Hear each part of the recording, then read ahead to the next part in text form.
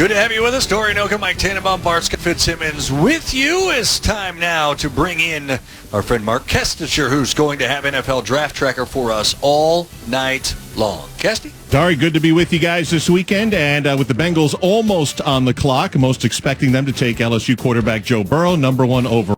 Bengals 2-14 campaign to end up with the top pick. Year 2 under head coach Zach Taylor. If their selection of Burrow happens as expected, Taylor and the Bengals loved what they saw out of the Heisman Trophy winner who threw 60 touchdown passes in a championship season at LSU. Again, he's as advertised, all the things we heard about him. We saw from our first meeting with him and as we've gotten to know him over the last couple of weeks. So, again, really enjoyed getting to know Joe. Bengals head coach Zach Taylor there. And while Burrow may be the top pick in the draft, Mel Kiper Jr.'s best available starts with Ohio State defensive end Chase Young. He's 6'5", 265 pounds, perhaps the best edge prospect to come out of college in a while. Could land in Washington as the Redskins hold the second pick in the draft. That'd be a homecoming for Young, who grew up in Maryland, not far from FedEx Field, the home of the Redskins. It means a lot growing back up playing in front of my hometown people. It'd definitely be a blessing. Everybody who's known me since I was young can come to a game. Mills' best available players start with Chase Young, followed by Joe Burrow, rounding out his top 5, Ohio State DB Jeff Okudah, Clemson linebacker Isaiah Simmons, Alabama quarterback Tua Tagovailoa, and so much intrigue if the Dolphins will take Tua at number 5. Miami, the most picks in the draft, 14, including 3 in tonight's first round. 4 teams holding 2 picks in the first round: Vikings, Jaguars, Niners, and Raiders, and 6 teams, at least currently, with no picks in round 1: the Bills, the Bears, the Texans, the Colts, the Rams, and the Steelers. Dari, let's send it back to you. Kesty, thank you much. Brought to you by California Almonds with 6 grams of energy-giving protein. Fuel your everyday, even on draft day, with California Almonds. Guys, we're about to hear from the commissioner, from his basement, Roger Goodell, of course. In fact, he's going to kick the 2020 NFL Draft off and place a team firmly on the clock. To the commissioner, we go. Welcome to the 2020 NFL Draft, and thank you for taking the time to be with us. Like millions of fans, team personnel, and prospects, I join you from my home for the first virtual NFL Draft. This is different for us, and it's different for you, because it has to be. Our thoughts have been elsewhere lately. We have been thinking of those fighting bravely on the front lines and those whose lives have been profoundly changed by this unprecedented crisis. We marvel at the compassion and courage of our healthcare heroes and first responders. We appreciate our leaders and the men and women serving our country. Thanks to these heroes and to everyone who's done their part to help stop the spread, we will get through this together. And when we do, we will be here for you. As we celebrate the newest class of the NFL, we hope the draft will provide a break from everyday challenges. Let us dream of better days and help others. The Draft-a-thon will raise awareness and much-needed funding for those who need it most. For those able to help, we encourage you to visit NFL.com/relief to join the NFL family and make a contribution.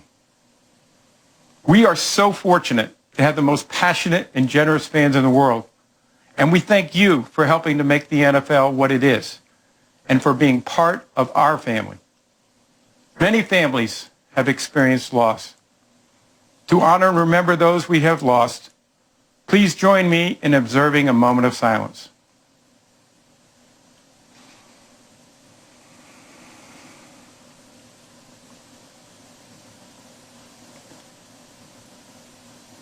Thank you.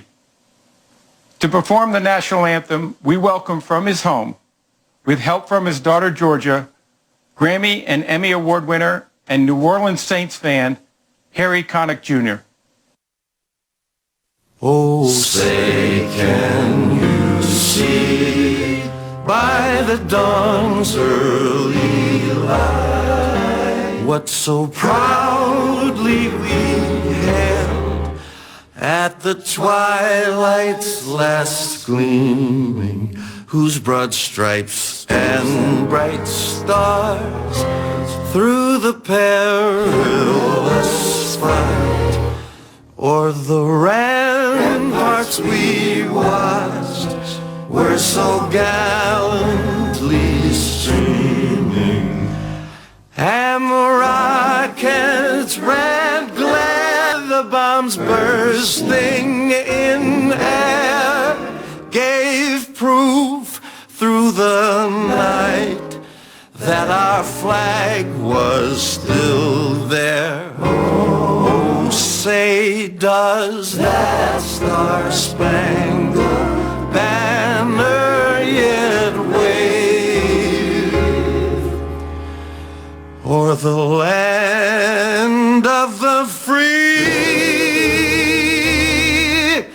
and the home of the brave.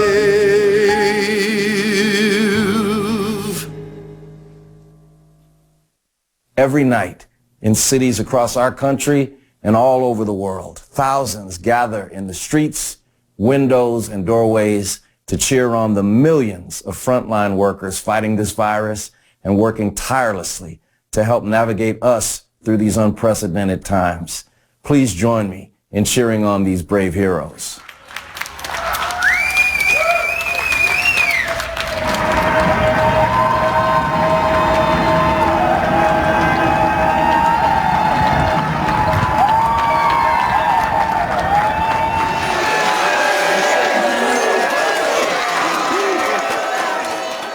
Doing the draft this way is a new experience for all of us, but some things remain the same. First, the hugs. Sharing that special moment with a player when he is selected is a big highlight for me. My body won't miss those great big bear hugs, but I sure will. Instead, we'll find other ways to have fun virtually. Second, I will miss the interaction I had with our fans over these 3 days. It's a draft tradition and one that I genuinely enjoy. Let's hear from you right now. Oh, come on, guys. You can do better than that. Let's go. Oh, Strahan, come on, let's go. Come on, you guys can do better than that. All right, keep it coming. Wow, even the virtual boos are good. Yes, I can hear you from my basement, so keep it coming. Lastly, the best part of the draft is that it restores hope and generates optimism, because every team gets better through the draft. So good luck to every team, and let's get it started. It's now my honor to announce that the first ever virtual NFL draft is officially open. The Cincinnati Bengals are on the clock. And with that, we are off and running. Cincinnati on the clock, as they have unofficially been for quite some time. Dory Noka, Mike Tannenbaum, Bart Scotty, and Fitzsimmons, all with you. And we will be through this NFL draft. Guys, when it's all said and done, and we're sitting Saturday night, Sunday morning, and we look at a team and we say, ooh, they really did well, and they needed to. Who is under the most pressure to have a good draft? Mike? Oh, I think it's the Chargers. When you think about their front office, Tom Telesco, their head coach, Anthony Lynn, last year's draft did not go very well for them. When you look at guys like Jerry Tillery, Nasir Adderley, second-round pick, only played 4 games. They lost their franchise quarterback in Phillip Rivers. They're sitting there with the 6th pick tonight. The L.A. Chargers moving into a new stadium. This is a consequential moment for this franchise and for this regime. They need a good couple of days, and we're going to know in the next 90 minutes what they're doing with pick number 6, and it will be fascinating to watch. How about Bart for you? Bart Scott, who's the team that needs to have the best full 7 rounds? Well, since I'm here in Gotham City, I might as well stay right here. And I'm going to go with Dave Gettleman. You know, Dave Gettleman, his team in the last 3 years is 12-36. That's unacceptable. They haven't even been in the playoffs one time. This is a proud franchise with a new coach for the 3rd year in a row. They're picking in the top 10. They have a lot of picks. He's made some questionable moves, some good, some good signings. But, today I see Leonard Williams signing his tender at $16 million, giving up a 3rd-round draft pick. They have plenty of draft equity. He's going to have to use it wisely to save his job because Joe Judge did not come in with him, and he may not want to stay with him. Ian, team with the most pressure to have a good draft. I don't necessarily disagree with Mike Tannenbaum, but I'm going to go just to be different with the Miami Dolphins. Your old squad, Mike. They've got 3 picks in the 1st round, 14 overall, and they've spent practically a Brinks truck worth of money in free agency. So if they don't like a quarterback in this round, in this draft, man, I'd be stunned. If they like one, if they really like one, I think you have to move up to get him. I mean, look at all the guys that you've had to do. Wentz, you had to move up. Watson, you had to move up. Mahomes, the Chiefs had to move up. Jackson, the Ravens had to move up.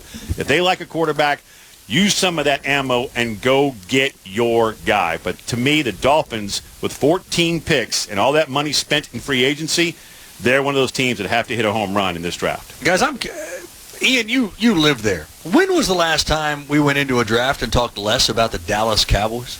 We've been talking more about Dak than we have in his contract, Sure. which they've been working on since last May, than we have about the draft.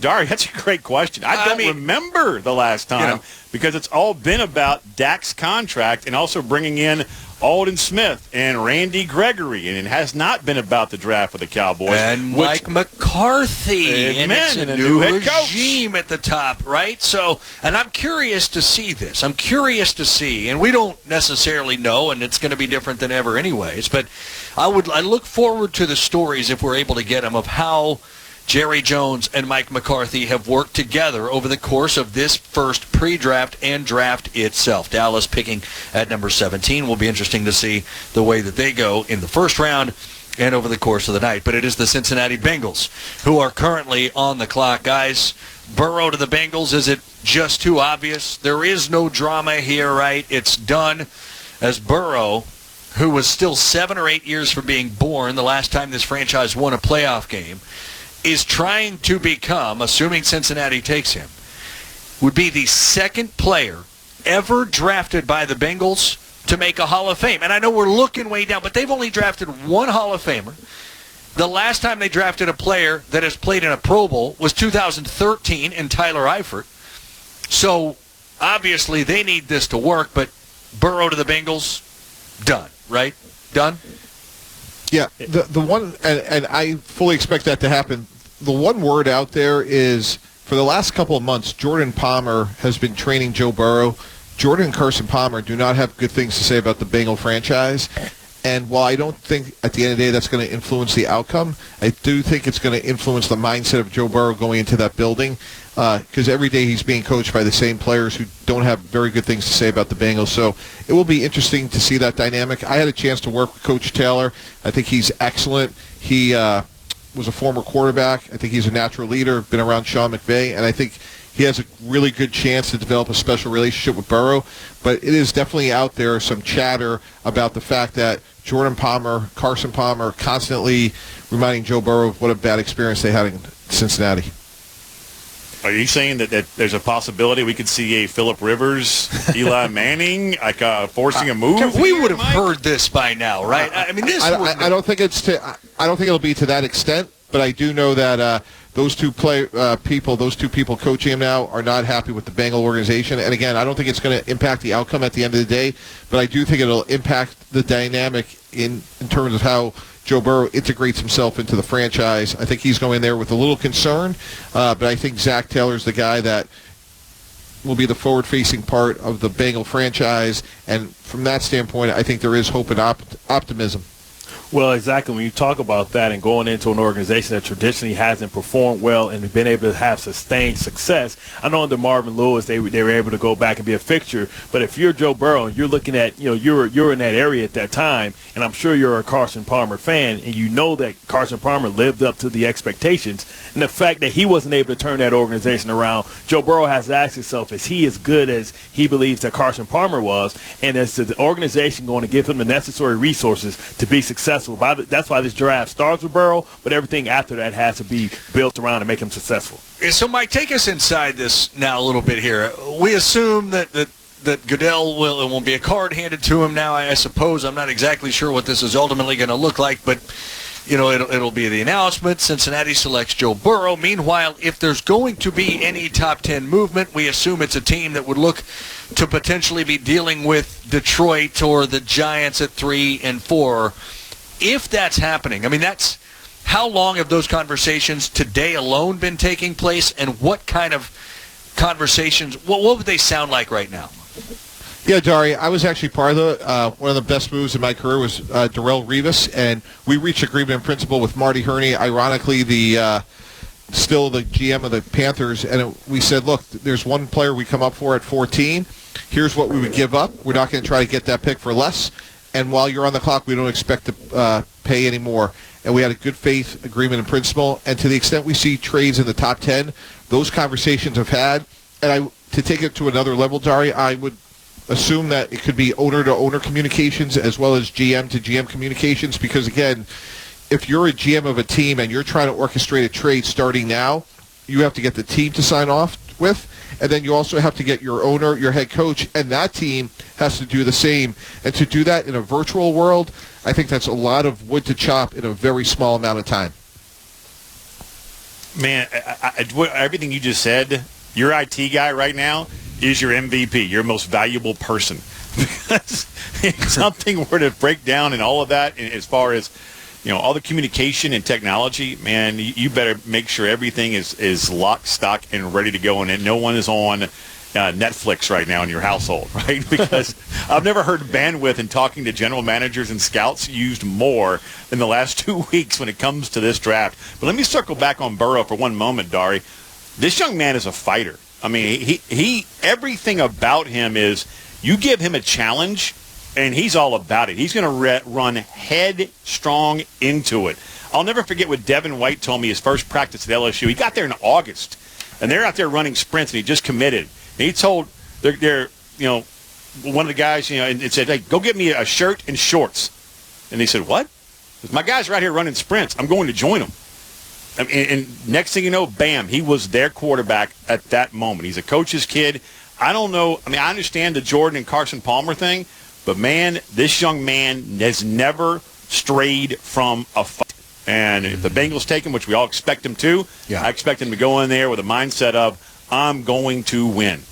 Right around 7 minutes left on the clock. Because, I mean, Bart, listen, I came in the league, left the league, and the Bengals still haven't won a playoff game. So they've ruined a lot of great players' careers, and that's what he's fighting for. That's what he's fighting with. And could he be the one that turns his organization around? That's one concern. The other concern is the dynamic teams in your division with a history and a tradition of being stable organizations that's always going to be competitive. And that's what's happening. You're trying to change the narrative and change your DNA and the perception of who you are perceived to be in Cincinnati. Will they finally start investing back in the team? Will they put money back in the team? Will they provide the team with the facilities that's necessary? I mean, we're talking about a cold weather team that still practices outside because they don't have an indoor. Those are the things that concern Burrow, not the coaching staff and management, because that can be changed and fixed. But the philosophy that we're all in from an owner's standpoint is what needs to happen. And if that decision isn't made, I don't care who they bring in as a quarterback, who they bring in as a coach, they'll never be successful. That's remarkable. Cold weather team without an indoor facility. You're telling me, Bart, they might put the burr in Burrow. That's what we're saying here? Bart Scott, Ian Fitzsimmons, Mike Tannenbaum, Don Renoka with you. It's the NFL Draft on ESPN Radio and the ESPN app. Here's what I don't understand. They're not fooling anybody. We know who they're going to take. Mike, why do you have to use all 15 minutes? Can we get this thing moving here? Yeah, that is a great question, and I don't really have a good answer. Like turn the card in. It's not that hard. You've been on the clock since December, so let's go, right? It's Joe Burrow. One thing I'd like to add is to what Ian was saying a little bit earlier. I saw him live against Georgia. He made a play with his feet where he extended the play, wound up throwing the ball 40 yards down the field on a rope. And when I saw his competitive athleticism against SEC's defenses up close, I was sold. The other thing, and there's a million stats out there, but how about this?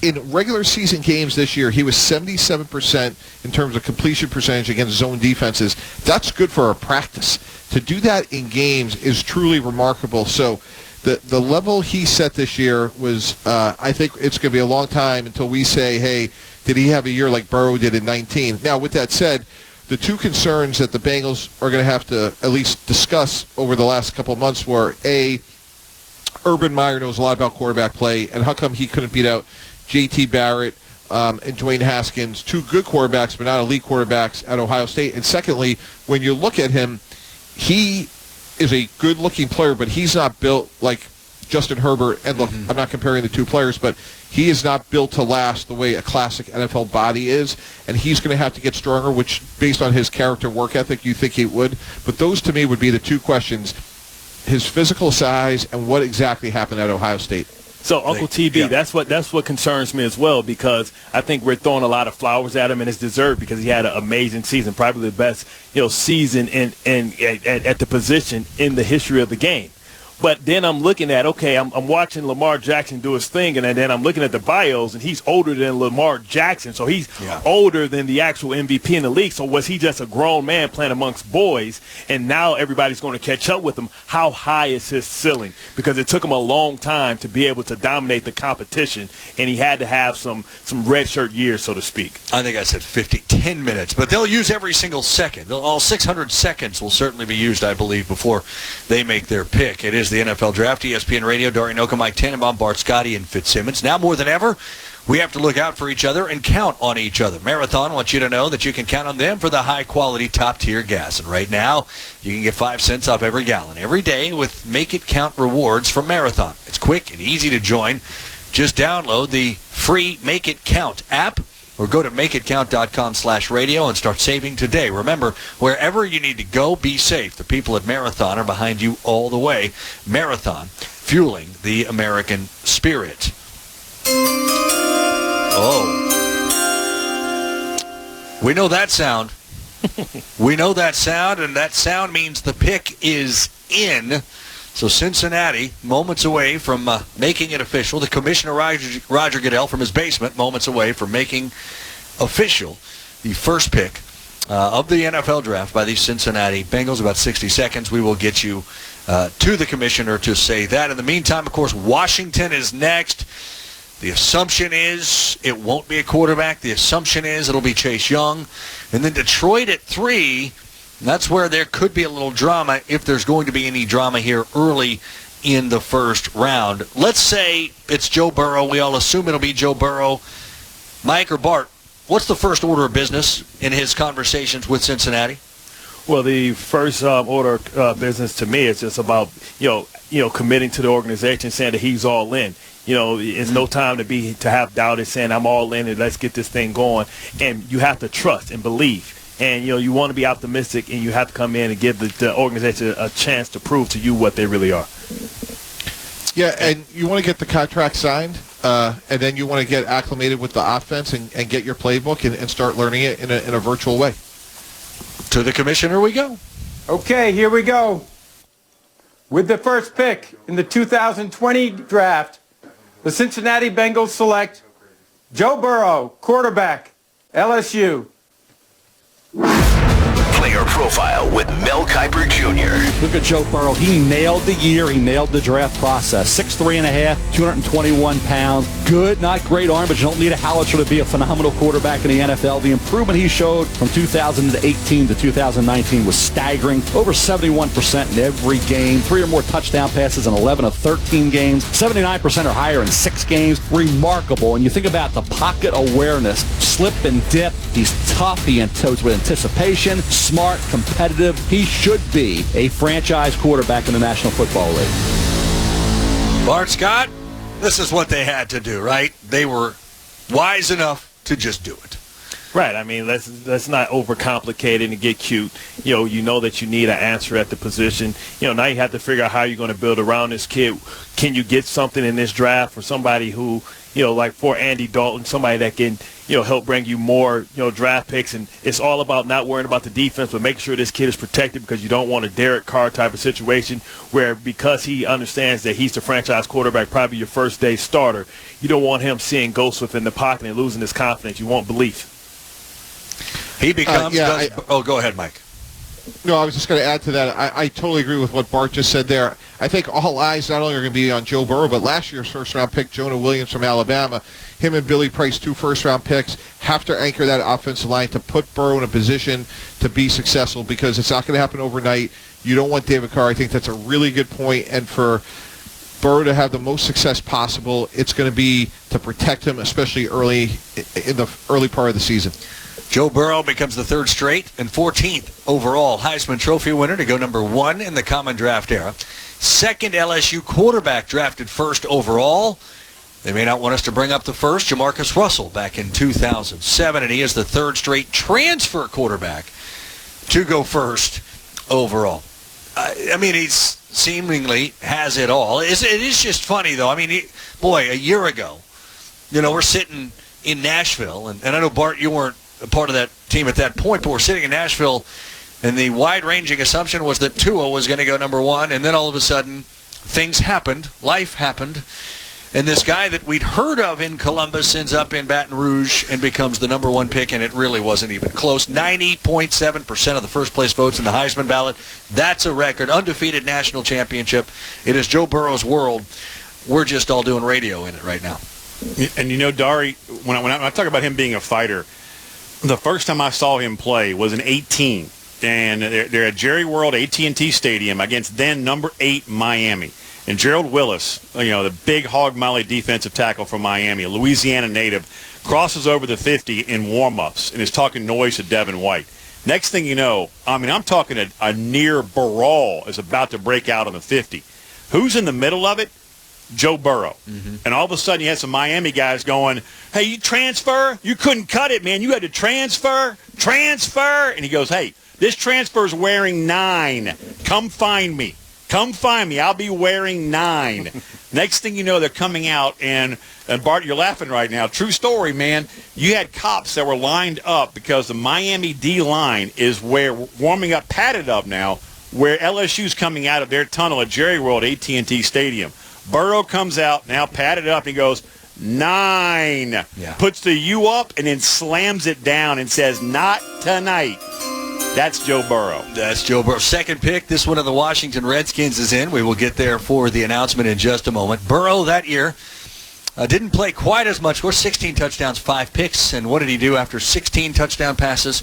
He throws for 60 touchdown passes. 35 of them, I think, were against my Sooners, it felt like, in that particular game in Atlanta. But now he got to acclimate himself to a franchise that's finished last in its division each of the last 2 seasons.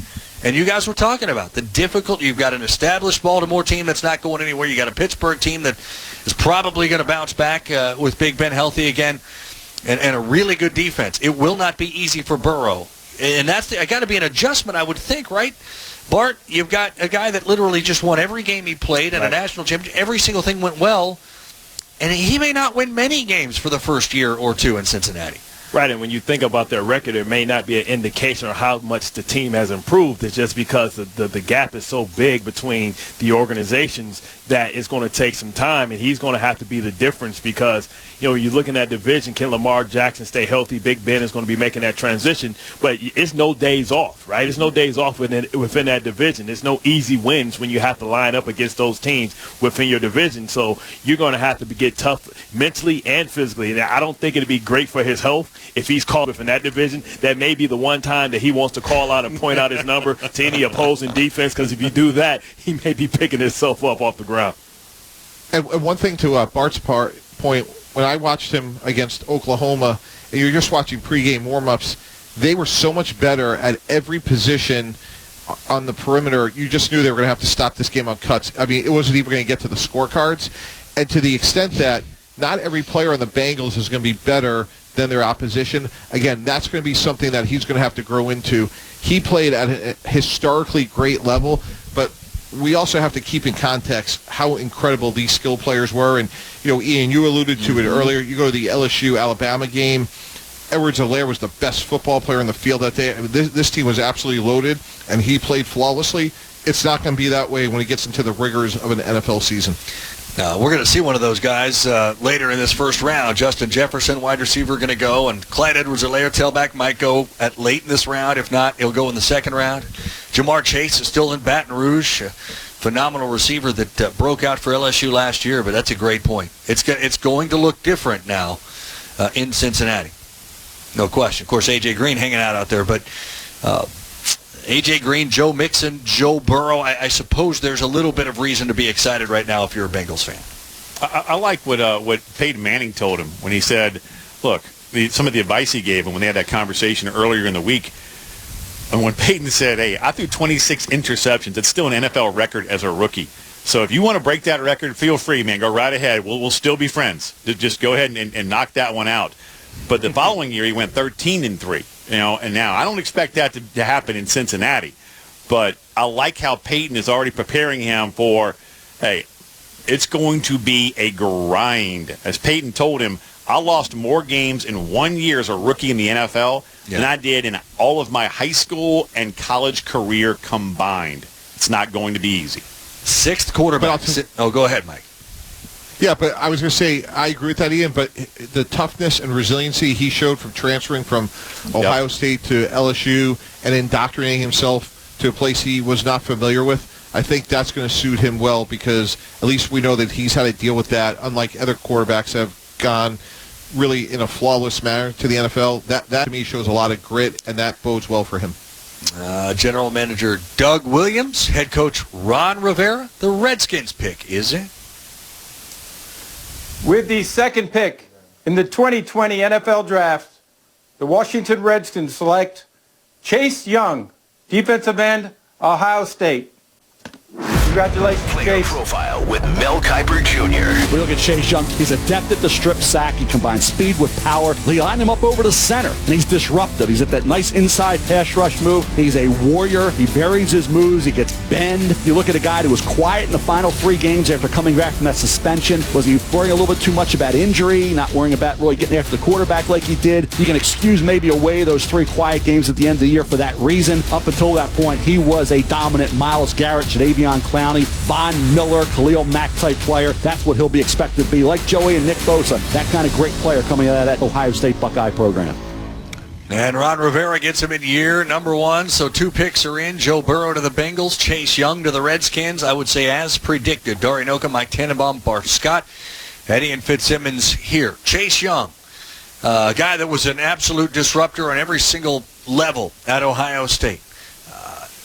Up for a Heisman Trophy, obviously, as well, and some would say could have won it if it weren't for 60 touchdown passes from Burrow. Now, he slides into this defense, new system, new coordinator. Jack Del Rio takes over those reins in Washington. Bart, I'll ask you, as an 11-year stud in the NFL, what goes into Chase Young acclimating and doing it quickly in D.C.? Well, first of all, let me just take a step back and really congratulate, Larry Johnson, who I feel like is the best defensive line coach in all of college football because nobody prepares. I remember when Penn State used to be linebacker U. Now you can go to Ohio State and say, listen, they just produce guys that are great and have a plan in their pass rush. And I think out of the 2 that came out in previous years before Chase Young, he is arguably better than every single one of them. He has the size, the physicality, the athleticism. And when he comes off the ball, you understand that he has a plan. He's not just one of these guys that's winning physically. He has a plan in being able to use his hands and be able to set up linemen and have a multitude of moves coming off. And I think he's going to be an instant plug and play.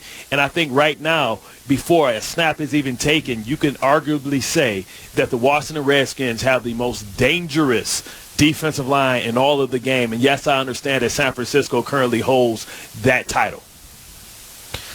Yeah, and to me, they're built very similar now, Bart, when you look at Montez Sweat, Daron Payne, Ryan Kerrigan, and you're bringing in a player that it's the tape, it's the measurables, it's also the character. This guy comes from an incredible house where his parents wouldn't let him have a cell phone until he was in high school.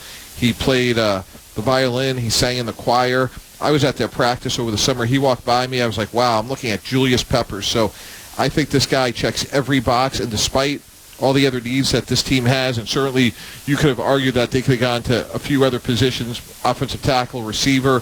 When you have a player that could be this transformational the way Nick Bosa was to the 49ers, I think this is the absolute right decision. Bednarik Award winner as the Defensive Player of the Year, Ian, 16.5 sacks.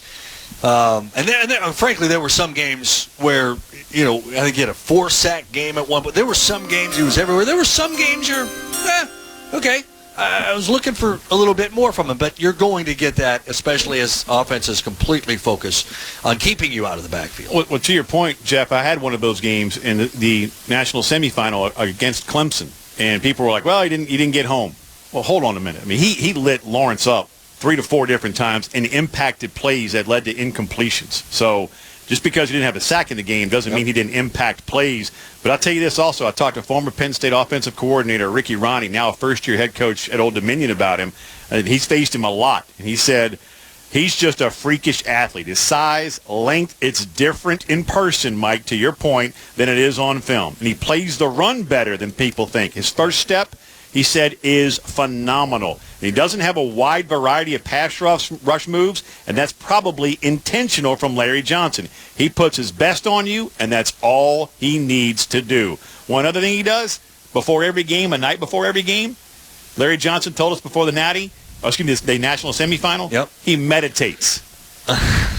Whatever it works for Chase Young. By the way, you heard the chime. The pick is in. It's Detroit at 3. They have kept it, and they have selected a player. No trade for the 3 spot. Here's the commission. With the 3rd pick in the 2020 NFL Draft, the Detroit Lions select Jeff Okudah, defensive back, Ohio State. Player profile with Mel Kiper Jr.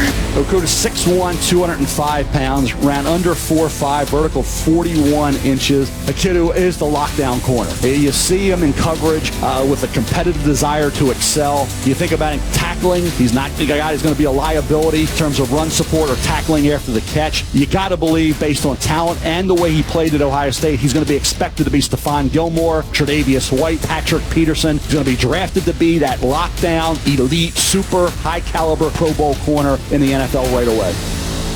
Mel Kiper's Instant Analysis brought to you by O'Reilly Auto Parts, your professional parts people. Mike, question for you here. What's your gut tell you? Detroit wanted to trade down and couldn't find a partner, or Detroit wanted Jeff Okudah badly enough to take him at 3? Oh, it's definitely the former, not the latter, because it's set up so well for them that if they could have gotten the Chargers or the Dolphins to come up, they could have gotten Okudah maybe a couple spots back. So I'm sure they're happy with the player and disappointed with the result. Guys, and agree? as it relates to... Yep. Oh, go ahead. No, I was going to say, as it relates to the player, obviously they lost Darius Slay. This was a huge need for them. This guy fits perfectly. He could play man. He could play zone.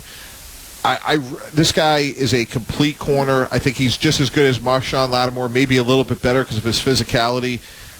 So I love the pick. I don't think they got the ideal result they were hoping for. Can we assume here, with the Giants on the clock now, that if there was no deal for the Lions, there will be no deal for the Giants as well?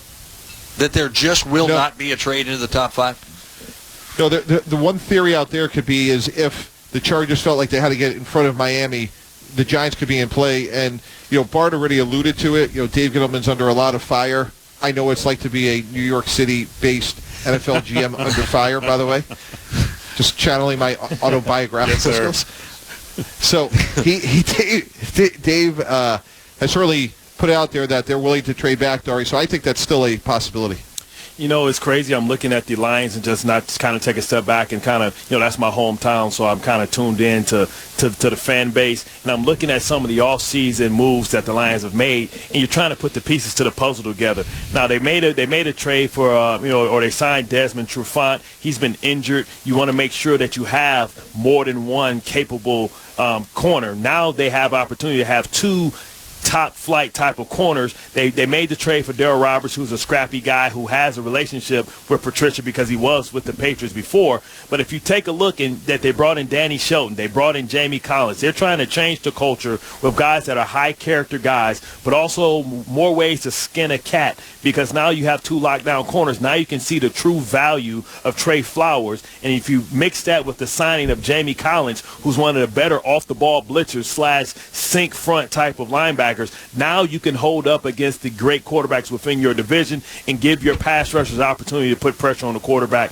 and make it a long day, because these are guys in Trufant and Okudah who can take the ball away and give your offense extra possessions.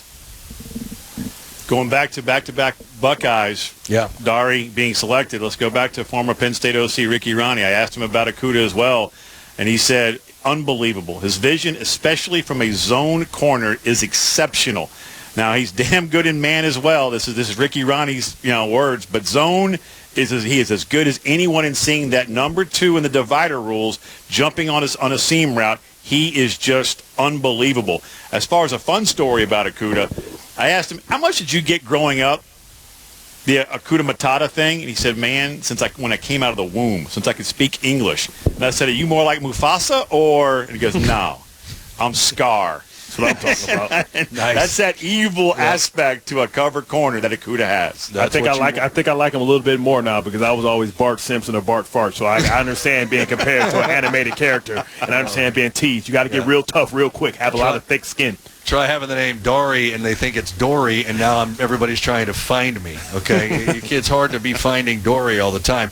Dory Noka, Mike Tannen, Bombard, Scotty, and Fitzsimmons with you. It is the NFL Draft on ESPN Radio and the ESPN app. Joe Burrow, Chase Young, Jeff Okudah, 1, 2, 3. Bengals, Redskins, and Lions. Giants now.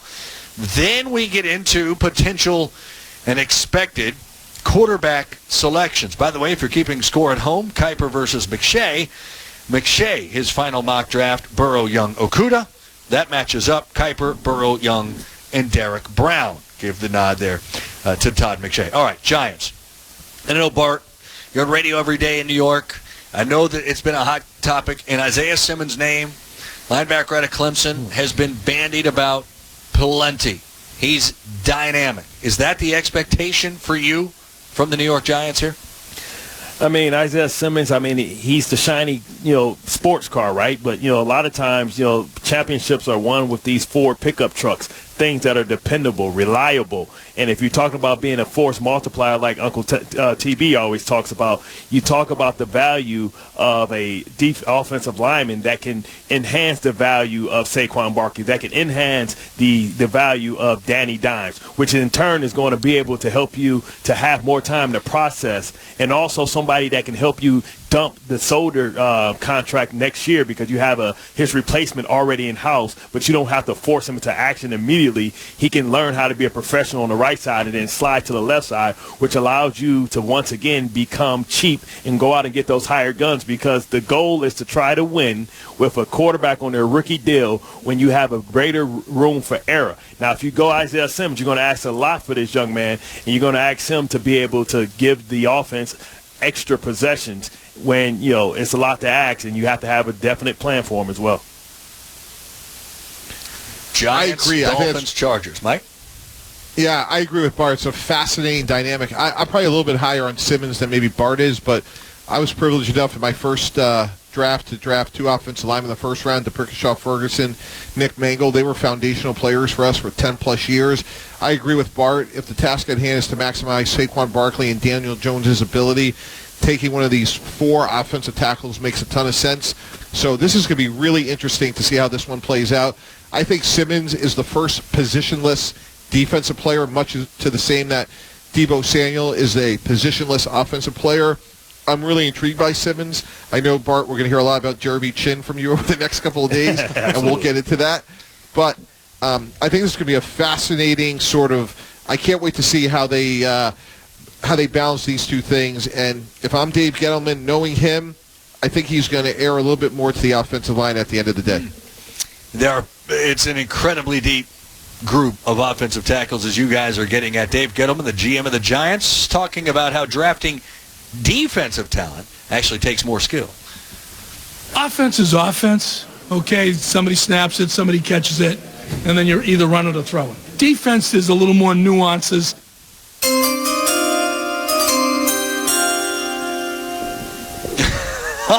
Is it that simple, really? Offense is that... Bart, no wonder you were so good and caused so much havoc. It's so easy to be on offense. You knew what was coming every time. Oh, wow. I wouldn't oversimplify it that way. It's all about making sure that you have a plan, you have the pieces, because I feel like it's harder to plug and play offensive players because it takes all 11 working in unison to make a play successful. Defense, you can kind of screw things up. You can have the wrong assignment and still be successful. You can't run the wrong route and still have success in the draft. But with that being said, I think that Gettleman's going to have to stick to his roots. Understand that this is a proud organization that have been built with the defensive pass rushers and built in the trenches. I think he wants to go back to how this team was constructed before, because you have a greater room for error when you're built inside out. By the way, we go through the top 3. No trade. I'm just kind of looking back historically here, checking out some notes. 9 times in the last 8 drafts, I'm not going to do the Bueller thing again, but 9 times in the last 8 drafts, a top 3 pick has been traded, but none tonight. So that's certainly interest. In fact, it's the first time in the common draft era that all 3 of the top 3 picks in the draft were teammates at some point in college. Let's not forget Burrow was a teammate of Young and Okudah. So I guess well done, Urban Meyer there. He assembled a little bit of talent before he was done in Columbus, as we all know. But the Giants, you heard the chime, and that pick is in. We were going to get that for you here in just a moment. And then we start talking more about Tua and or Herbert with the Dolphins and the Chargers coming up after this pick is announced for the New York Giants. Here is the commissioner, Roger Goodell. With the 4th pick in the 2020 NFL Draft, the New York Giants select Andrew Thomas, tackle, Georgia. Mel Kiper Jr.'s player profile. You look at Andrew Thomas, offensive tackle, Georgia, 6'5", 315-pounder, gifted athlete, really good feet. Now in pass protection, a little inconsistent at times. Is a little linear, plays high. Needs an offensive line coach to work on that technique. Gives up a little bit of inside pressure, but he can mirror when his footwork is strong, when his pad level is where it should be, strong hands, seals effectively, good drive blocker. I think he's an underrated player from a pass protection standpoint because once that technique is tweaked just a bit, he should be an ideal fit as a big-time left tackle in the NFL. Mike Tannenbaum, of all the offensive tackles on the board, is that the one you would have taken it for if you're the Giants? 100%. Guys, listen to how remarkable similar this is. This is DeBrickashaw Ferguson. We took DeBrickashaw with the 4th pick in the draft. Last summer, I went on a couple of training camp visits. I started the day in Athens. I looked at Isaiah Wilson at right tackle. I look at Andrew Thomas at left tackle. I went the next day to the Atlanta Falcon training camp. University of Georgia's tackles were better than the Falcons last year. This guy is your prototypical pass-protecting left tackle. He's smooth. He's long. He's not a great finisher. He's not a great point-of-attack runner. But when I was going through yesterday to put my final list together, and we were looking at trying to separate these tackles, just watch the end zone copy, put on a half against Florida, and they have a really good pass rusher in Jonathan Grenard, and then put on a half against Chason.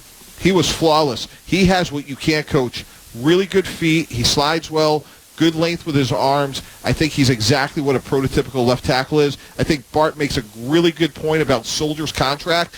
This could be a situation, guys, a little bit what I had in Miami. We draft Tunsil. We kick him inside a guard for a year. Brandon Albert graduates a year later. You have your tackle for the next 10 years. So maybe they hold on to Soldier for a year, slide Thomas inside. This is a safe pick. This is a foundational pick if I'm Joe Judge.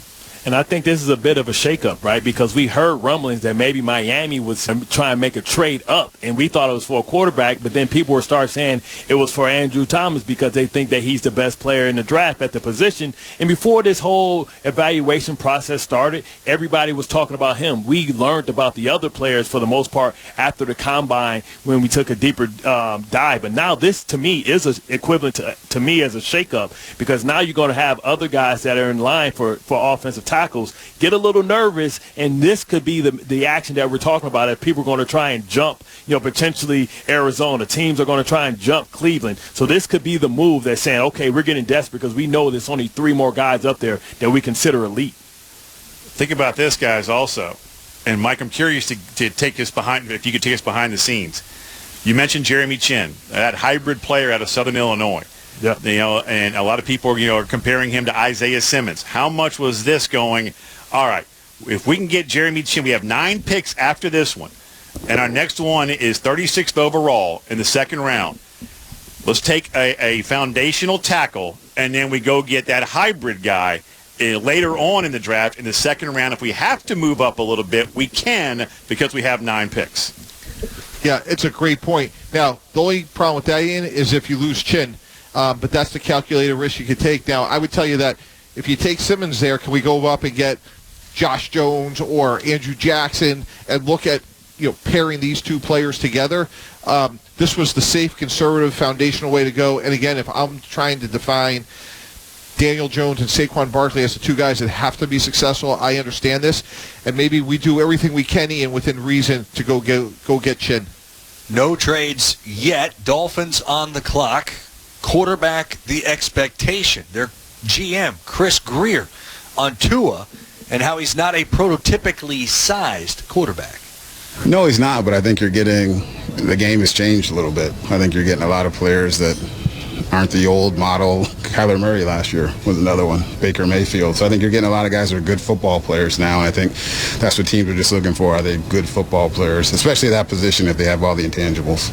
Dory Noka, Mike Tannenbaum, Bart Scotty, and Fitzsimmons with you. It is the 2020 NFL Draft on ESPN Radio and the ESPN app. I'll go around the room here. Ian, I'll start with you. Scale of 1 to 10, how certain are you that it's Tua that Miami takes here? 11. Really? Yeah, I mean, okay. I think he's worth the risk. And I know, Mike, I know you're coming from with the hip, but that you passed on Drew Brees all those years ago, and I don't think Nick Saban was pounding on the table just for his guy. I think it was almost an apology, to Miami. And I know Saban wanted Drew Brees when he was the head coach of Miami, but the doctors failed the physical. He wanted him, and I think there's a bit of a regret there of him not going, no, to heck with it. I don't care what the physical says. I think he's still got it. Now he's an icon in New Orleans. He's first ballot Canton and Sean Payton. There are going to be statues of both of them outside of the Superdome. To me, Tua is worth the risk. And I know I'm in the minority here in this room, but I just think the talent right there, and if you've got one of the best hip doctors in America saying he's good, I'm trusting that. I'm taking Tua.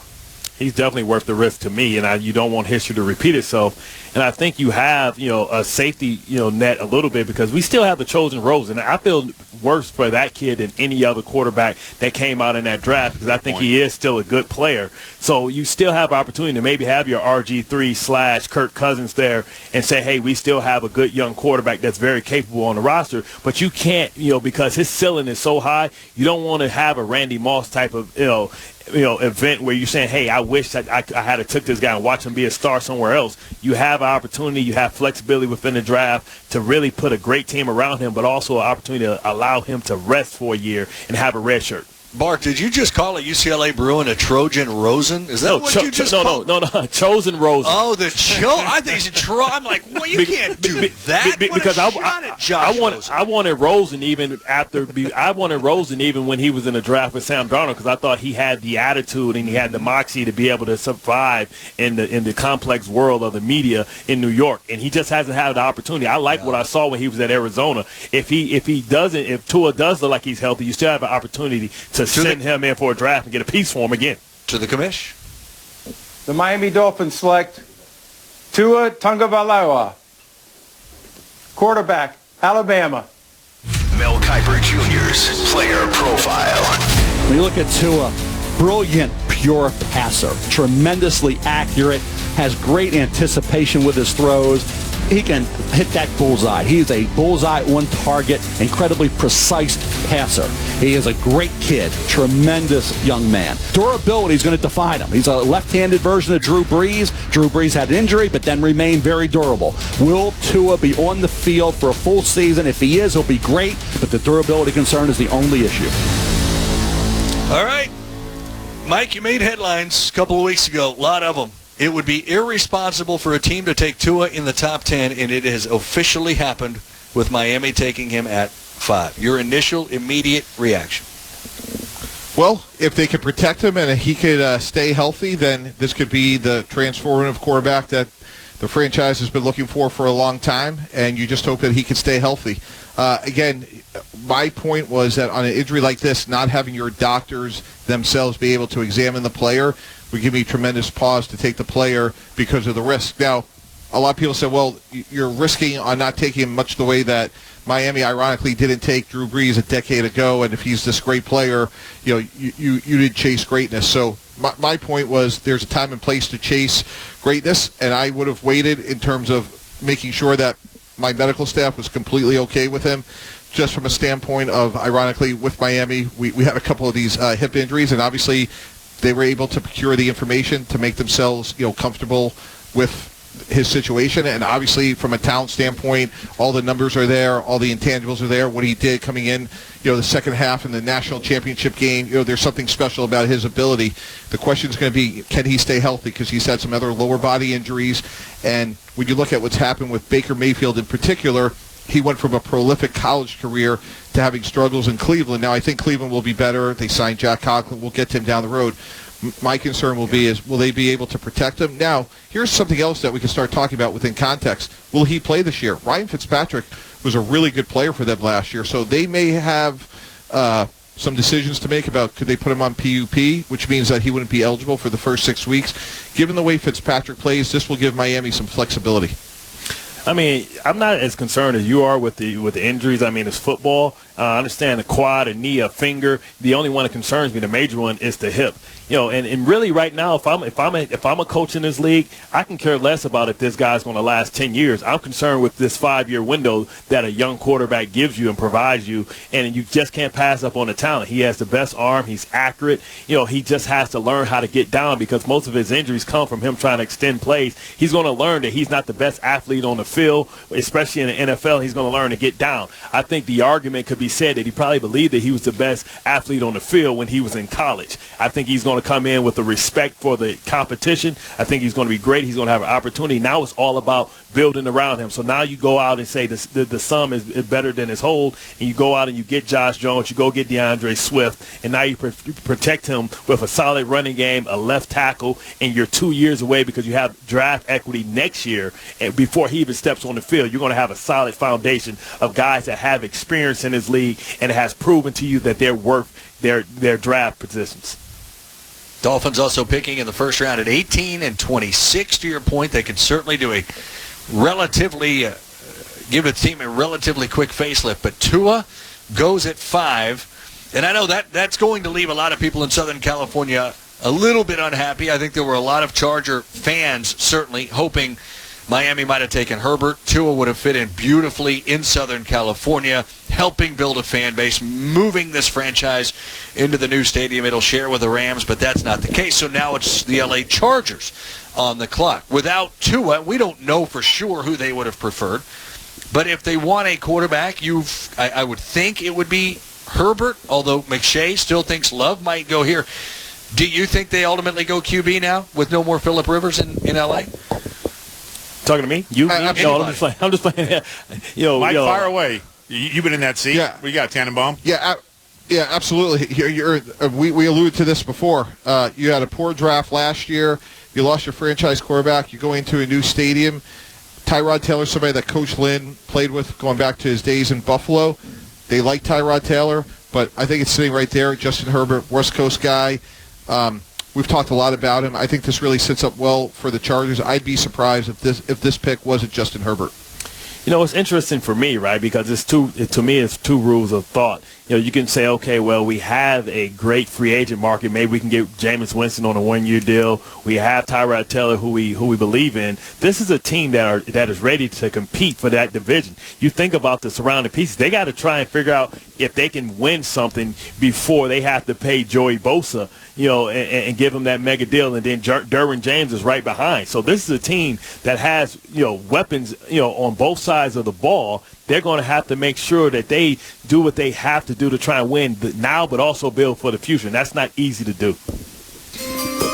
That's Bart Scott alongside Mike Tannenbaum, Ian Fitzsimmons, and myself, Dory Noka. We are all in this together. Let's unite for COVID-19 relief efforts at NFL.com/relief. A 3-day virtual fundraiser to provide support for those significantly impacted by the pandemic. Every dollar counts.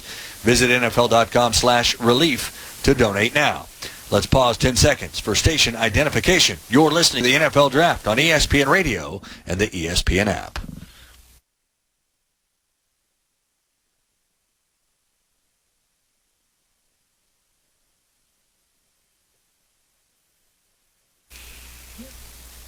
All right, the pick is in for the Los Angeles Chargers. Again, no trades yet. Certainly a bit unusual to this point, but again, we're seeing the difference that a virtual draft creates. Where do you think, guys, as we await the Chargers selection to be made official by the commissioner, where's our best likelihood of our first trade? Well, that's a great question. And Mike, you know, how much of this should have been done, or not should have been, but has been laid out, maybe going into yesterday? You talked about that in our pre-show for people just tuning in. If you really liked a guy and you wanted to move up, how much of that is already done beforehand? Oh, absolutely. I think all these options have been fleshed out. And, look, we'll never know why these talks are going on. Some rumors that Miami want to go from 5 to 3, 3 to 1. I think the Giants were probably the team that most likely wanted to move backwards. So, Detroit want to move backwards, maybe with Miami. So I think what we're seeing is the boards lining up with the needs of the teams. Mike, hold on 1 minute. Let's get to the commissioner. Sixth pick in the 2020 NFL Draft, the Los Angeles Chargers select Justin Herbert, quarterback, Oregon. Mel Kiper Jr.'s player profile. You look at Justin Herbert, he's really kind of an enigma. He's got all this talent, but at Oregon, he kind of left you scratching your head at times with some bad decisions, not always throwing with anticipation, but when you look at him physically and athletically, he has it all. Size, arm, athleticism, tremendously intelligent. Great kid, class act, and he did improve this year. I think of Justin Herbert, once he's in an NFL offense with that pro coaching and a pro system, maybe all those traits will really come together and make him an outstanding quarterback.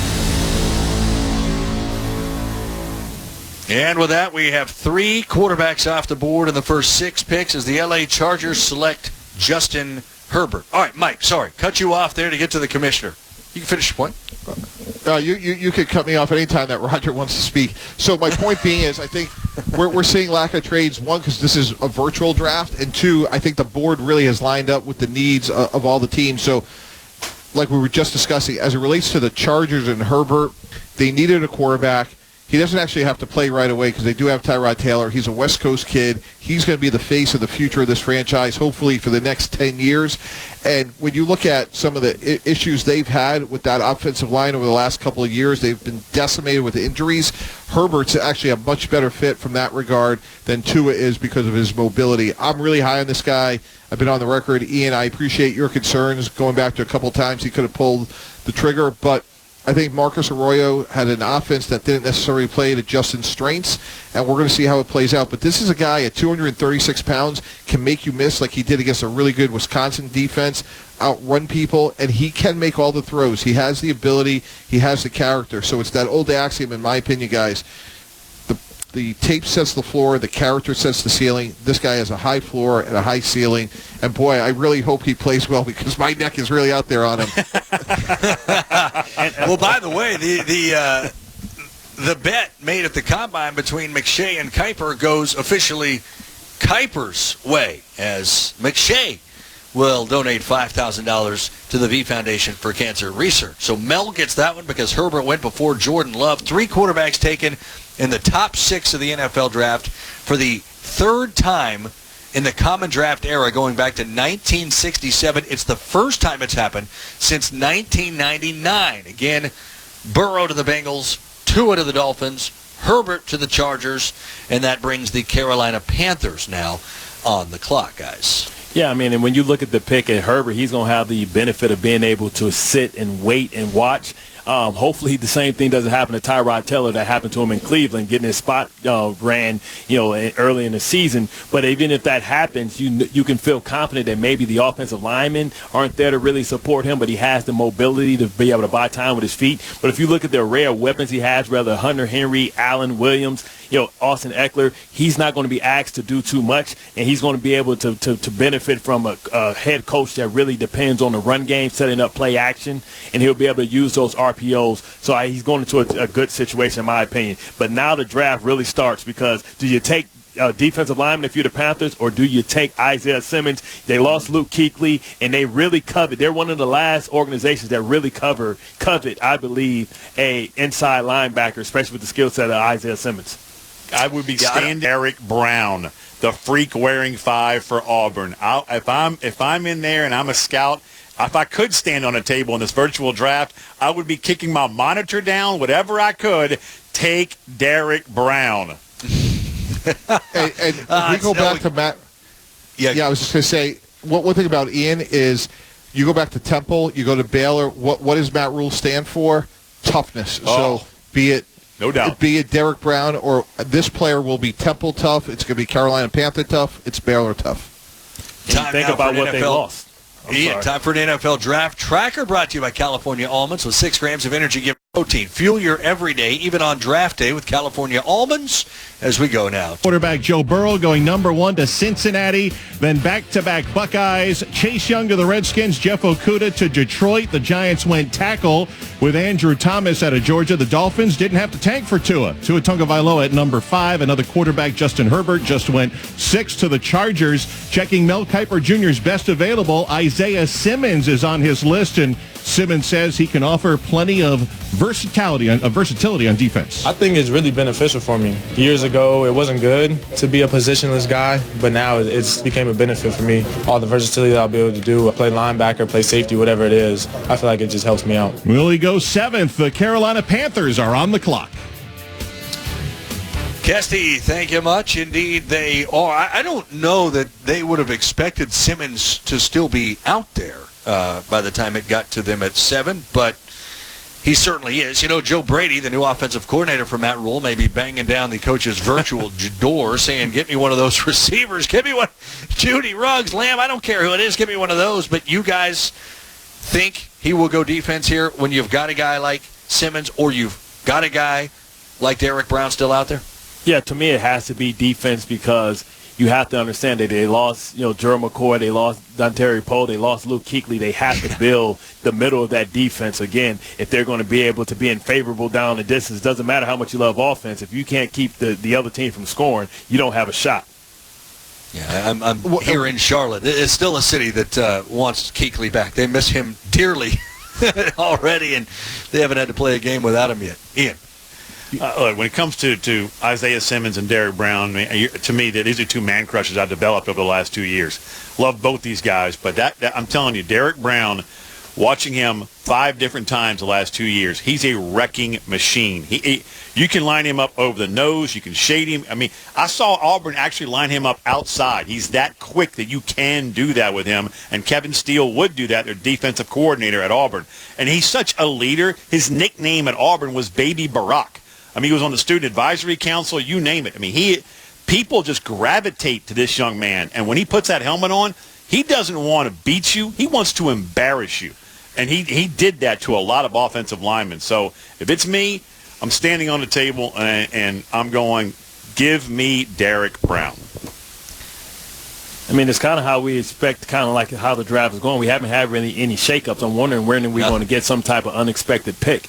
You looking at this thing opening up, we thought we would have, a lot of offensive linemen taken so far or some type of shakeup guys moving back. Uncle TB, I wonder, are there starting to be some calls? Because now we're anticipating we're getting to that time of the draft where we expect maybe Atlanta, maybe one of the teams that's outside of the top 10 to be trying to make some calls. And how early do you start making those calls if you want to move up, say, to 10 or 11, and even though that we are on like pick 7? Mike, hang on 1 second to answer that because we're going to get it back to the commissioner in just a moment. Carolina Panthers, Arizona Cardinals, Jacksonville Jaguars, the next 3. The Panthers pick is in, and he is going to give it to us right now, to the commissioner, Roger Goodell. Guys, come on, Panther fans. With the 7th pick in the 2020 NFL Draft, the Carolina Panthers select Derek Brown, defensive tackle, Auburn. He's a wrecking machine. He's an absolute wrecking machine, Dari. Yeah, first defensive tackle off the board. You got your way on this one. And I think people here, too, and in the Queen City are going to be just fine having Derek Brown help patrol that defensive line. Because you're right, Bart, to your point. I think everybody wants offense, and everybody's excited to see what Joe Brady can do with an offense. But, my goodness, right? Inside out, isn't that what they say? Inside out is a pretty good guy to build around now. And if you look at a guy like Derek Brown, he has tremendous explosiveness. He has that great first step, but he has the ability to lock out and be able to two-gap. He can shoot gaps. And you talk about in this era, sometimes it's not about having dominant edge players. It's about being able to set the edge from the inside. You think about Aaron Darnold, his ability to get penetration to make running backs have to either bounce or run or So now it's the new trend is being able to get interior pressure, as now we know these quarterbacks have to step up or they can't step out and escape, especially with these RPOs that gives the defense lineman more time. It gives them an extra second because of the ball handling that the quarterbacks have to do now. So I think it's a tremendous pick, and they're going to be able to be dominant. And listen, when you have I play with Chris Jenkins, I play with Haloti Ngata. When you have guys get knocked back like that, you play behind because you know that he's going to do his job. It's going to take two, and the ball's going to have to cut back. So I was just sitting up there not missing the layup. Yeah, that's exactly right. And when you have an interior pass rusher, the other thing that does, guys, and it's the reason we went out and signed Ndamukong Suh at Miami, is he creates production for others. So look no further than last year's first-round pick, Brian Burns. He's a guy that should be celebrating tonight because Derek Brown is not only going to be productive, as you guys alluded to, but constantly getting double-teamed. He will create production for others. I think this is a really, really good pick. And what this does is this really sets Matt Rule up for success and says, hey, I'm an NFL coach. This is what I stand for. We can look at the Cleveland Cavaliers, and they had a guy in Coach Beeline who was very successful at the University of Michigan for a number of years. He didn't make it to the All-Star game. He got fired by the Cavaliers. I think it's really important, despite Coach Rule's success, that he gets established, and Derek Brown is one way to do that. Him and Teddy Bridgewater, I think those are two really good foundational pieces for the Carolina Panthers. This is a defense, by the way, that after their bye in Week 7 last year, averaged almost 34 points a game. That is about 5 points a game worse than anybody else in the NFL in that stretch. Getting to the quarterback. And I know Derek Brown's going to absorb a bazillion blocks and so on, but getting to the quarterback's been an issue. They had 7 players last year record at least 3 sacks. Only one of them is back this year. It is a new-looking defense for new coordinator Phil Snow. The only one of those guys coming back, by the way, was last year's first-round pick, Brian Burns. So, again, that's clearly an area of need, really all over that defense here in Carolina. More ways to skin a more than one way to skin a cat. So if I have a guy that's that dominant, I know I can get even more pressure by blitzing my linebackers because I know that if you put somebody opposite the center of him on the opposite side, it's going to turn the center's eyes. He takes a double team. I'm making the layup right through the A gap, baby. So if I'm a linebacker, I'm going to buy plenty of steaks and plenty of toys for my new best friend. That sounds like a plan. By the way, best player available right now as we get down to the number 8 pick of the Arizona Cardinals, whose pick is still Isaiah Simmons, obviously, who's out there. He was Mel Kiper's 4th best available. Yeah. I mean, it's amazing, though, because you have Tristan Wirth as well. So, I mean, decisions. Yes, indeed. And Arizona has made their decision.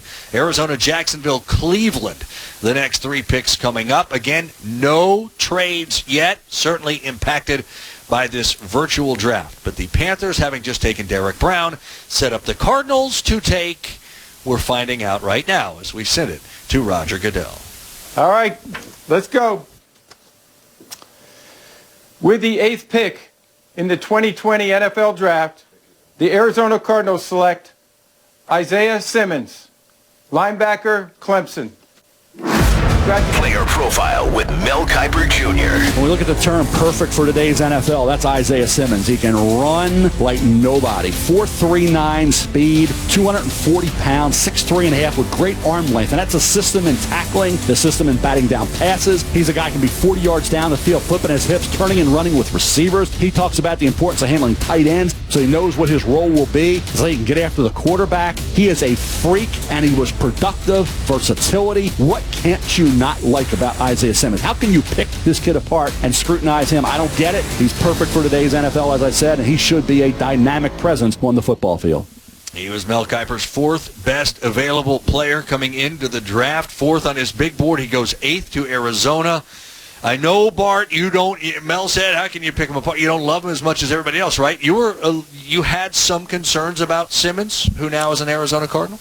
Well, I like the pairing of him and Chandler Jones because now you have the ability to run a lot of line hunts, a lot of blitzes and things of that sort, knowing that Chandler Jones is going to usually take the slide protection and be able to move those guys around and have versatility. Now, me personally, I would have went with one of the linemen because I think it has to be about building around Kyler Murray. You just got DeAndre Hopkins, so you want to make sure that Murray can drop back, be able to survey the field, and be able to hit Hopkins, who's not a burner. He's a vertical threat, but he's a guy that may take a little time to get downfield field, especially when you think about Larry Fitzgerald as well, still more of a position player. I would have built around the offensive line and Kyler Murray, but I can't complain, when you think about a dynamic, positionless Renaissance Phoenix. He's the Phoenix. He's the first. He's one of one. I can't compare him to anybody else.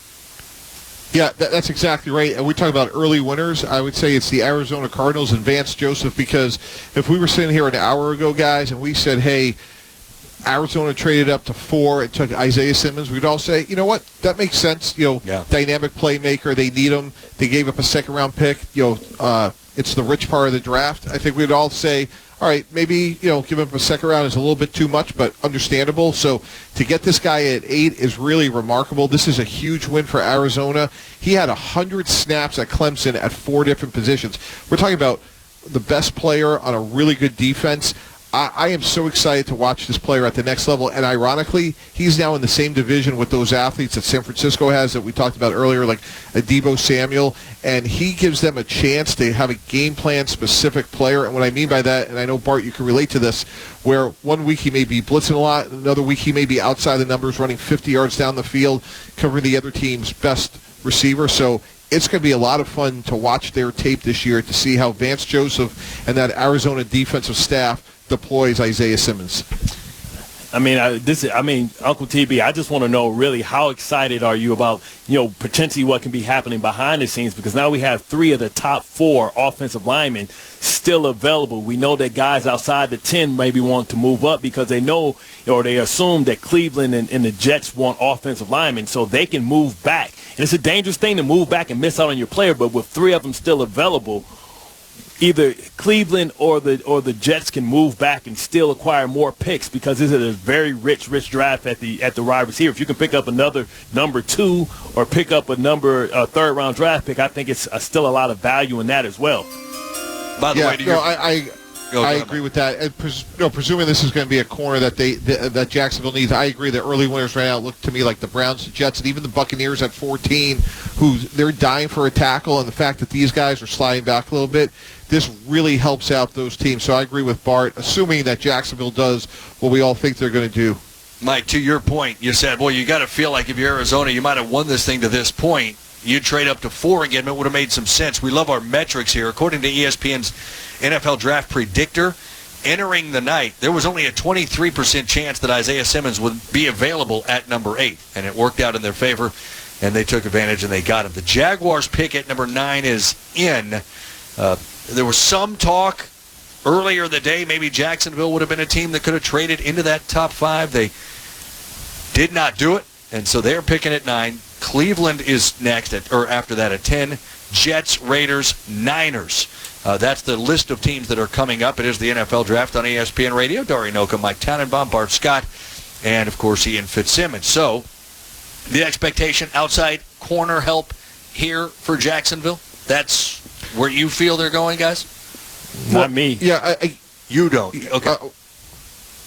Again, when you look at their recent losses, you would talk about guys like A.J. Bouye, Jalen Ramsey. Obviously, corner would be a huge need. Defensive lineman would be another one in terms of they lost Calais Campbell, Derek Brown being gone. Kinlaw, to me, would be the only other guy that would come into the mix as somebody that's worthy of a top 10 pick looking at the needs of Jacksonville. We're going to find out in a matter of moments who the Jaguars take. Jaguars, the next 5 teams to pick, as you are listening to the 2020 NFL Draft on ESPN Radio and the ESPN app.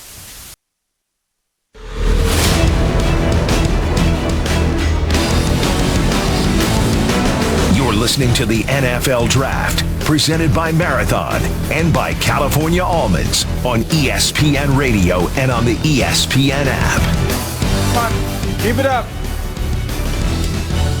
With the 9th pick in the 2020 NFL Draft, the Jacksonville Jaguars select C.J. Henderson, defensive back, Florida. Mel Kiper Jr.'s player profile. Over 6 foot, that's 6'1.5", 204 pounds. 4.39 speed, gifted athlete, strong kid as well with that compact, strong frame. The only issue with C.J. Henderson is, will he be a liability in terms of tackling and being able to support the run? Will he be playing with 10 guys on defense and not 11? If he can improve in that area with his coverage skills, he can be a guy that's deserving of Pro Bowl honors. But if he's not, if he's one-dimensional, then that will be an issue for defensive coordinators to have to deal with.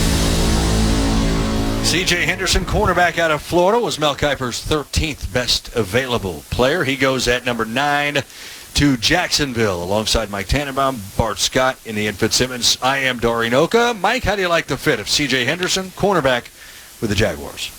Yeah, I thought this one really lined up well. Again, looking at losing Bowie, losing Ramsey, I really like Henderson. He reminds me a little bit of a player that Bart and I are familiar with, Antonio Cromartie, because of his length, his athleticism. Nope. He's not a great tackler, but what he is he's a really good, long, man-to-man cover corner. They are hard to find. It's a premium, and this pick makes a ton of sense to me. Man, that didn't take long. People are running to the podium now. They're like, oh, my God, we didn't know all these people were going to be here. I think these next 5 picks are going to go by so fast because there's 3 tackles that are going to be going in the next 3 picks, and I think the 2 receivers are going to be going, and San Francisco's going to get a top-rate receiver, and everybody's going to get their tackle. Tampa's going to get their tackle. I think Cleveland's going to get their tackle. The Jets are going to get their tackle. No need for moves here. Nothing to see. Well, we're not seeing anything anyway, but you feel like everybody should be happy with their situation right now, right? I mean, there's no team that's sitting here banging its fists on a table saying, how did that happen to us? Because you don't have to be aggressive and move out of your spot because everybody's going to get what they need, and there's no need to jump up because you don't have to give up draft equity. But how this board is kind of working itself out. I mean, we have 3 teams in the next 5 picks that need offensive tackles: Cleveland, the Jets, and Tampa. I think you'll be happy with either Tristan, Jared Wills, or Becton, and that you got 2 guys that need receivers, Lamb and Judy right there at 12 and 13, and that allows a team like Denver, maybe sitting from the outside, to be able to say, what do we need? If you're looking at the best available from Mel Kiper Jr., for what it's worth, the best available on the board right now, Jedrick Wills, tackle, Alabama, followed by another Crimson Tide. That'd be wide receiver Jerry Jeudy, and then another offensive tackle, Tristan Wirfs, out of Iowa. We're stocked with offensive tackles. We're stocked at the wide receivers. None of those guys have gone yet, but not expect them to at this point. Mike? Yeah, and I think going off of Bart's point here, when you look at what's happened so far, and we talk about the draft being part of an off-season plan, all these picks so far plug big holes. C.J. Henderson, you lose Ramsey and Bowie, he fits. Derek Brown, he replaces McCoy. 2, obviously, and Herbert, huge voids at quarterback for Miami and the Chargers. Andrew Thomas, they were decimated on the offensive line at the Giants. So you could see going up to Detroit with Okudah, they trade away Darius Slay, and we all know that Cleveland was desperate for another offensive lineman. I think they've had a really good offseason when you look through the lens of, hey, Austin Hooper, what's he going to do? He's going to help Baker Mayfield, talented tight end from Atlanta.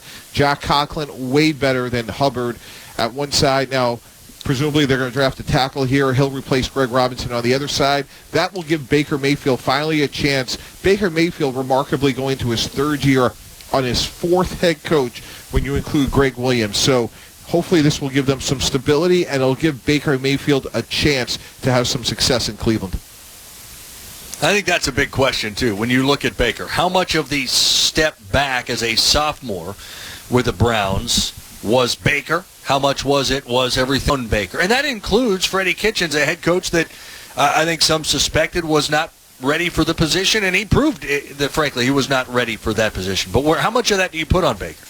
I put a little bit on Baker. When you look at it, the Cleveland Browns went from a position of strength to a position of weakness. They did a great job in really having one of the best young offensive lines, and then they trade Zeitler to go back and get all these fancy pieces, and you see, Baker Mayfield take a step back because he didn't have the time to process and go through his reads. He had tremendous weapons on the outside, but without time to go through the progressions and try and figure out the rolling safeties, he took a step back, and, I think that can be attributed directly to the play of the offensive line.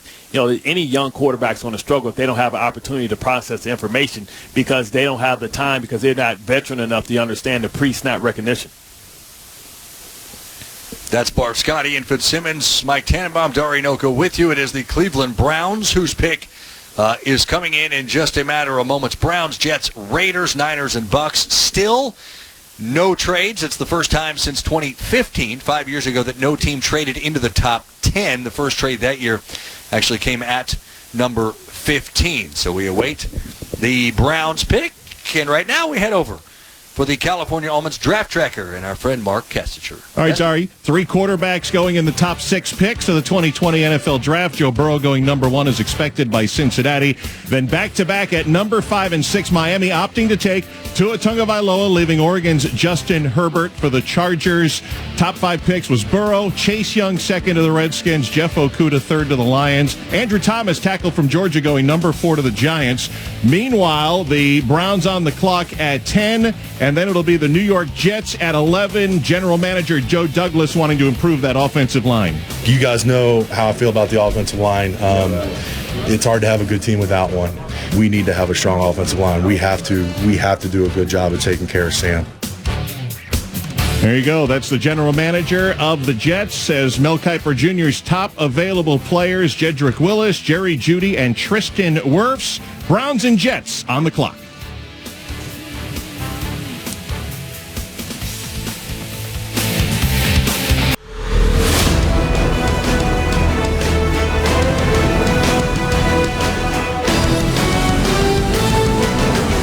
Listening to the first round of the NFL Draft on ESPN Radio and the ESPN app.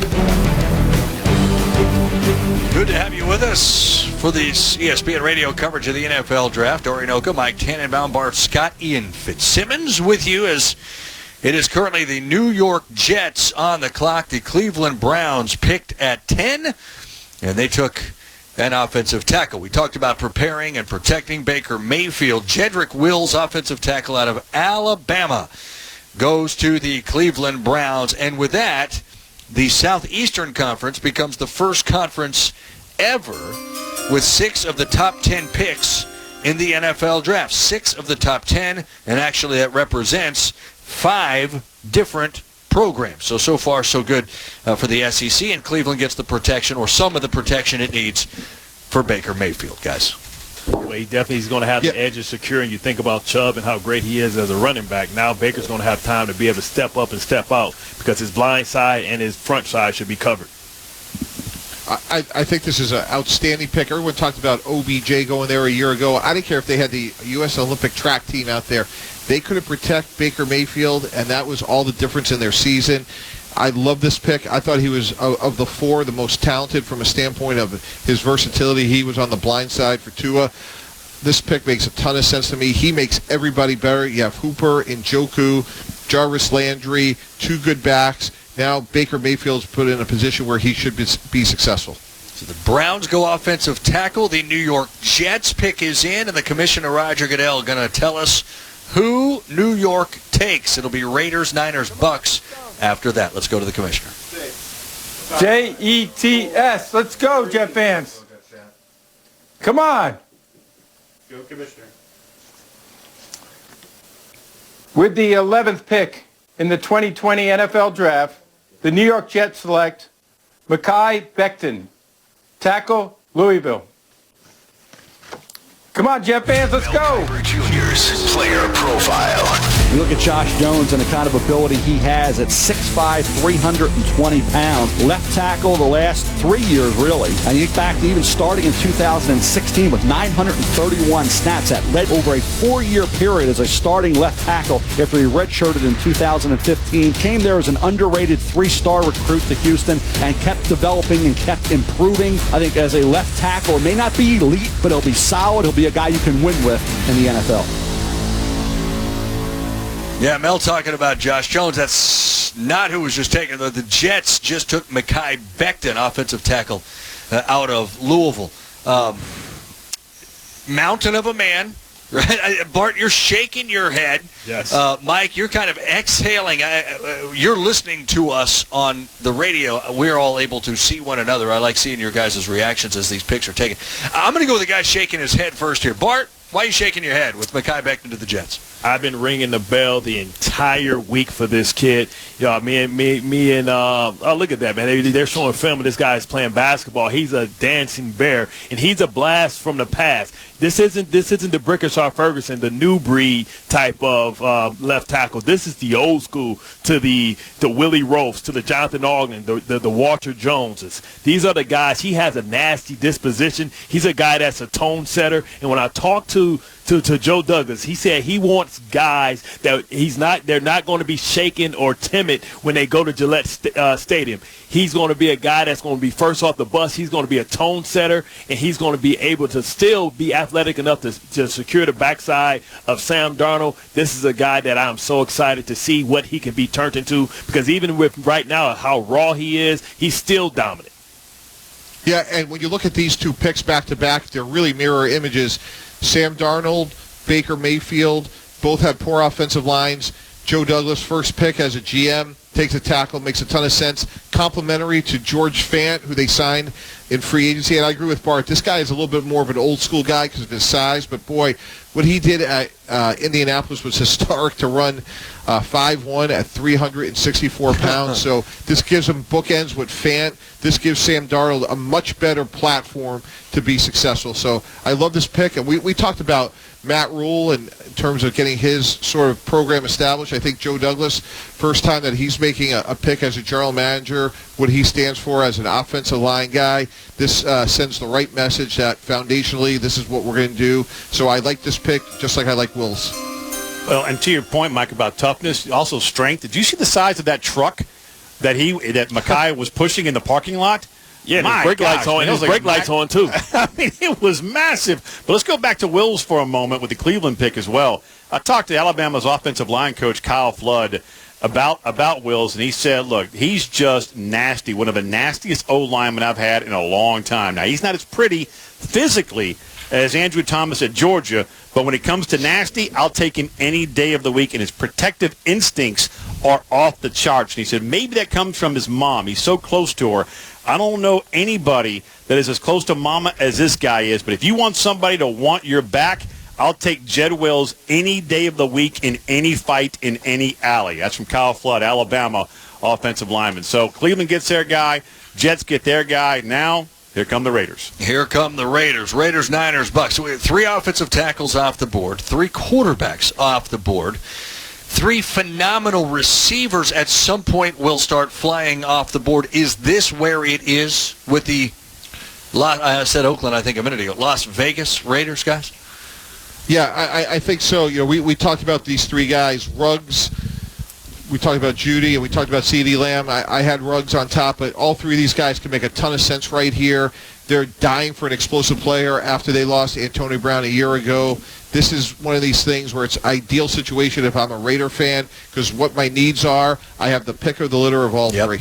You get to pick your receiver, and most expected that the Raiders would take a receiver. We will see if indeed they do. Best player available on Mel Kiper's board is a receiver. It's Jerry Jeudy. Let's see where Las Vegas goes as we send it to the commissioner, Roger Goodell.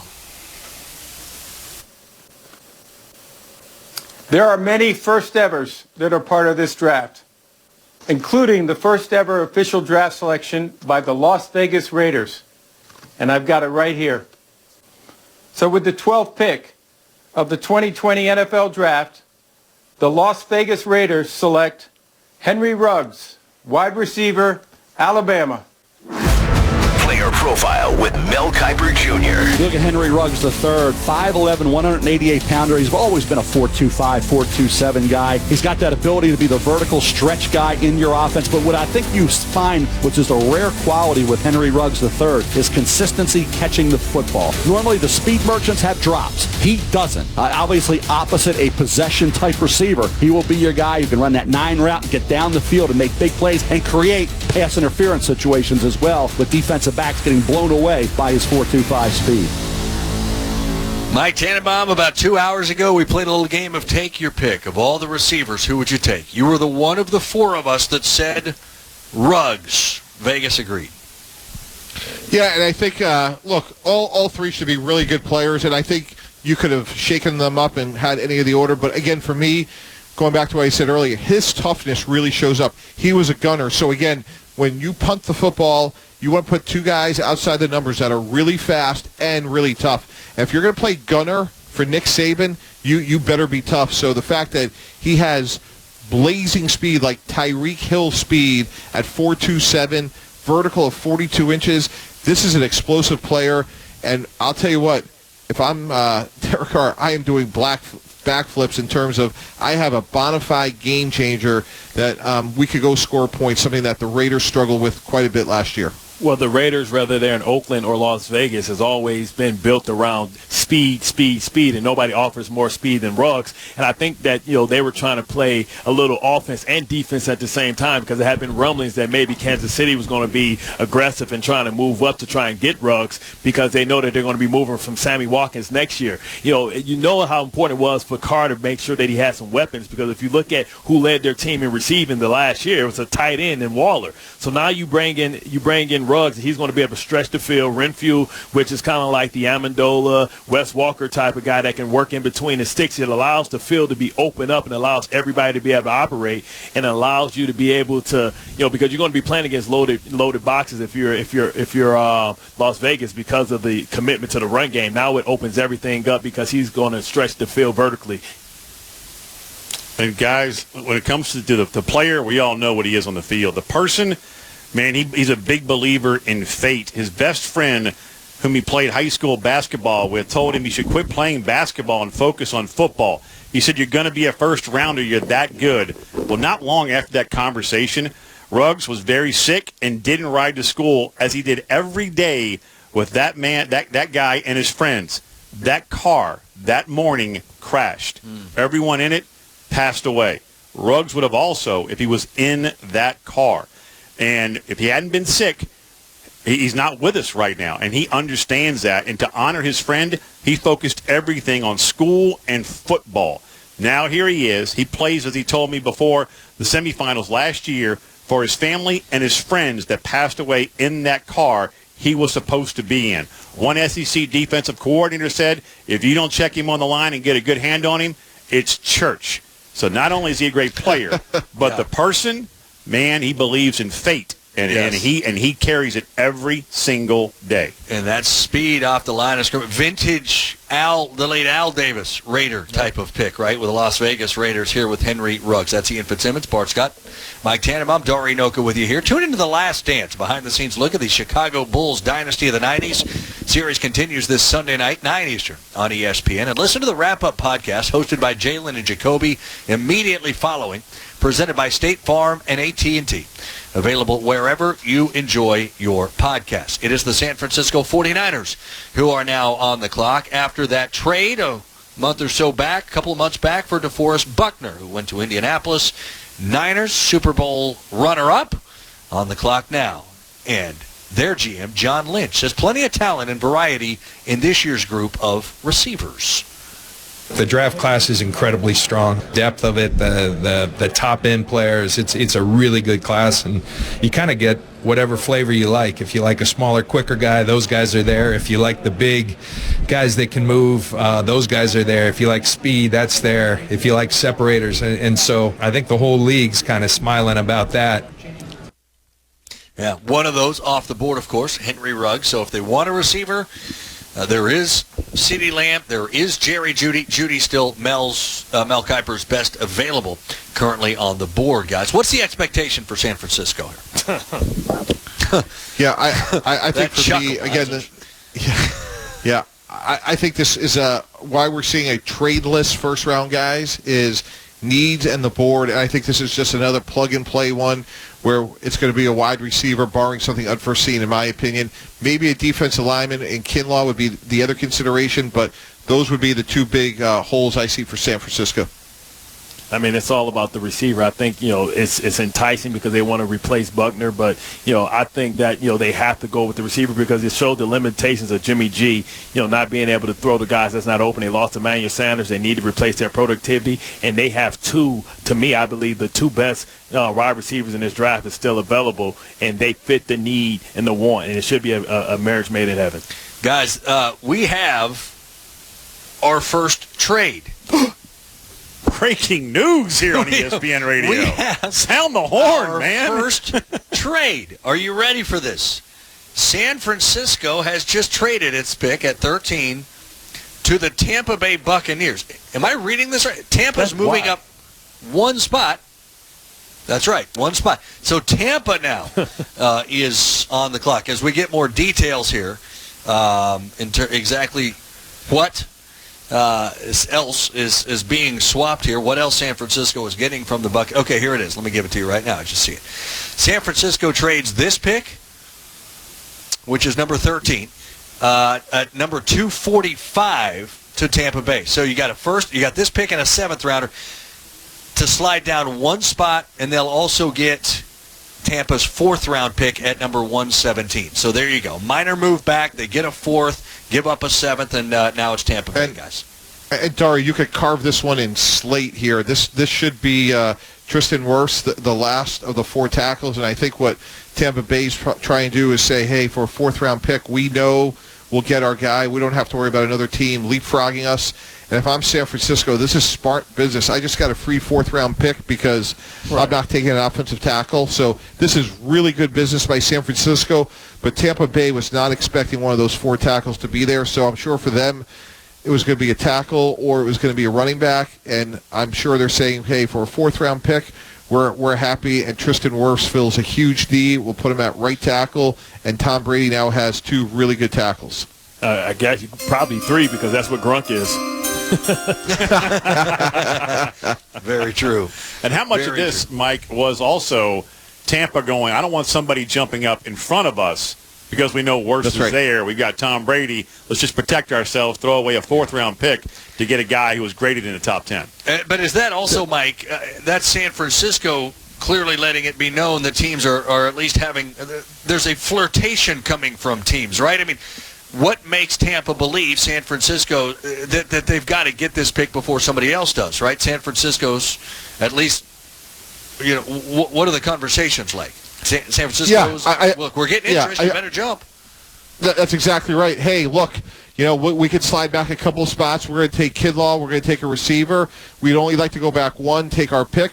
You give us a 4th round pick, we're both happy. And if someone said to Jason Light 12 hours ago that you could have Tristan Wirfs and it's only going to cost you a 4th, I'm telling you he would have done backflips because they were sitting there. They really felt like they were in no man's land, and they felt like they were going to try to trade back, bring Austin Jackson into the discussion, Josh Jones into the discussion. But on most teams' boards, it was 4 tackles, draw a bright line, and then it was everybody else. So Tampa Bay's extremely happy right now. Yeah, and I believe San Francisco still is going to go get their receiver because they said they were open for business. They wanted more picks. They didn't have any 2nd or 3rd round, so they made it known. And to only slide back 1 spot, still get your guy, I think it's just smart general manager savvy being able to acquire picks because this is a deep draft, and you have opportunity, a team that's right there knocking on the door that was in the Super Bowl to still be able to get that explosive weapon. I know that it's maybe enticing to go for the defensive tackle, but I mean, I think how many 1st rounders do you really need on the defensive line to be successful?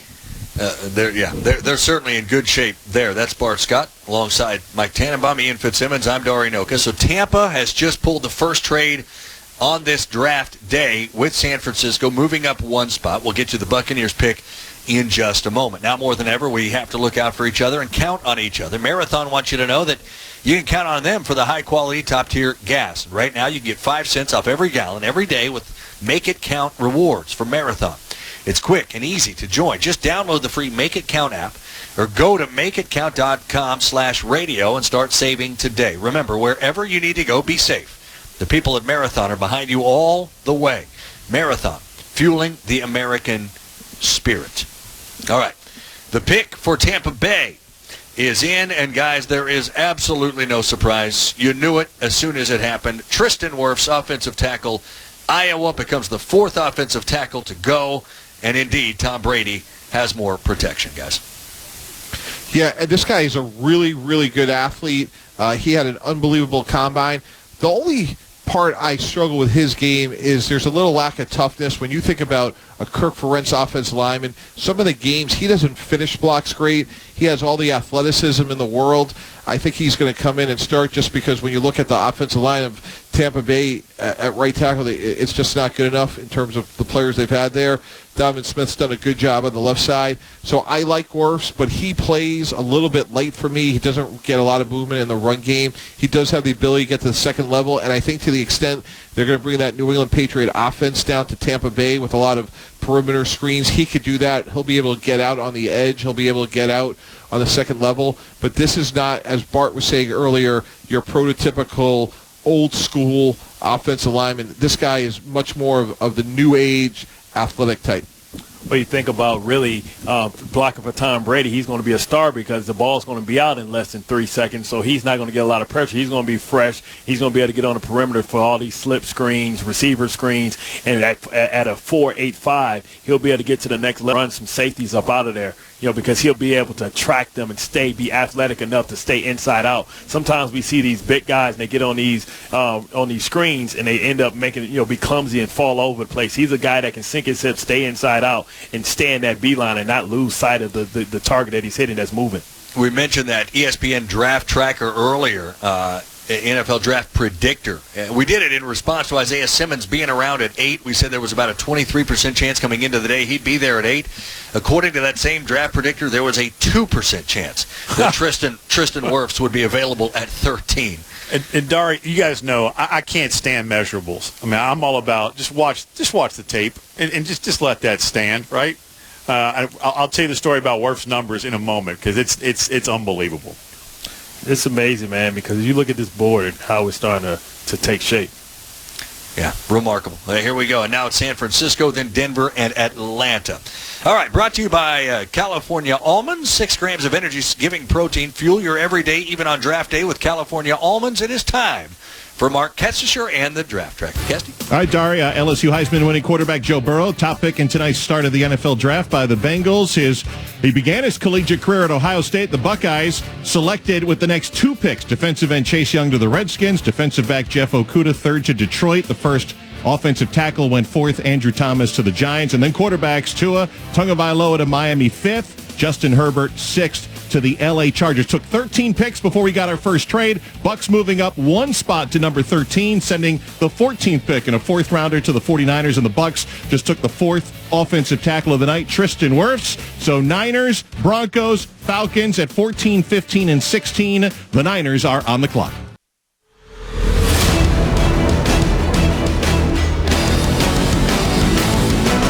This is the NFL Draft, presented by Marathon and by California Almonds on ESPN Radio and the ESPN app. Good to have you with us for our coverage of the NFL Draft on ESPN Radio and the ESPN app. Dorian Oka, Mike Tannenbaum, Bart Scott, Ian Fitzsimmons with you here. Tristan Wirfs became the 4th offensive tackle off the board just a few minutes ago at number 13 to Tampa Bay, who traded up 1 spot with San Francisco and an exchange of a 4th and a 7th in this year's pick. The chime you hear means that the 49ers pick is in, and then after that it will be Denver, Atlanta, and the Dallas Cowboys. When you think San Francisco, it's a team obviously that is loaded, particularly on defense. It would certainly feel like a Super Bowl team built perhaps for plenty more of these guys. The expectation, would it be offense? Would it be receiver for San Francisco? Got to. The only other variable was obviously they lost Buckner and Kinlaw's still sitting there, but certainly you would prioritize wide receiver 1. Now, as Ian brought up earlier, do you move the chessboard around, say there's a lot less Kinlaws and a lot more receivers, so do we go DT here and come back with receiver? And I'm sure that's the discussion they're having. Yeah, they pick again at 31, so there will be a receiver there, and it's a deep group of receivers. And the defensive tackle market really falls off the cliff pretty quick here, just in terms of elite players. Yeah, but I think who wins? Does Kyle Shanahan win over, or does John Lynch, who's a defensive-minded guy, win over? That's the question, right? Because Kyle Shanahan wanted to make sure that his offense is, arguably one of the best in the league. We're about to find out. To Roger Goodell we go for the Niners pick. With the 14th pick in the 2020 NFL Draft, the San Francisco 49ers select Javon Kinlaw, Defensive tackle, South Carolina. Player profile with Mel Kiper Jr. I think Javon Kinlaw is second best defensive tackle all along to Derek Brown, but there wasn't a whole heck of a lot separating the two except consistency week in and week out. Kinlaw checks in at 6'5", 324 pounds, gifted athlete. Boy, this guy, when he's on his game, is unblockable. I think from a talent, the teams are going to be really bowled over by that. They're going to say, we can take this guy, we can make him into every bit as good as any defensive tackle in the National Football League. His ceiling, his upside is through the roof. And like I said, there's not a lot separating him from Derek Brown except week-to-week consistency. Javon Kinlaw to San Francisco. We'll break that down in a moment. I want to remind you, though, the NFL Draft on ESPN Radio is brought to you by Napa Auto Parts. Every driver deserves quality parts. That's why you can do it yourself at a Napa Auto Parts store or have it done for you at a Napa Auto Care Center. Either way, that's Napa know-how. Bart, did we answer the question here with San Francisco? John Lynch wins this one? Absolutely. John Lynch, I think when you look at the quality of the next best player, if you pass on either one of them, I think the wide receiver position wins. And you talk about a guy like Jimmy G, he wants to be able to get the ball out of his hands coming off of that play action. You still have Justin Jefferson. You still got Ayuk sitting there, guys that are yak guys that are going to win in a phone booth, guys that are going to come in that slot position. The fact that they have Deebo Samuels and he's a positionless player, you need somebody that's going to be able to have that production and win quick at the line of scrimmage, preferably in the slot. Samuel and Kinlaw, former teammates at South Carolina as well. Yeah, and I'll tell you what, I got to see him in practice over the summer. Boy, and Muschamp runs a really hard physical practice. He was relentless. He had great stamina. His story is unbelievable. I'm sure Ian has some great stories here, so I don't want to steal his thunder, but his character is off the charts. He had a huge weight loss. I'm really rooting for this guy. He's easy to root for, and I think what you're saying with the 49ers, just in terms of team building, Chris Kasarik, their talented defensive line coach that I work with in Miami, does a great job. And they have Eric Armstead, Nick Bosa, D. Ford. You bring this guy in, you should be able to get home with 4. And, Bart, I know what you're saying. Is this a John Lynch Shanahan thing? But when they come back at pick number 31, as Dari mentioned, Ayuk, Pittman, someone will be there. I think this was a smart way for them to play the chessboard. To your point, Mike, he coming out of high school, one of the top players in the country. Did not qualify academically. Has to go to Jones Junior College. And it was a taste of humble pie. A lot of, hey, man, I'm not all that. Then decides, okay, I'm going to go to South Carolina. Didn't have a lot of guys around him, but just played for the guy next to him. You talk to anybody on that coaching staff, they will not stop praising Kinlaw. So when you go from on top of the world as a 17, 18-year-old, then you can't be that guy anymore, and you have to go to JUCO and then come back. Bart, I see you nodding your head. Yeah. Man, it will drive you like no other. It drove him, and he's been a different person ever since. And that dude wearing 3 for South Kakalaki, man, let me tell you, he was a wrecking machine with not a lot of guys around him. And what I really like about the pick is the fact that it's not like he's coming in and he's going to automatically be the best player, the most talented player in the position. So now it's going to be a culture set that he's going to have to live up to a standard, and they're going to be able to have a really healthy competition about who's the best defensive lineman. That's Bart Scott, Mike Tannenbaum, Ian Fitzsimmons. I am Dari Noka. Javon Kinlaw, the latest pick to the San Francisco 49ers at number 14. Denver, Atlanta, and Dallas. Now, let's pause 10 seconds for station identification. You're listening to the NFL Draft on ESPN Radio and the ESPN app.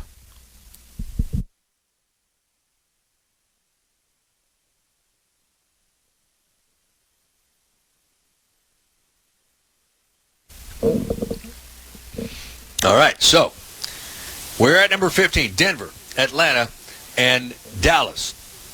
Let's go back to the top of the board real quick. Joe Burrow, no surprise there, out of LSU. Number 1 of the Cincinnati Bengals, and shortly after that pick, had a conversation with our Susie Coleman. Well, we all knew this was coming. Doesn't make it any less powerful. Joe, you were in Nashville last year for the draft. If I had said to you then, you're going to be number 1 overall in 2020, what would you have said? I would have told you were crazy. I knew I was going to have a really good season because I knew, we had really good players coming back. I had great coaches, and we were going to work really, really hard to do it. But to jump up to number 1 overall is crazy to me. But it's a dream come true.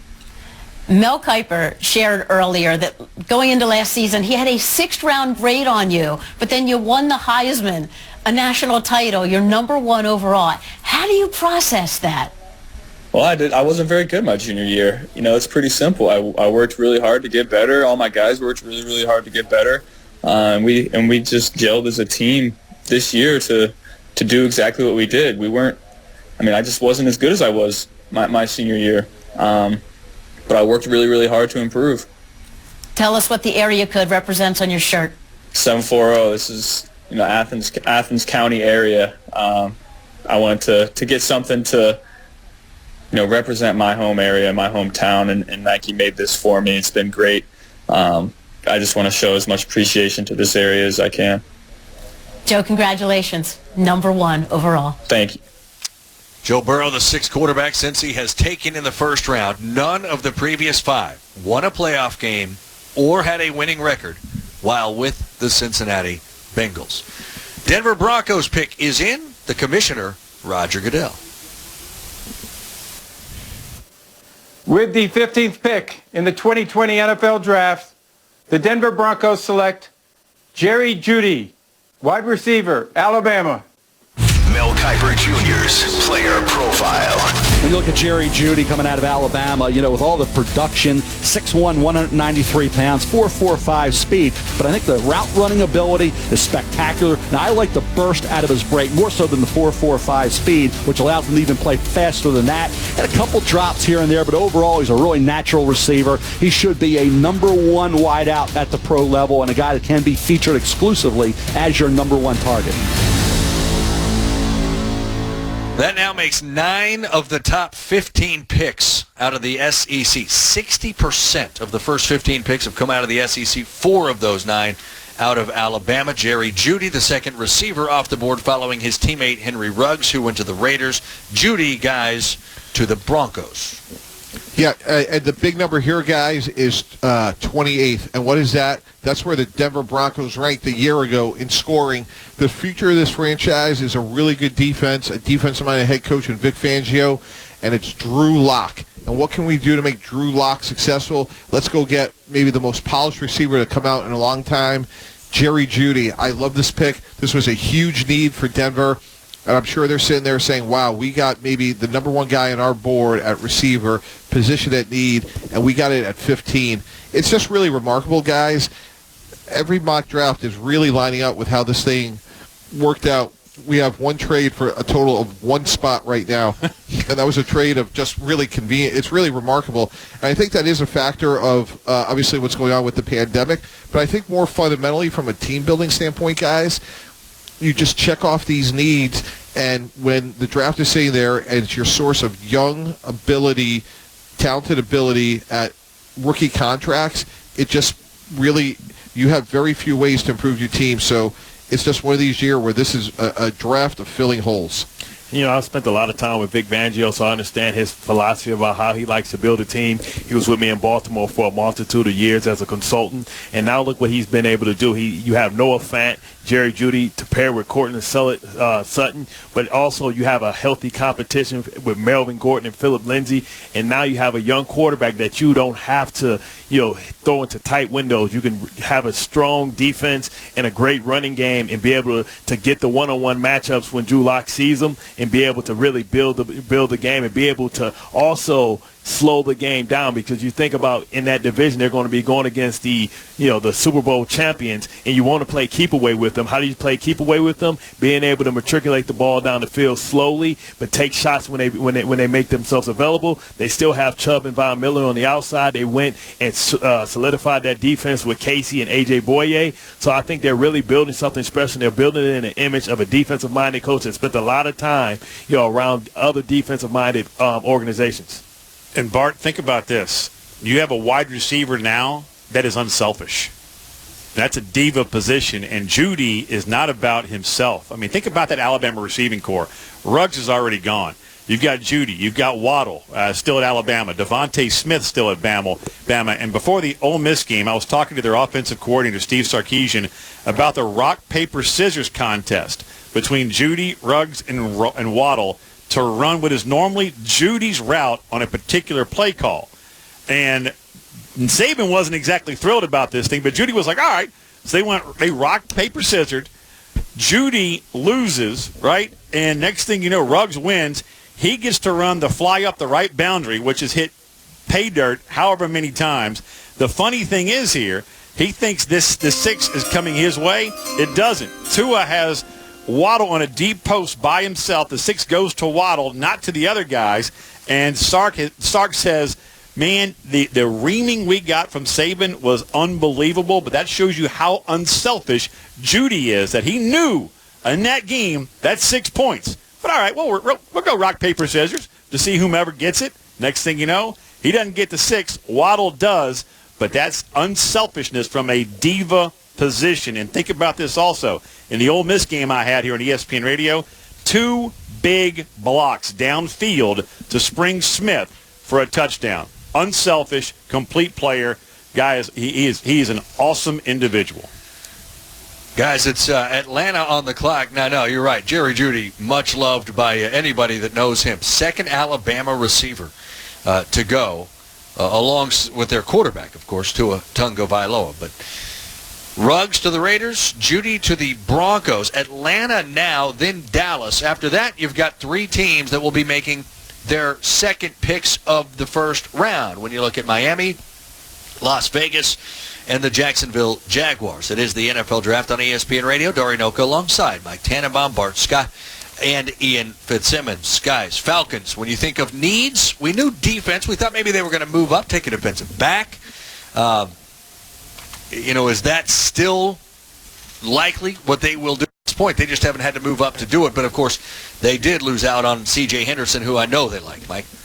Yeah, absolutely. This is they were a little concerned about safety, but corner was going to be their number one need. They moved on from Trufant. This was a position where they felt they were lacking all of last year. And you just look at their division, that they play some really prolific passing offenses now that you factor in Tampa Bay, obviously along with the New Orleans Saints. Dan Quinn's a defensive guy, pass rush, wants to be able to cover on the back end. So I would think that presumably the corner would be whoever they like of, again, most teams had Okudah draw a line, C.J. Henderson draw a line. Then you're into Christian Fulton, A.J. Terrell. Some teams like Trayvon Diggs, the talented corner out of Alabama. Jalen Johnson from Utah. But just in terms of what their needs are, I would say corner would be one, maybe safety, and then pass rush. I mean, you talk about a defensive-minded coach. You have to be able to be strong on the top. You think about, really you don't have to have the man-to-man skills in Atlanta because they still go on that cover 3 type of defense. You want a guy that's tough, that's going to come up, set the edge, and be able to play physical at the point of attack. Best player on the board, according to Mel Kiper's best available, wide receiver, CeeDee Lamb. Nobody expects Atlanta to go that direction. You go defensive back. That would be the next best available. Number 15 overall on Mel's board, Xavier McKinney, safety out of Alabama. Do they want corner? They'll have to go a little bit deeper for that. We're going to find out who the Atlanta Falcons take. This will be the halfway point of the first round of the 2020 NFL Draft. Number 16 pick here in round number 1. We head to the commissioner, Roger Goodell. Here's your team. With the 16th pick in the 2020 NFL Draft, the Atlanta Falcons select A.J. Terrell, defensive back, Clemson. Mel Kiper Jr.'s player profile.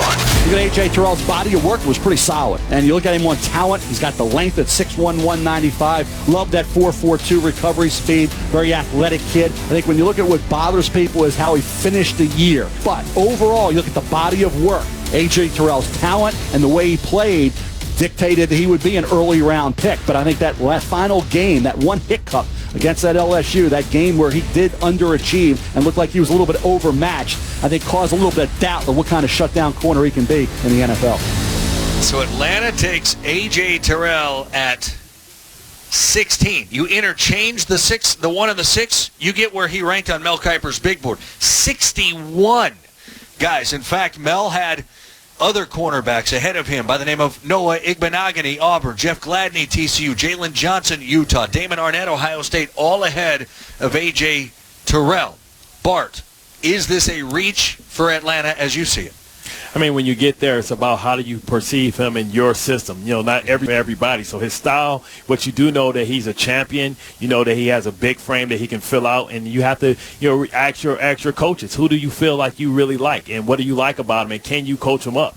And the answer had to be yes. And you can see how you want to fit him in your system. I think he gives you that recovery speed. He's a big body. You think about the guys you got to go against in that division. I think you think about Michael Thomas and how big he is. You want a guy that has a great defensive radius, and he provides that. And he's a smart, instinctive player, and you can't really coach it. I think sometimes we judge some of these players not knowing that they're going to improve with good coaching and being in a great culture. And I think going against Julio Jones and Calvin Ridley every day is going to sharpen his skills up. He'll be just fine. Yeah, and I agree with that. Just in terms of the scheme, again, Bart alluded to earlier, when they play zone, this guy has really good length. He could jam, he could reroute. But the other thing Terrell could do is he could run. And at some point, you have to play man-to-man. And Trufant really slowed down for them over the last couple of years. They've been disappointed in him. They really needed a frontline corner. So, again, this, to me, once you got into this next group of corners, it made a lot of sense. And obviously they put Terrell over some of the other guys that maybe Mel had a difference of opinion. But to get off the field in that division, between Mike Evans, Bart alluded to Michael Thomas, you need a big physical guy. Well, I'll tell you this, guys. Maybe he wasn't on everyone's board as high as others, but Dabo Swinney, head coach at Clemson, described him to me as, quote, Deshaun Watson at corner. Same mindset, work ethic, character, and the love of prep. Lived in the film room and has carried himself as a pro since day one. His intangibles are rare to go along with the talent. Whomever gets him is getting one heck of a ball player and one heck of a person. So that's high praise coming from Dabo Swinney. That's Ian Fitzsimmons, Mike Tannenbaum, Bart Scott. I'm Dory Noka. We are halfway through the first round of the NFL draft. Yes, Mike. Ian, can I ask Ian a question? And I really like Dabo, but is there a player he didn't like? Is there a player that he There's wasn't? There's one, and I won't say it on air, but he has given me one guy, and all the years that I've known him, one that he goes, and that was about it. I mean, that was about the conversation. Can you give us first and last initials? Nope. Is he in the NFL? Is he in the NFL? Yep. He is currently in the NFL. Well, that'll narrow it down just a little bit.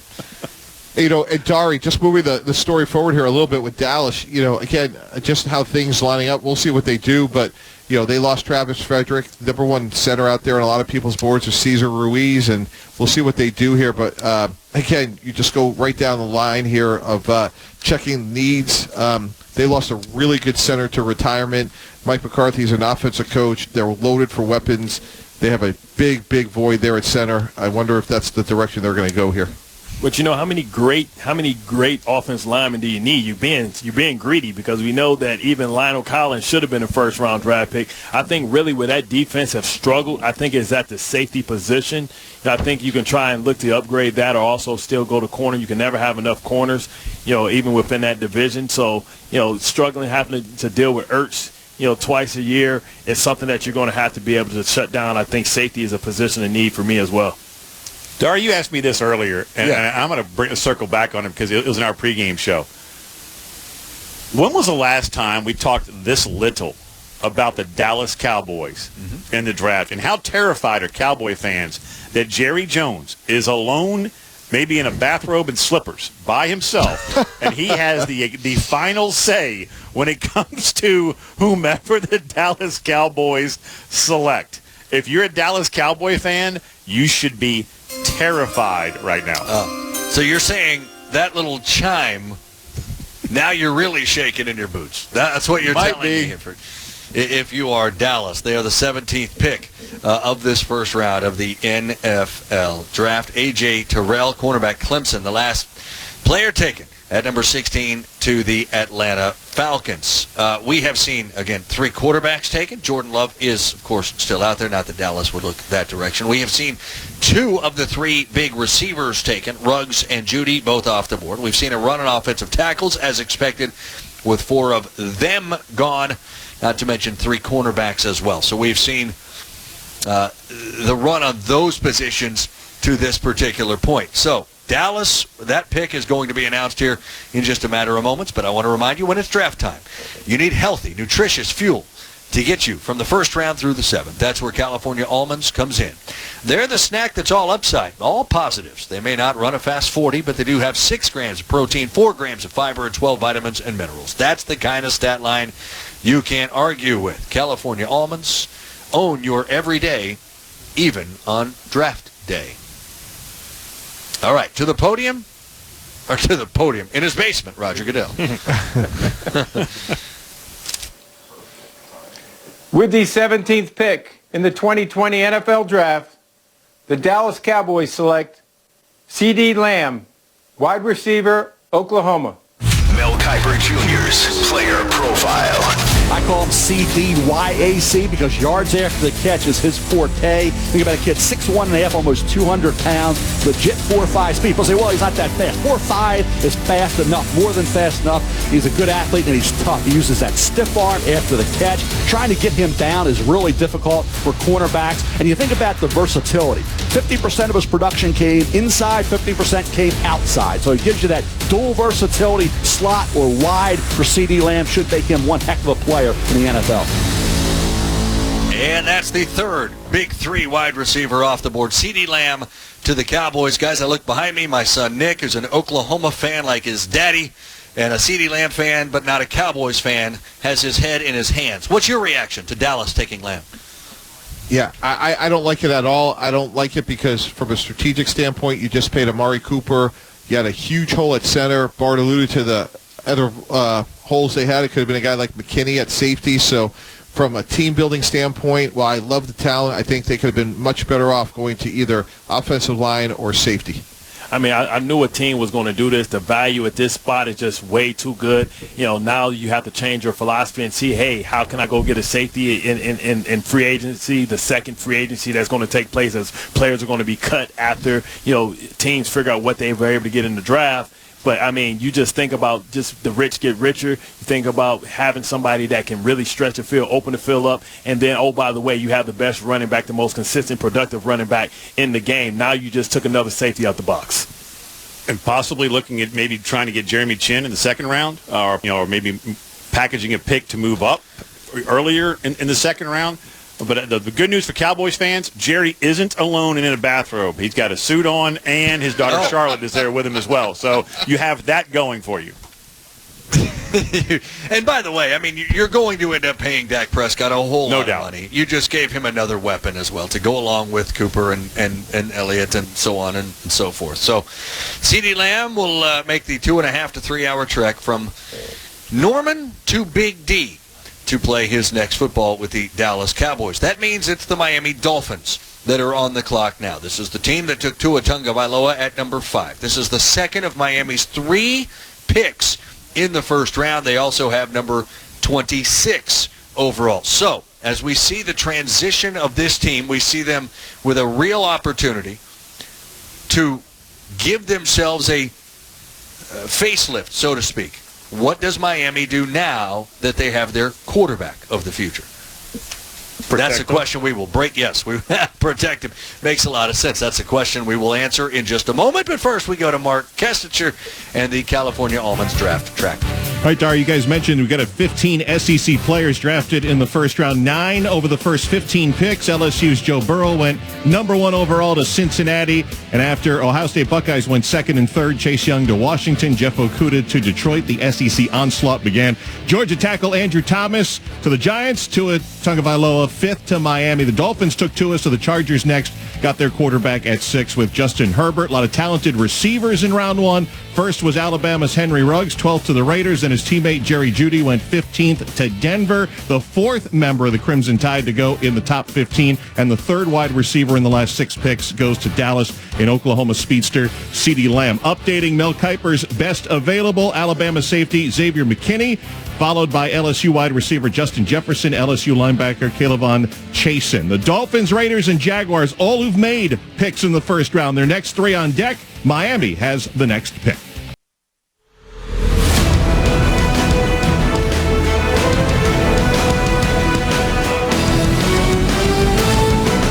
This is the NFL Draft on ESPN Radio and the ESPN app.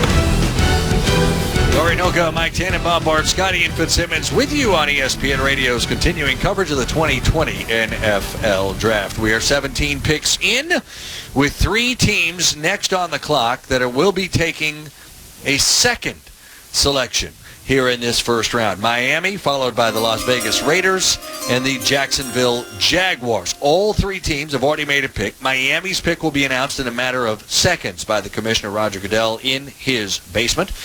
The first pick, of course, for Miami, Tua Tagovailoa, quarterback, Alabama. So now, guys, what do? Do they work on protecting Tua? Would that be the expectation here? We'll go that way in about 20 seconds. They certainly could go in a number of different directions, Dari. They got this pick from Minka Fitzpatrick. Xavier McKinney's sitting there, ironically, same school, same position, offensive line, running back to replace Kenyon Drake. So they could go in a number of different directions. We're going to find out exactly where they go. Roger Goodell going to announce the second pick of the first round by the Miami Dolphins. We got good news for Tua here. With the 18th pick in the 2020 NFL Draft, the Miami Dolphins select Austin Jackson, tackle, USC. Mel Kiper Jr.'s player profile. You look at Austin Jackson, almost 6'5", 322 pounds. Really talented athlete, moves extremely well. Feet and balance is really good. I think when you look at the technique, sometimes the little concentration lapses where it allows the defensive end to get the best of it. We saw that against A.J. Epinesa. We saw that in a couple games this year where the film evaluation grades didn't match the talent. But a lot of that is technique-based. So coaching, once he gets into the NFL, will hopefully take that and bring it all together and allow him to be a starting left tackle once he's in maybe year 2 at the pro level. So Austin Jackson comes in now. Mel had him at number 48 as the 48th best available. Goes 18 to the Miami Dolphins. He is the 5th offensive tackle taken here in round number 1. Guys, what do you think of the pick for the Dolphins who had previously taken Tua? Well, I think he's the second of that. He's the first of that second wave. Guys that when you get to the second wave, they have some holes in their game.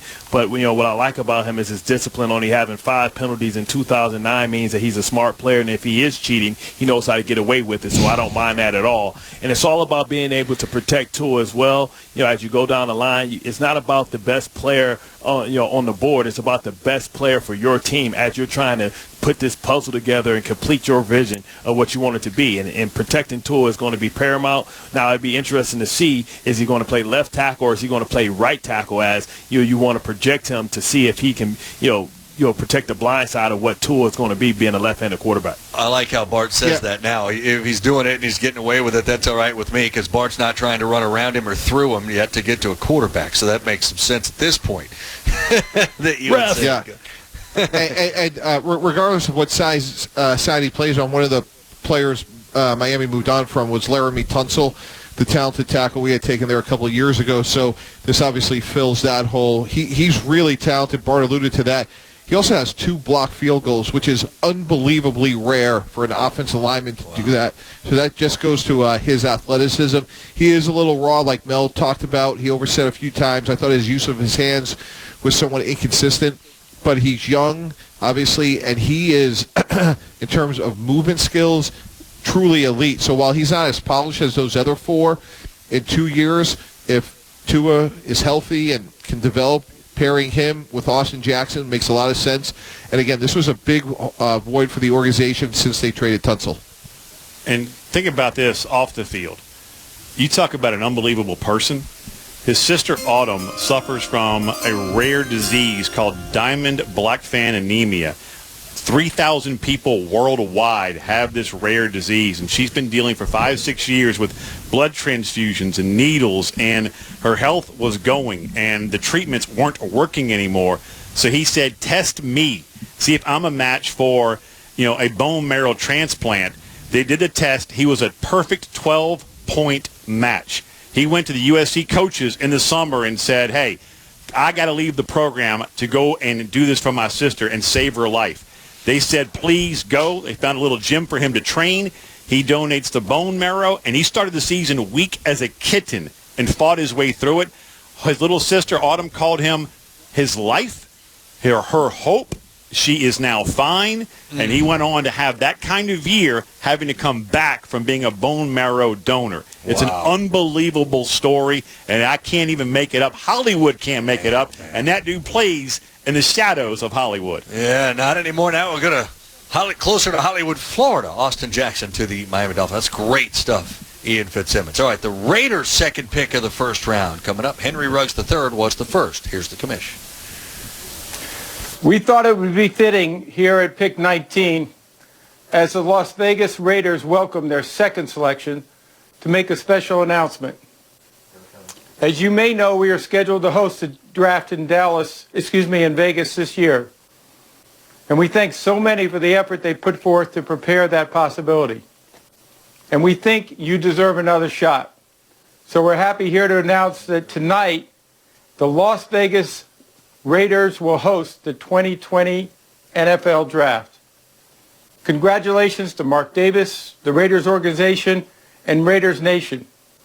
We look forward to being there in Las Vegas, and congratulations. And now, with the 19th pick in the 2020 NFL Draft, the Las Vegas Raiders select Damon Arnette, defensive back, Ohio State.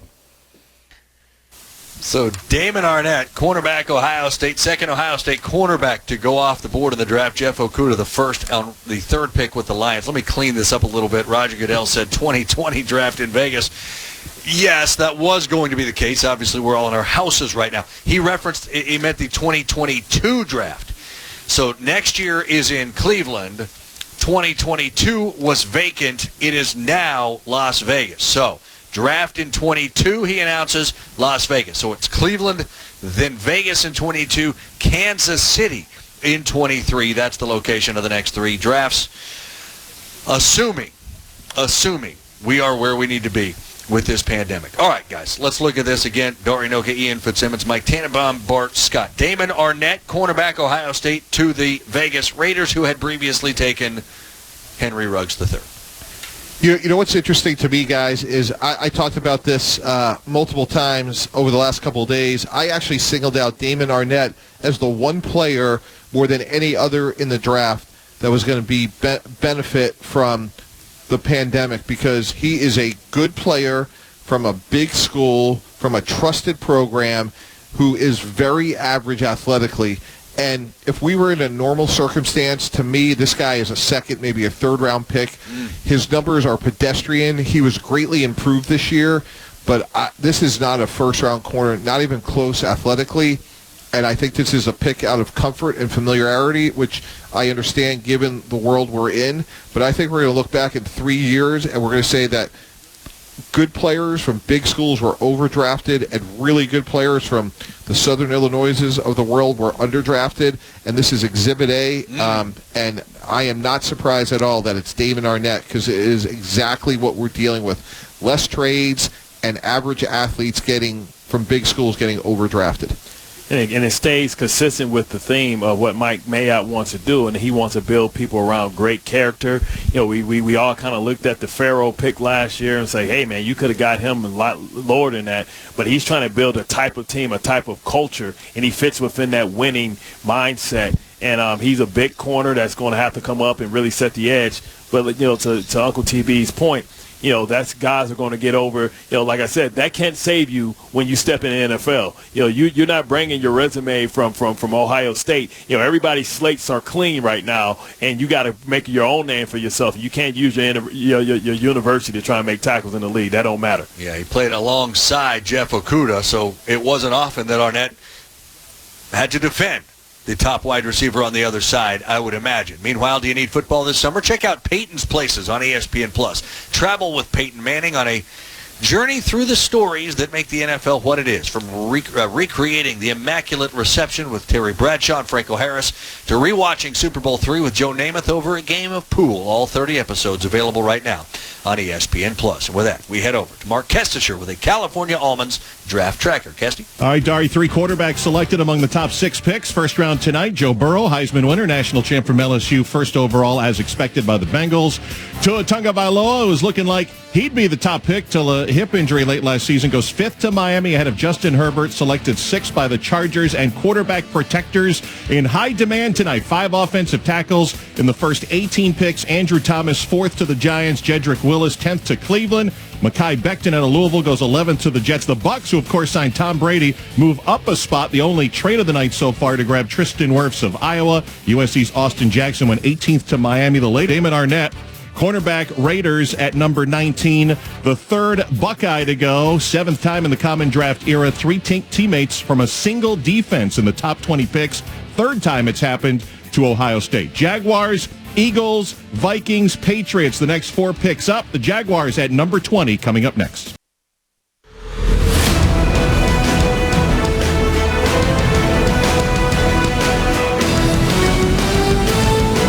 You're listening to the NFL Draft on ESPN Radio and the ESPN app. Good to have you along for this ride. Dory Noka, Mike Tannenbaum, Bart Scott, Ian Fitzsimmons with your coverage of the 2020 NFL Draft on ESPN Radio and the ESPN app. Of course, originally we were planning on being in Las Vegas for this draft. Instead, we are in our homes. Obviously, with the pandemic, it'll be in Vegas in 2 years, the commissioner just announced. Now he announces the Jaguars' second first-round pick. In the 2020 NFL Draft, the Jacksonville Jaguars select K'Lavon Chaisson, linebacker, LSU. Mel Kiper Jr.'s player profile. You look at Chaisson, 6'3", 254 pounds, decent arm length. What you like about him is he could be a 4-3 defensive end. You can play him on his feet as a 3-4 outside linebacker. Came back from an injury. Once he got back to being on the field from the injury, he put it all together. So here's a guy with incredible talent, closes on the football, closes on the quarterback with a burst of explosiveness unlike I've seen in the recent years. I think the only thing missing was consistency year in and year out coming back from that injury. But talent-wise, he's as good as it gets as a combo defensive end outside linebacker. He was 17th on Mel's big board. He goes 20 to Jacksonville. Commissioner called him K'Lavon. I'm going to go ahead and call him K'Lavon. Hope it all works out for me. K'Lavon Chaisson, linebacker, LSU. Initial reaction, Ian, you with us? I just love you. We all grimaced, right? This is his moment, and your name gets butchered, right, by the commissioner. You're not in Vegas. You're at home, right? And yes. And I love how you corrected it. Well done, Darn. Well, he's in great company because Brett Favre, he worked out to be a pretty good guy as well. You know what I mean? Yes, he did. But I'm laughing because I'm looking at it, right, and like the rich always get richer, and it's like sometimes you become a team. Like when I was with the Ravens, you just go from one good inside linebacker to another one, whether it's Jamie Sharp or Ray Lewis. You can add myself in there. You can add C.J. Mosley, and now it's just like how many times are you going to get a great pass rusher on the outside and keep letting one walk out the door at the same time? I mean, because now this just signed and sealed delivers. Yannick Ngakoue's exit, and now you have his replacement, another cheaper version of it. And now, like, what are you going to do? And when are you going to start maybe signing some of these guys to a long-term contract? Dante Fowler was there before, got rid of him. So when are they going to finally find somebody with the character that matches the talent that they want to buy into long-term in Jacksonville? Yeah, and what I would add to that, though, is what I really like about Chaisson in particular is the versatility he brings with last year's first number 1 pick in Josh Allen. Obviously, they're going to probably move on from Ngakoue at some point. This gives them 2 bookend, versatile, athletic edge players. And, there's an axiom in front offices when we talk about the second year off of an ACL. If we were drafting for Jacksonville in 2021, this should be a top 5 player because he does have twitch. I thought it was inconsistent this year. I thought Andrew Thomas really dominated him if you watch the LSU-Georgia game. But he does have probably as much ability as anybody else in this draft. And if you're drafting in terms of the upside, Chaisson has a ton of upside. Bart, to your point, there are some institutional issues about too many good players walking out of the door in a place, candidly, guys, that should be a destination. You're talking about a team that practices and plays on grass. You're talking about a team that has no state income tax. So those are still institutional issues, but I think this pick makes a ton of sense. 6 of their last 7 first-round picks have come on defense. You mentioned Ngakoue led this team with 40 pressures last year. He, of course, wants out. Calais Campbell was second with 31 pressures. He's now a Raven. So to your point, yes, Jason's going to vacate a hole that was left by somebody, by any of these guys, obviously, and Ngakoue, I suppose, if he gets his way. Eagles next, then Vikings, Patriots, Saints. Again, one of the storylines here. We talked about it coming in, guys. Just one trade, and it was for one spot up. Tampa Bay and San Francisco, 13 and 14 flipping spots. That's it. That's all we've seen. But, Mike, we talked about it before. Given the virtual nature of this, that does not surprise you, does it? Yeah, no, we talked about that coming in. I thought that we'd see less trades. I think we'd be one trade for one spot. I thought we'd see a lot of less trades. They'd be prepackaged. And again, I thought we were going to see a handful of players overdrafted from big schools, and then we were going to see a bunch of players deservedly should have gone earlier, but they were going to be under-scouted because of the pandemic we're dealing with. And it's kind of played out. And again, I think we're just seeing a very complimentary draft. We're taking all the needs, we're taking the board, and it's kind of fitting the way we thought. And in terms of the Eagles, they have three needs. We all know that. It's receiver, receiver, and receiver. There's a gazillion good receivers here, and this will be a receiver, I would think, barring something unforeseen. I think the biggest surprise to me right now, guys, has been with the Dallas Cowboys. They're taking nothing away from C.D. Lamb, but I think that's the only pick we could say that they really skewed from what they needed. Yeah, Uncle TB, I kind of want to go back, right? Because now I'm looking at, we assume a lot of times that we trade draft picks for other draft picks. But looking at what Jacksonville just did, how fast, if you're somebody in the market and you have salary cap space and you're in the market for a premier pass rusher and one just may be on the market at 25 years old, and you know that teams want more picks and they want to go young, it looks like Jacksonville is trying to reload and kind of restructure. What will it take to maybe get a trade for Yannick, who really has had a tough week this week, arguing with the son of the owner? Great point. Adam Schefter talked about Trent Williams being traded, and I think after this pick, Yannick Ngakoue is in that same ballpark. All right, we are going to get to the commissioner, the Philadelphia Eagles, making their first pick of the 2020 NFL Draft. To Roger Goodell, we go. Before we announce the Eagles selection, I want to personally thank our fans for your contributions to the NFL Draft-a-thon. If you're able to give, we encourage you to go to NFL.com/relief to contribute to those most in need. And we thank you again for your support. With the 21st pick in the 2020 NFL Draft, the Philadelphia Eagles select Jalen Reagor, wide receiver, TCU. Mel Kiper Jr.'s player profile. You look at speed merchant, that's Jalen Reagor. You think about the subpar quarterback play affected his production. He had a couple drops this year, but as a punt returner, he's dynamic. You get the ball in his hands, he can make people miss, and then he's off to the races. I think Jalen Reagor right away will contribute in the return game and be a good third, fourth option, and maybe once he's at the pro level, develop into a little bit more than that with his speed and the ability, I think, to be a little bit more consistent catching the football than we saw at times this year because the quarterback play was very, very erratic. And maybe that's what the Eagles see in him, guys. Yeah. Dare Noka, Mike Tannenbaum, Bart Scott, Ian Fitzsimmons. If you would have thought the fourth wide receiver to go off the board after Ruggs, Judy Lamb would be Jalen Reagor, you might have been the only one that would have thought of that. There's a lot of really good ones, including Justin Jefferson still on the board. And I thought that was the best value right there. You think about what you have. You have maybe Deshaun Jackson, who's a burner, and you have Alshon Jeffries on the outside. And Justin Jefferson really thrived in the slot, and that gives you somebody that can win earlier with Zach Ertz on one side. But we have been hearing rumblings all day of Reagor really climbing up boards, and maybe you have to take into account the quarterback play and seeing him maybe as a better version of Nelson Aguilar that actually is going to have more consistent hands. Yeah, that's right. TCU really struggled at quarterback this year. My other concern, and I agree with Bart, I thought Jefferson would have been the better player here, is he put on 11 pounds going from what he played at to what he weighed at Indy. And, guys, that's always a concern when you're evaluating because you really want to know what his true speed is and his true weight is. And sometimes players will put on weight at Indy, and then they're going to run later. So his 4.47 is very impressive, but that would be something that I would want to drill down on. 42-inch vertical, which is outstanding. He is explosive. Obviously, they're looking for speed here. If you're just looking for top-end speed, Reagor certainly may have that over Jefferson. I agree with Bart. I just see Jefferson as the more complete player. Completely agree, along with maybe even Brandon Ayuk from Arizona State ahead of Jalen Reagor. And you talk to people at TCU, look, some people say he got frustrated and was all about him because of the lack of quarterback play.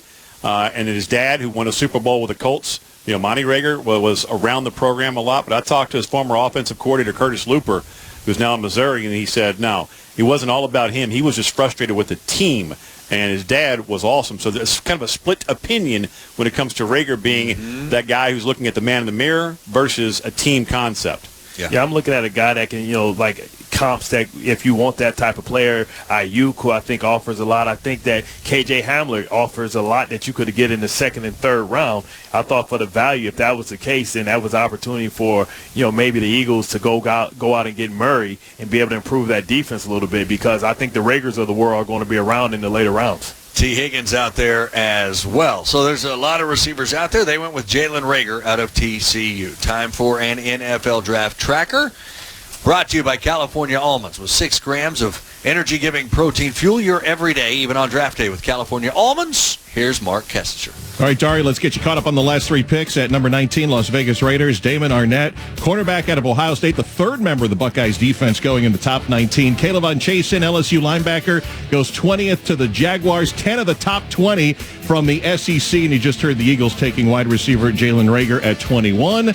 Top picks tonight, Joe Burrow turning his amazing season at LSU into a number 1 selection, as expected, going to the Cincinnati Bengals. Buckeyes 2nd and 3rd. Defensive end Chase Young to the Redskins. Jeff Okudah, defensive back to the Lions. First of 5 offensive tackles to go at number 4. Andrew Thomas to the Giants. Quarterbacks going 5th and 6th. Tua Tagovailoa to Miami. Justin Herbert next to the Chargers. The Vikings will have 2 of the next 4 picks. Vikings at 22, Patriots at 23, Saints 24, and back to the Vikings at 25. Minnesota's on the clock.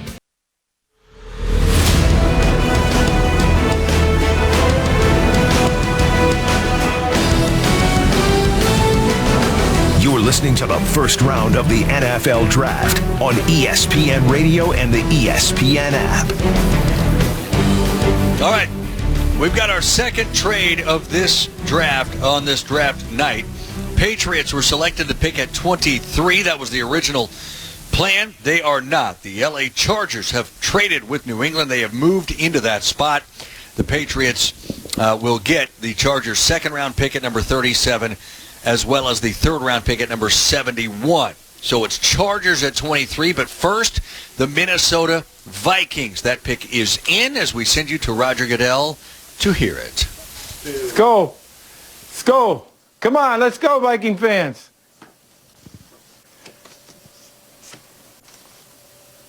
With the 22nd pick in the 2020 draft, the Minnesota Vikings select Justin Jefferson, wide receiver, LSU. Mel Kiper Jr.'s player profile. 2 years ago with Joe Burrow, he was inconsistent catching the football, Justin Jefferson was. I thought too many drops. A guy that you wondered how fast he was going to be. Well, this year, he was productive. He was consistent. He eliminated the costly drops, and he ran 4.43 at the combine. At 6'1 and a quarter, 202 pounds. The kid, when you put the combine numbers with the production, with the consistency, with the improved hands, what Joe Brady meant that at offense with Joe Burrow, Justin Jefferson really thrived opposite Jamar Chase. Justin Jefferson, you talk about putting it all together when it mattered the most, he did. There he is, Justin Jefferson of the Minnesota Vikings at 22. Dari Noga, Mike Tannenbaum, Bart Scotty, and Fitzsimmons. Mike, you get the sense that the Eagles, or rather the Vikings just... you said it right. Don't take it back. You said it right. The Vikings breathed an enormous sigh of relief when the Eagles took a receiver, and it wasn't Justin Jefferson. Are you kidding me? They could get him at 22, and they did. Yeah, Rick Spielman is joining the Steve Keim Lucky GM Club of the evening, where Isaiah Simmons falls to Arizona. And how does Justin Jefferson fall all the way to the Minnesota Vikings. So they just trade out. They get a great king's ransom for Stephon Diggs going to Buffalo. They come back, and so many teams were high on Jefferson because of his position versatility. He can play outside, inside. He's a great route runner. He has great hands, set the record for catches this year, high character. This is stunning that Jefferson was still available at 22. Big win for Minnesota. I think they come back. I know, Bart, you had mentioned maybe the pass rusher because of Everson Griffin, but they did lose 3 corners, so I still think receiver and corner were the 2 positions in the first round, but job well done by the Vikings when you think about what they got for Diggs and come back and get a player of Jefferson's ability. I mean, they get a lot of money off the books, and you get a player that you can say, now maybe his first year he won't be as dynamic as Diggs, but you think that his ceiling is as good or not better than Diggs. I mean, Spielman, I hope he wasn't drinking anything with ice in it. We might maybe have to perform the Heimlich on him. He probably spit it out and they hurried up and put the call in. But, just the rich get richer, and sometimes when you live it right, you get some things that fall to you, and, we'll see, but this pick is going to be something that, is going to have an effect here and have an effect in Philly as well, because these 2 players will be compared against each other for the length of their career. Yeah. And it's no fault of Jalen Reagor's, but that's just how it's going to be now. He will be the guy they took instead of Justin Jefferson. And it's just that's what he's going to have to live with, Ian, and it happens in this league, and it happens in every league. But that's ultimately, Reagor's going to be that guy. And look, Justin Jefferson is a guy who came out of a powerhouse in Louisiana at Destrehan High School, and he was only a 2-star prospect. But Coach O and that staff saw something in him, and they said, you know what, we're going to offer this kid, and he lived up to it. He didn't catch a single pass his first year in Baton Rouge. Think about that. And then last year, he led the team in nearly every single category outside of Jamar Chase. I mean, those 2 had more receiving yards than anybody else in the country. Now, you had Joe Burrow throwing it to him, but he came from almost nothing to now being a first-round draft pick. And the Eagles passed on him for Reagor. I hope you pan out when it comes to Reagor. I know we run out of time, but can I play Dionne Warwick in the psychic hotline? I'm looking at the Chargers and the move that they just made with New England. You only make a move like that if you're moving up to get an offensive lineman that you think won't be available. I mean, I think right now the best value right now is Josh Jones in Houston. And you think about being able to run the ball and be able to protect your young quarterbacks. We'll find out if you're right, Dionne. Holding commissioner. What do you want me to hold? Holding for ABC. Oh, wait. Uh-oh. Welcome to the land of the virtual draft. We will get there. Again, the Chargers just moved up 4. So, Bart, to your point, they moved up 14 spots for whoever they're going to about to take. The Patriots slid out of the first round. They've got the Chargers' second-round pick. They've just got a third-round pick as well of the Chargers. And we'll get into that, too. And Mike Tannenbaum, why you think New England made that move. But first up, why do you think the L.A. Chargers moved up 14 spots? Yeah, you usually do that when a player you had in your top 10 for whatever reason falls 10, 15 spots. I agree with Bart. Typically, that's when there's an emergency where you have a must, like an offensive lineman, and you're going to move up and give up a third-round pick. So there's somebody that they have a lot of conviction for. If it's not an offensive lineman, it's going to be a player that's beyond reproach, meaning the character, the ability, the durability, every box is checked. I want to get to the New England side of it. Hang on one second, Mike. Let's go to the question. Chargers. With the 23rd pick in the 2020 NFL Draft, the Los Angeles Chargers select Kenneth Murray, linebacker, Oklahoma. Mel Kiper Jr.'s player profile. Chiseled is what Kenneth Murray is. 6'2.5", 240-pounder, brilliant athlete, 38 vertical, 4.5 speed, can get after the quarterback. He's one of those guys at linebacker. He's kind of a little step slow reacting, not as instinctive as some of the other linebackers we've seen over the last few years that have gone high in the draft, but he makes up for it with the ability to close so quickly from a speed, quickness standpoint. As I say, a guy that I think in the NFL these days, you need an every down guy who can be down the field making plays in coverage or going sideline to sideline as a tackler and also get after the quarterback. That's what Kenneth Murray can do. Kenneth Murray, linebacker, Oklahoma. Andy wore number 9. They called him K9, and it felt at times watching them that there were 3 or 4 of him on a field at any given time. He did get sideline to sideline well. Had the privilege of watching this guy in person about 6 times over the last 3 years, and we had a long conversation 3 weeks ago, and I asked him, where does it all come from? Why do you play? He said, my family is my why. When he was 11, his mom and dad, who's a pastor outside of Houston, took in 3 children that he describes as special. Don't say special needs, special. He said, they changed my life. They can't speak. They're all inaudible. He said, my middle brother suffers chronic seizures, but you never have met any children that are happier. And I see that, and I know how blessed I am. They are my why. And he once told me after the Big 12 title game last year, he said, I don't care about stats. The only thing that matters is winning for the man next to me and my little brothers. They can't be out there with me, so I carry them with me on my shoulders every single play, every single rep. There's passion behind my pads. My brothers are my why. Wow. You know, that Ian, guy's I don't mean to. Yeah, Ian, I don't mean to rain on your parade because that's a great story, but I don't like the player and I don't like the trade. I think when I've seen him play, I just you don't didn't see just with this rain guy. on it. You just thunderstormed all over his. Well, I'm just telling you, that's hail damage. This guy is a replaceable part. He measures great. I question his toughness. I think he'll be a good player, but and Bart alluded to this. When you have somebody like Patrick Queen also there, as much as I love the Justin Herbert pick, I don't know why you have to trade up for this player. Yeah. It wasn't a huge need for them, and certainly there's some depth at this position later on. So they must have had a really high grade on Murray to give up a third-round pick to go up and get him. I mean, you got Jordan Brooks, you got, Willie Gay, who's one of my favorite, unknowns. Logan Wilson. And so, I mean, to make that move to go get a linebacker, I mean, he has a lot of scheme versatility. You can see him as a sink front, sliding down in a 3-4 and playing inside the box, but he's a Mike linebacker. He's not a guy that's going to be outside the box. I'm going to tell you about a puppy got hit next. Yeah. Saints next. Vikings with their second pick coming up after that. Then it's the Dolphins with their third first-round pick. Let's pause 10 seconds for station identification. You're listening to the NFL Draft on ESPN Radio and the ESPN app.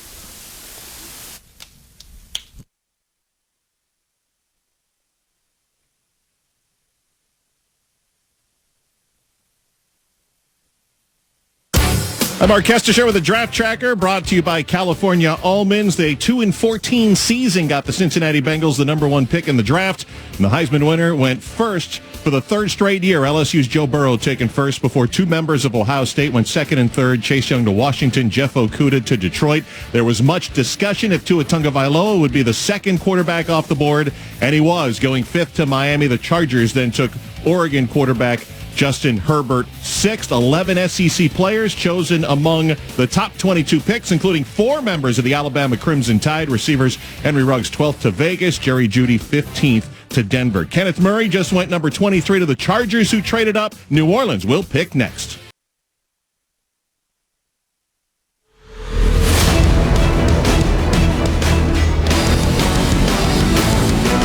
This is the NFL Draft, presented by Marathon and by California Almonds on ESPN Radio and the ESPN app.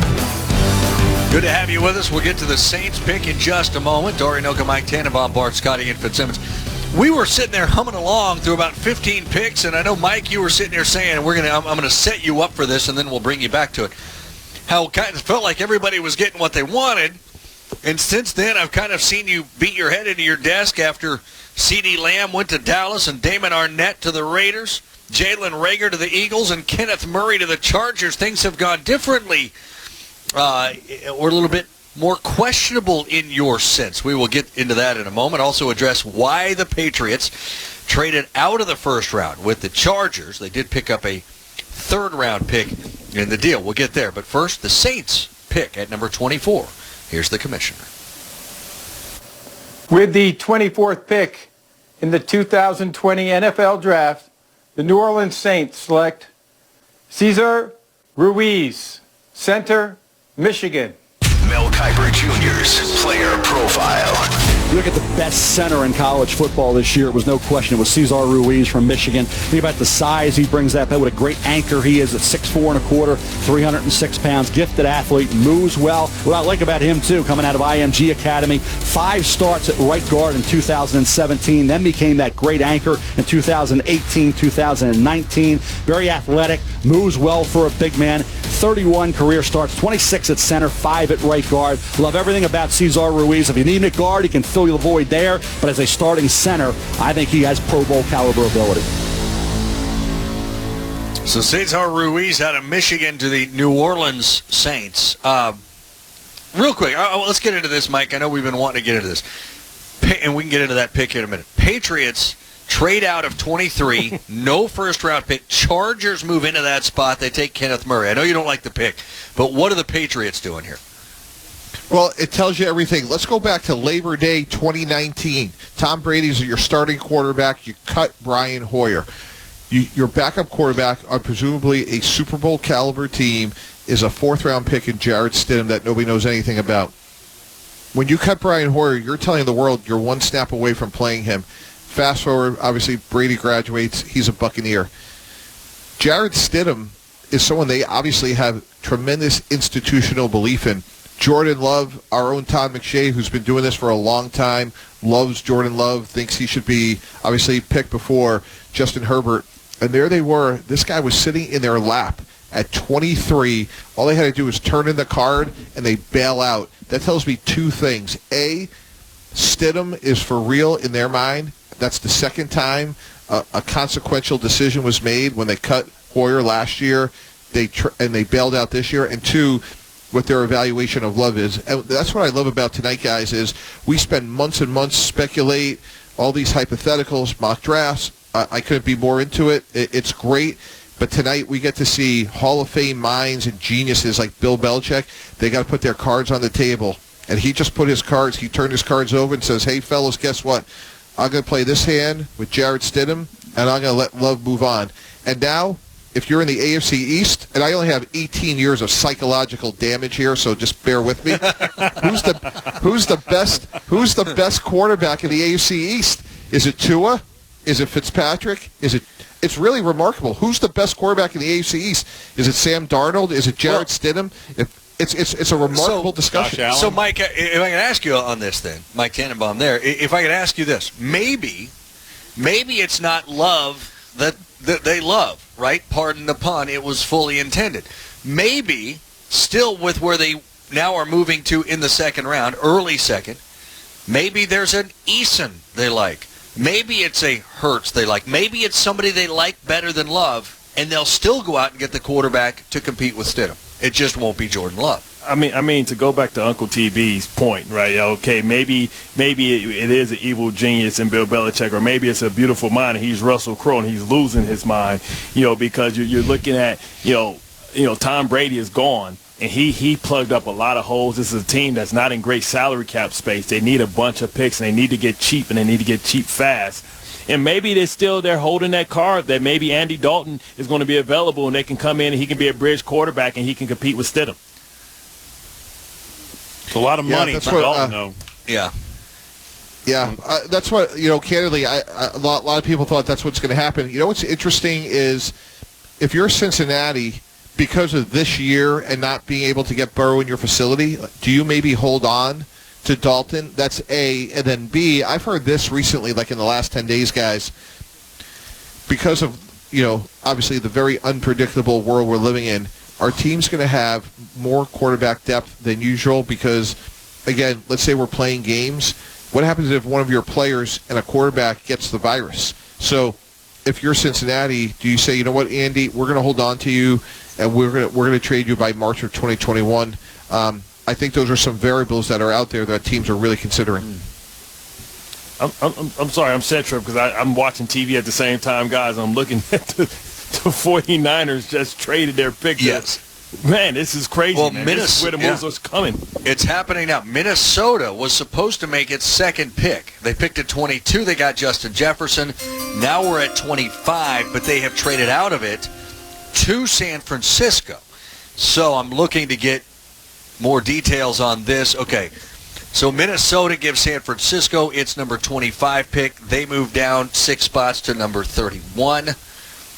They also get a 4th and a 5th for this move. So it is San Francisco on the clock. They moved up 6 spots. The pick is in. We're going to find out who it is in about 30.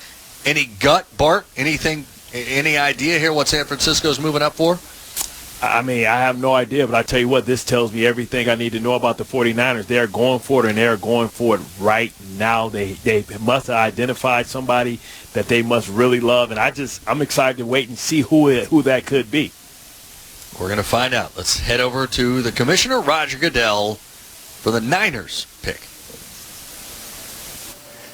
The Minnesota Vikings have traded the 25th pick to the San Francisco 49ers. With the 25th pick in the 2020 NFL Draft, the San Francisco 49ers select Brandon Ayuk, wide receiver, Arizona State. Mel Kiper Jr.'s player profile. Look at Brandon Ayuk, 5'11 and a half, 205 pounds, with a 40 vertical and 4.5 speed. You saw that for Herm Edwards at Arizona State. Take a slant and go the distance. He was also very effective in the return game. Now, he did have that core muscle surgery going through the draft process, but Brandon Ayuk, I think from the speed standpoint and an athleticism standpoint, he is exactly what you want. You say, well, he's not a 4.35. 4.5 is more than good enough, and he's been getting better year in and year out in terms of consistency catching the football. So Brandon Ayuk becomes the 6th receiver taken in the first 25 picks of the draft, and he goes to San Francisco, guys. Yeah, if you're San Francisco, that's 2 for 2, right? You trade Buckner, you get Kinlaw, you lose Sanders, and you get Ayuk. This guy's really intriguing because of his length, limited production, just one year of production, but very inconsistent play at quarterback for Arizona State. So this pick makes a ton of sense to me. I think they played the board really effectively. Minnesota, obviously, I think will probably go corner, maybe defensive end with their pick. Obviously, there's some depth there for them. So this trade makes sense for both sides to me. I mean, this is a tough player, too, like-minded. They already have Deebo Samuel. Now you have somebody that you can give screens, slants to, and off of that play action, off that RPO type of thing, and he can take a short pass to a quarterback that we saw miss some wide-open receivers down the field. You give him opportunity to do a short pass, and he gives you all that yak, and it goes down in the stat books as it takes place.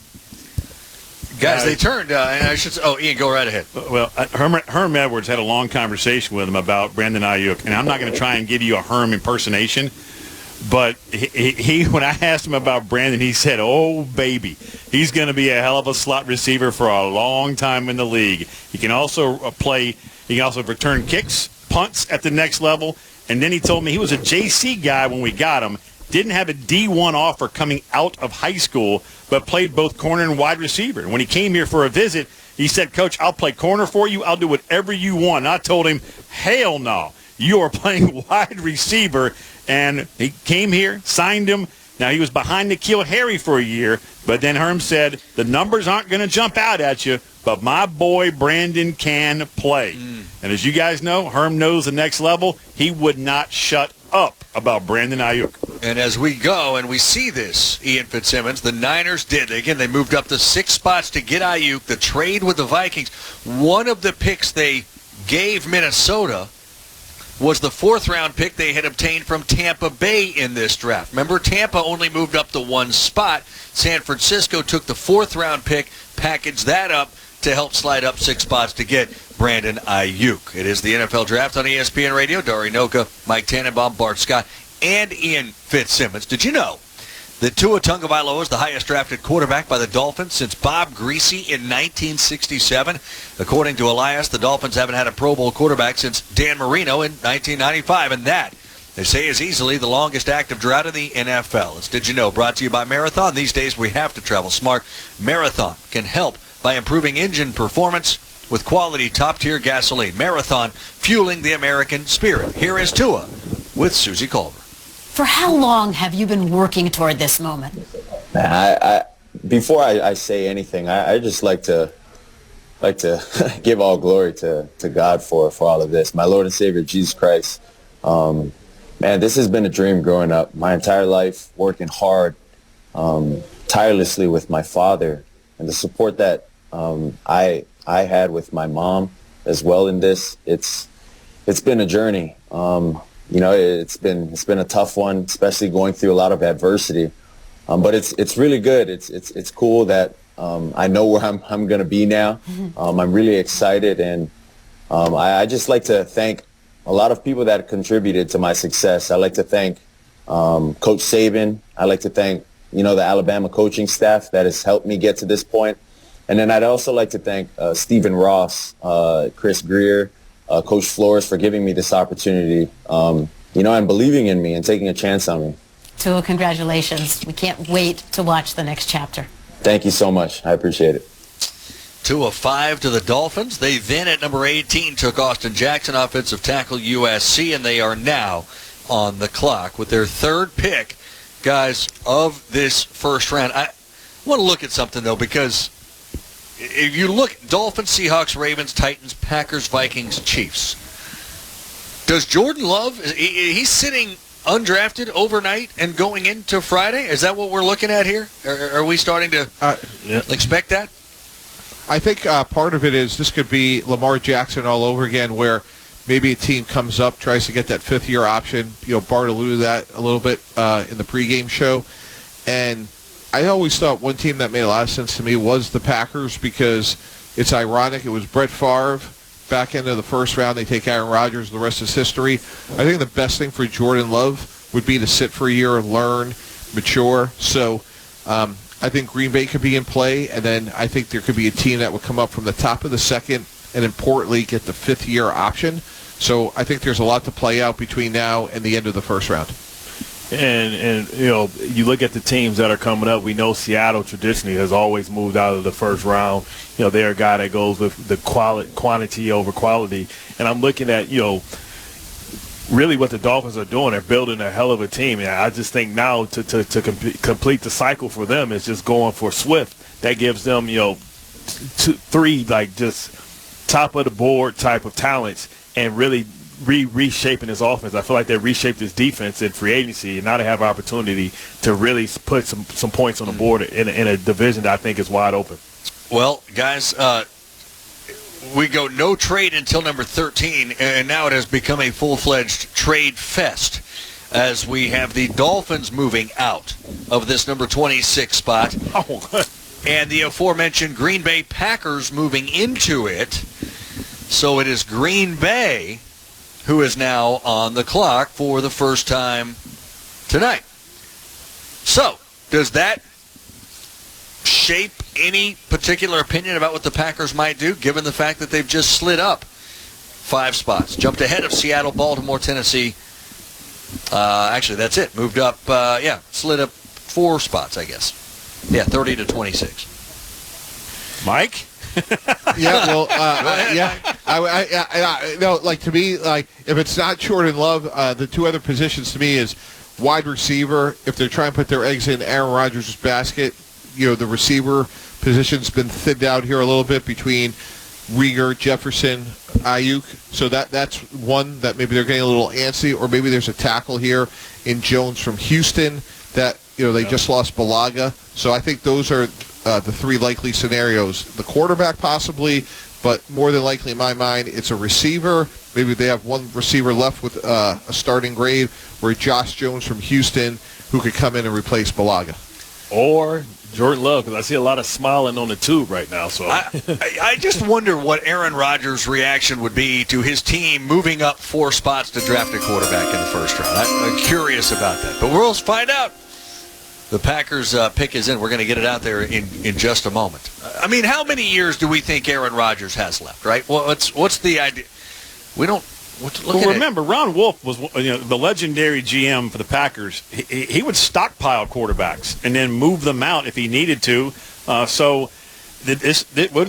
Mike, you brought it up. Do you move back in to have that 5th-year option and draft Jordan Love? Because Ron Wolf, how many can we rattle off from Aaron Brooks, Mark Brunell? We can go on down the list of guys that Ron Wolf would just draft, and then if his guy was playing well, he'd move him out as a commodity and get more picks, but showcase them. So his whole thing was you can't have enough, and I'm curious to see if it is Jordan Love. Yeah, maybe it's Love. Maybe it's a receiver. The best player on the board right now, according to Mel Kiper, is a safety, Xavier McKinney out of Alabama. Let's find out who the Packers are taking after moving up 4 spots. All night for this. Let's go.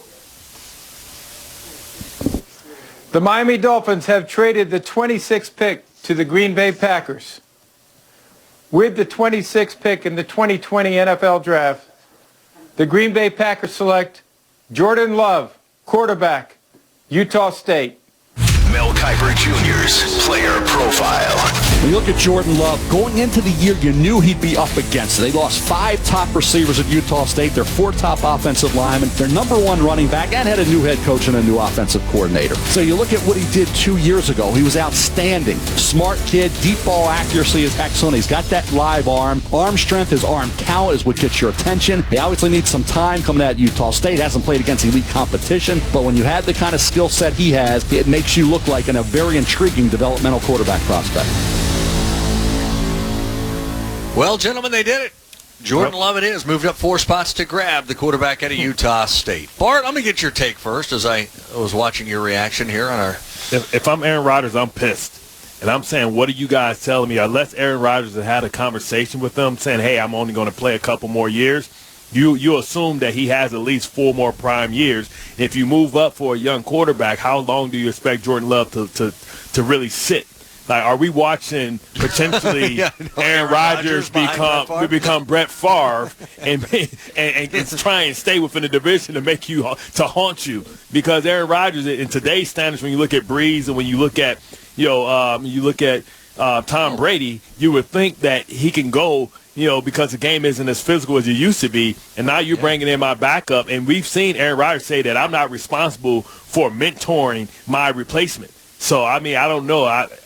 This is a team that I feel is right there on the doorstep. And instead of creating competition for Aaron Rodgers, you should be giving him weapons as you spent most of your equity last year on the defensive side of the football. Mike, do you have that conversation with Aaron Rodgers?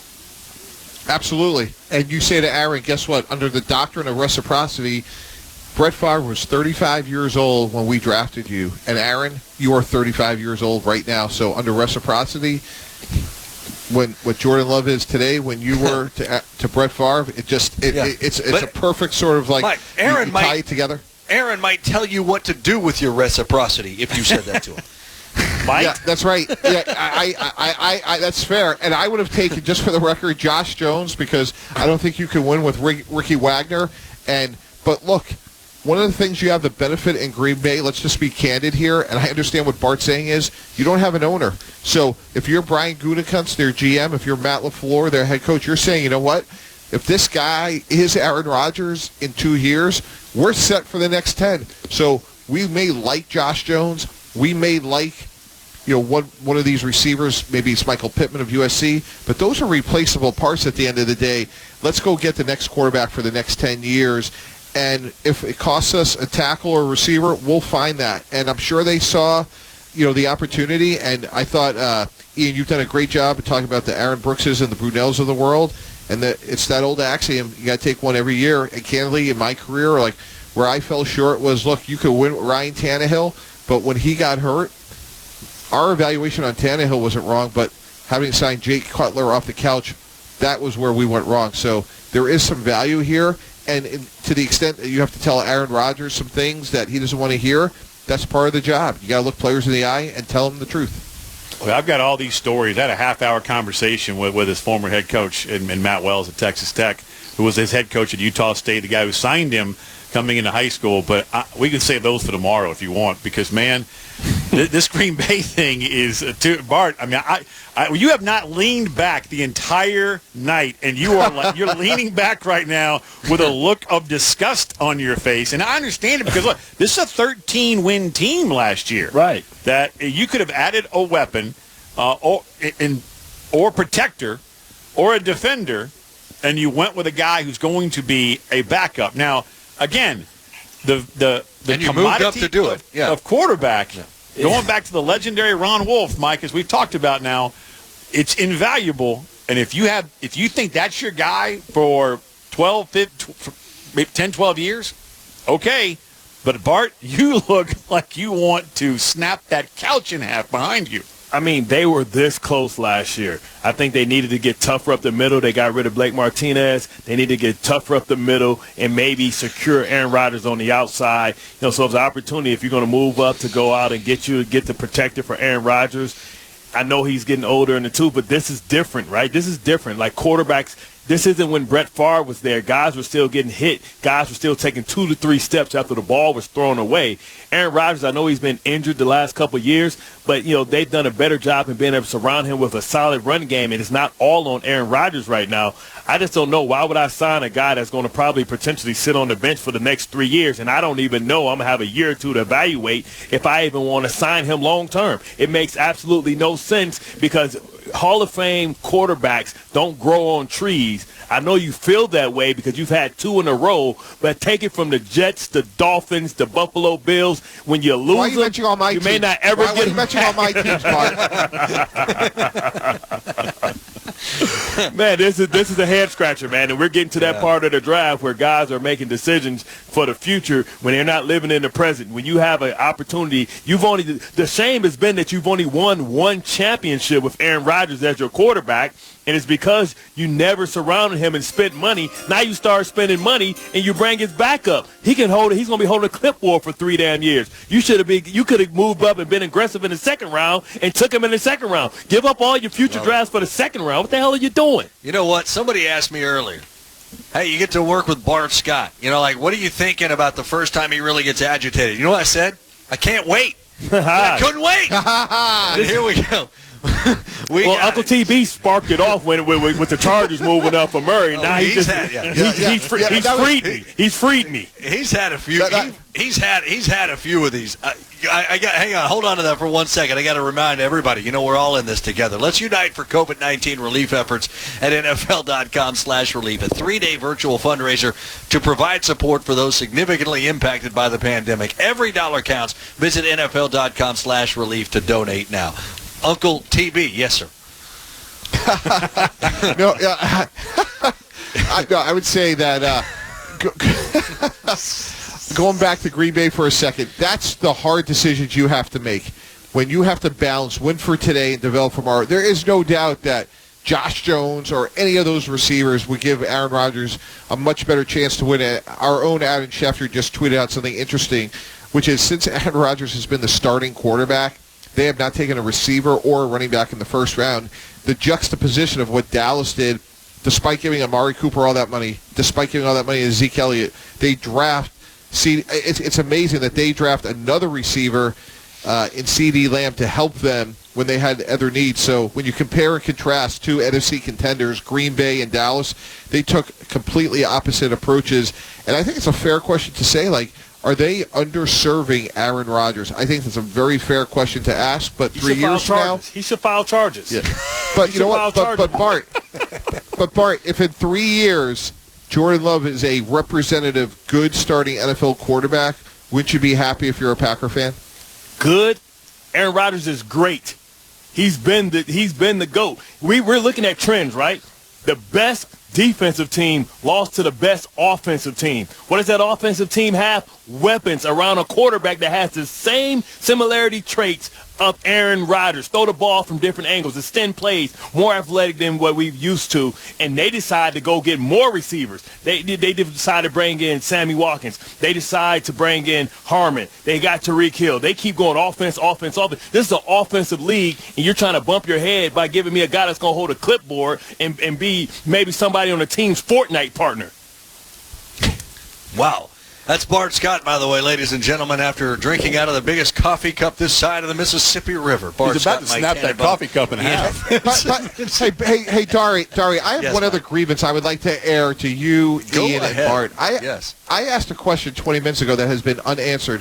Who is the best quarterback in the AFC East? Oh. I went with Josh Allen. I didn't answer it. Sam Darnold. Okay. Sam Darnold. Okay. Sam Darnold. Now he has his left tackle, and it's on and popping.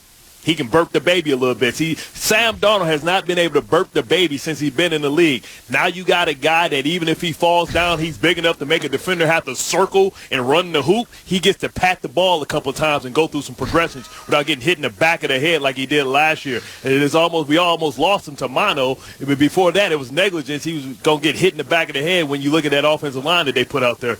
Dari, let's just paint a picture of Bart Scott right now. Before this Jordan Love trade, he was like right in front of the camera. We could all see him, and I mean, just all into it. Now he's got the largest coffee mug I've ever seen in my life. He's that before the draft and I don't started. know what you're eating there. I can't make that out, but he is. I mean, it's like Lay's potato chips. There we go. He's on the Ryan Clark type. And almonds. Covered almonds. California almonds. Good. He's so frustrated. He's got Reese's. You got, what is it, dip? Reese's got a dip smorgasbord. pretzels and the biggest coffee cup you ever saw. Wow. Man, they got my blood pressure up, man, and my blood sugar's all low and stuff, man. They lost their damn mind. You're about to be happy. The Packers did this to you. The Packers have done this to Bart Scott. Dari Noka, Mike Tannenbaum, Bart Scott, Ian Fitzsimmons with you. All right, Seahawks pick is in. Ravens and Titans to follow the Seahawks. And I need to remind you that, of course, you can tune into The Last Dance. My goodness, so many people watched it last weekend. The behind-the-scenes look at that Bulls dynasty of the 90s. Series continues Sunday night, 9 Eastern on ESPN, and listen to the Wrap-Up podcast. Hosted by Jalen and Jacoby immediately following, presented by State Farm and AT&T. Available wherever you enjoy your podcast. Guys, the Seahawks pick is in. And the Seahawks went defense. They went linebacker. Maybe this will make Bart happy. Jordan Brooks, Texas Tech, is off to the Seattle Seahawks. That's why they're a winning organization right there, because they make smart decisions. I don't know what the hell the Packers are doing to Mike Patton and everybody trying to get my boy a Super Bowl. But Jordan Brooks is a unique player. He's a twitchy guy. He was one of my favorite guys, when I was breaking down the linebacker position. He's downhill. He's instinctive. And when he gets there, he has an attitude. And you know that Bobby Wagner is getting a little older. You only can expect him to play so long, but now he gets to play behind him. And now he gets to learn and be able to step into the role 3 years from now when Bobby Wagner decides to go, hang out on the beach somewhere. Yeah, I agree with Bart. This guy plays like a Seahawk. He is a high motor guy. I have some questions about his ability in coverage, but he was a guy that pressured the quarterback a lot. He had 5 sacks. He's a little bit undersized, only 6 feet tall, which is not ideal to play linebacker. But in terms of the traits and the way they play defense, this is a good fit, especially at this part of the first round. So to get Jordan Brooks at 27 gives you some Bobby Wagner insurance. I think the way they play, they could have them both on the field. Because, again, I see Brooks a little bit more of a downhill player where guideline, but this guy was really productive, had a ton of tackles, and a really good pick for them at this part of the draft. Guys, I feel like we've kind of dug in deep on a lot of these picks. There was one that we kind of brushed over that I do want to go back to for just a moment. Nobody ever talks about the center position, but the Saints, it was right after the Patriots traded out. We ended up spending a lot of time on them. Cesar Ruiz, center out of Michigan, to the Saints. Mike, what do you think of their decision to go that direction? Yeah, I liked it a lot. We've talked a lot about tonight about the Jets. We've talked about the Browns and the Dolphins with these quarterbacks that need firm offensive lines. And one of the things that Mel Kiper said, which I completely agree with, was Ruiz has a good anchor. So you take McCoy, who you drafted last year, Andres Pete. That gives Drew Brees a wall, a firm pocket to step up into the pocket to get the ball down the field. That's really necessary to put Drew Brees in the best position to be successful. So unlike what happened in Green Bay, which not helping out Aaron Rodgers, I love the Ruiz pick. And it just gives them a ton of flexibility, and it gives Brees the best chance to be successful. And he can play guard. And, I was fortunate enough to watch, I believe, one of the best modern-day centers in the game in Nick Mangold. And when I see Ruiz, I see similarities. A guy that can anchor, but also athletic to do the combination blocks. Help a fellow guard with a combination blocking and get up to the second level and create these avenues for a runner like Alvin Kamara, who's a slasher, a guy that can get in the zone, that has the patience to the hole and the acceleration through the hole. I think they did a great job in making themselves stout on the outside. We know that Ramczyk is there, and they have premier tackles. Now you're going to make sure that you're solid up the middle. And the irony there, by the way, one's a Buckeye, one's a Wolverine. It all just comes right back together all over again. It all comes back to college. And by the way, you look at this selection by Seattle with Jordan Brooks, because all of a sudden now, Bart Scott is now more involved again and not angry. He's happy. Matt Wells, in that time-consuming conversation that I had with him about 2 weeks ago about some of his guys, head coach at Texas Tech, he told me, I said, just sum up Jordan Brooks for me. He said, the best thing I can say is that he changed. He's willing to change. And he changed a lot over the year. All I heard when I took this job was he is the best player on this team, but he's going to enter the transfer portal. So when I first met him, he was kind of standoffish. So after a week or so, I told him, look, we're going to do things our way. And if you don't like it, go ahead and leave. But I'm going to earn your trust. So around June, he could see that, hey, what was going on here? All right, I like it, and he bought all in. Mid-season, he said it clicked. He was so much more into it, and he's going sideline to sideline. Then he said, I wish I could have had one more year with him, because if I have one more year with him, he's a top 10 type talent. But the best thing about him, he's willing to be coached, and he's willing to change. Proud of the guy. And that kind of sums up Jordan Brooks. And he also said when he arrives with bad intentions. Yeah. From Texas Tech to the Seattle Seahawks. Guys, the Baltimore Ravens team, of course, that rolled through its regular season. Lamar Jackson, the phenomenal MVP season, stunned in the playoffs by Tennessee. They are on the clock, and their GM, Eric DeCosta, talked about how he still wants to add to that Ravens offense. Fortunately, with Lamar, he's a guy that can avoid tacklers. He's pretty evasive in the pocket, so he can do some magical things. But we also want to keep him protected. We also want to put skilled players around him so that defenses can't just focus on Lamar, and we can keep the field kind of balanced. We want to add to that. We want to continue to keep a strong offensive line. We want to have the best offensive line we can have, but we also want to add playmakers around Lamar. It's interesting, and I understand it. Dare Inoke, Ian Fitzsimmons, Bart Scott, Mike Tannenbaum. I get that, but at the same time, we saw Derrick Henry run for, 190-ish yards against that defense, too. So not to go approach the defense, at least, seems like maybe a question. Well, I mean, everything I've heard coming out of Baltimore has been all about the defense. You had guys on the defense last year making business decisions. The first thing they did was make sure that they get stout inside, bringing Calais Campbell in, Derek Wolfe in, to make sure that they can go. I believe that they like Murray because I feel like he offered the type of physical guy that they need because they lost C.J. Mosley. But, understanding that they also like Queen. If they go with Queen or go with one of these little linebackers, Derrick Henry's still going to eat them up like Pac-Man. So they're going to have to go in free agency and go get them a thumper. They need a thumper because guys were getting off the train tracks. And there's one thing that they don't allow in Baltimore, that is to get embarrassed physically. They'll lose because maybe you're fast or your quarterback's smarter, but they refuse to lose by getting you stepped on your chest. And Derrick Henry was stepping on people's chests, and that is unacceptable in the city of Baltimore, one of the charm cities that I love. Yeah, I agree with Bart. When you think about identity, they are so explosive on offense, and they've done a great job, and I appreciate what Eric DeCosta said.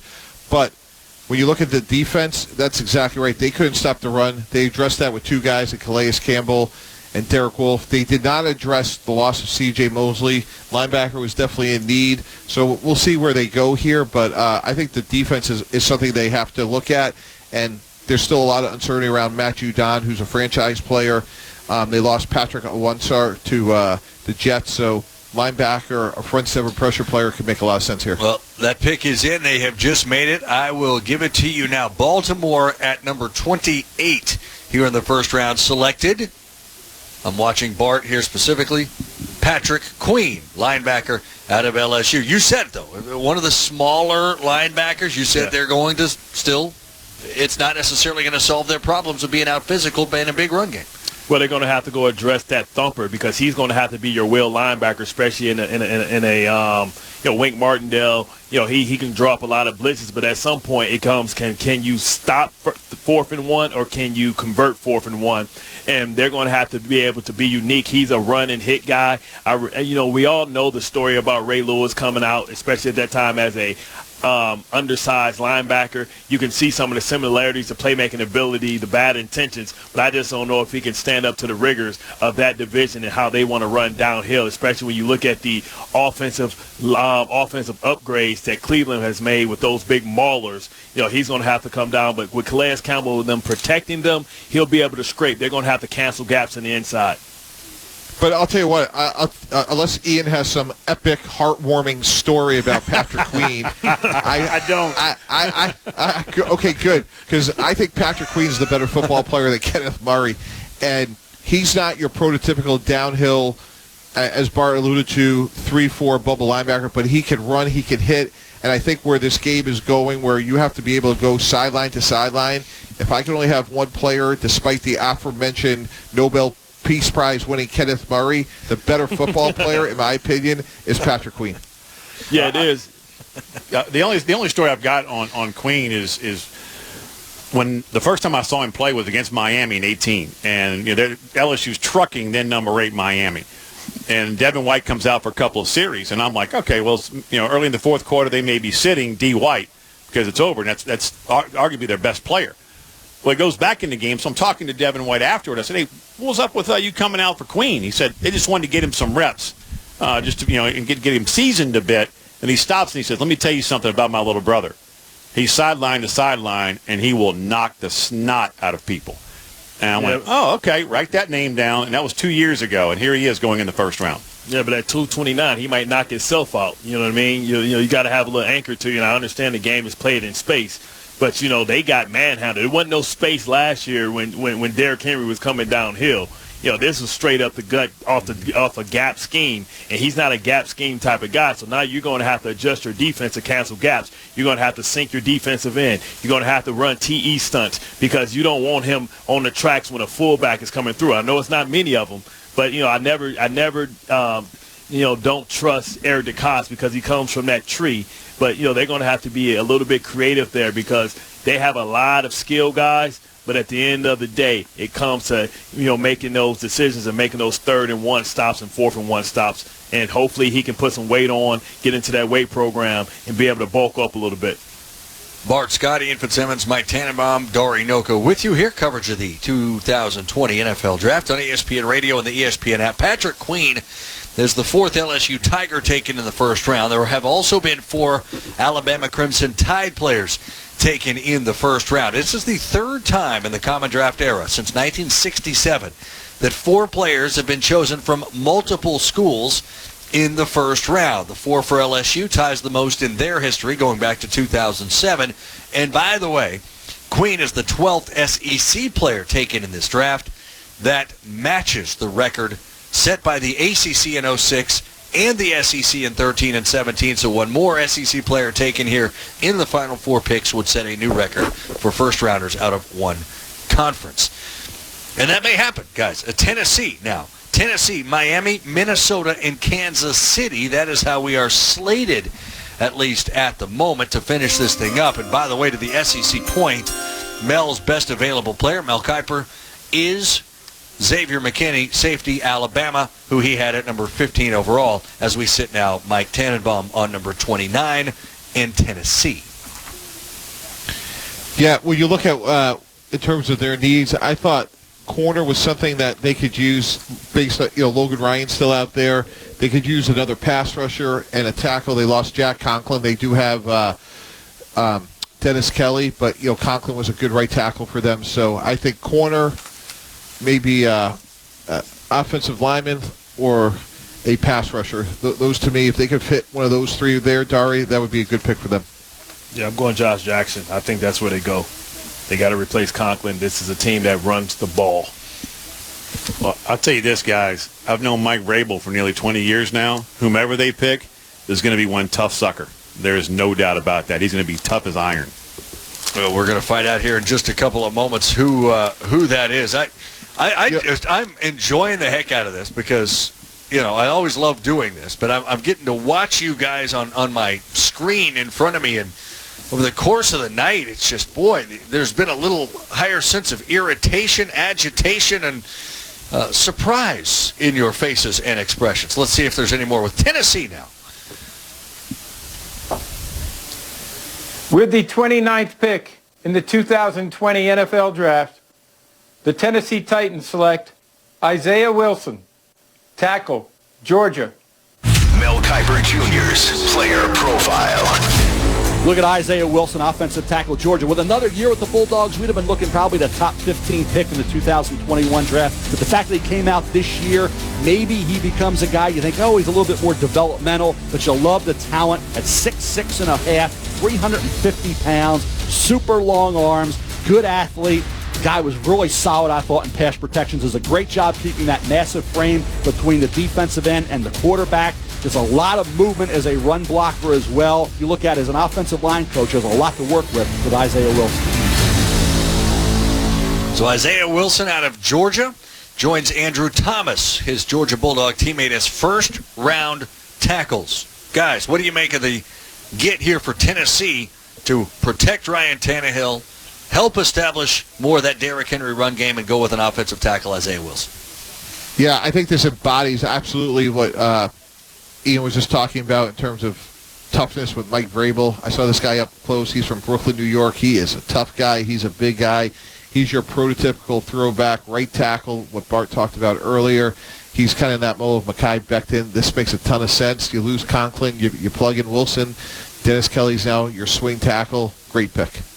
Yeah, I mean, Wilson reminds me of the senior Orlando Brown Sr., where he has bad intentions and you hope he don't fall on you when you trip or fall. You're trying to do the old military crawl, hoping that he doesn't try and land on top of you. But you talk about identity, and this is who we are, because everybody has their own way about how they want to win games. You got to understand that you have Ryan Tannehill. You committed to him. He's a guy that has to run to work heavily off play action. This allows you to be able to have a physical presence. A mauler type of Derrick Henry allows him to wear you down. These double teams, you know, moving guys and creating vertical gaps. He's right on par with the identity of who they want to be. And now, guys, it's Miami. This, we thought Miami was going to make their third first-round selection at number 26. That is where Green Bay moved up 4 spots to take Jordan Love. Sorry about Bart Scott, I'm bringing that up again. Now it's going to be, we expect to be, Miami's pick at number 30, and we will hear that in just a moment. But first, we go to Mark Kessler with a California Almonds draft tracker. Kessler. And, Dari, I get to mention it one more time. We didn't have a trade until pick number 13. We've had 4. The fourth quarterback of round 1 went 26 to the Green Bay Packers, traded up 5 spots to take Utah State's Jordan Love, potential heir to Aaron Rodgers. Love, the first skill position player picked by the Packers in the first round since taking Aaron Rodgers 15 years ago to the day. Tampa Bay up a spot to grab Tristan Wirfs, lineman at number 13. Chargers traded back into the first round for the Patriots position at 23 for linebacker Kenneth Murray out of Oklahoma. Niners jumped up 6 spots to take Arizona State receiver Brandon Ayuk, the 6th receiver to be drafted in the first 25 picks. First time in school history, LSU, 4 players. Well, the first time they had 3 players in the first 22. They have 4 in the first 28. You heard the Patrick Queen linebacker selection going to the Baltimore Ravens at number 28 a bit ago. 13 picks from the SEC in the first 29. 4 each from Alabama and LSU. And at the start of the draft, Joe Burrow out of LSU, quarterback selected by the Bengals. Other 2 quarterbacks going after him, Tua Tagovailoa to Miami, Justin Herbert 6th to the Chargers. 3 picks remain in the first round. Dolphins with their 3rd selection of the first, then the Vikings, and then the world champion Chiefs. But it's Miami on the clock.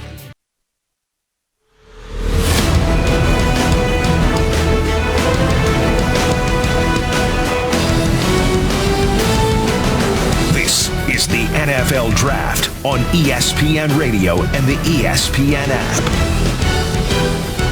Good to have you with us as we are in the final picks here in round number 1 at number 30 with the Dolphins. That'll be followed by Minnesota, who traded down with San Francisco at 31.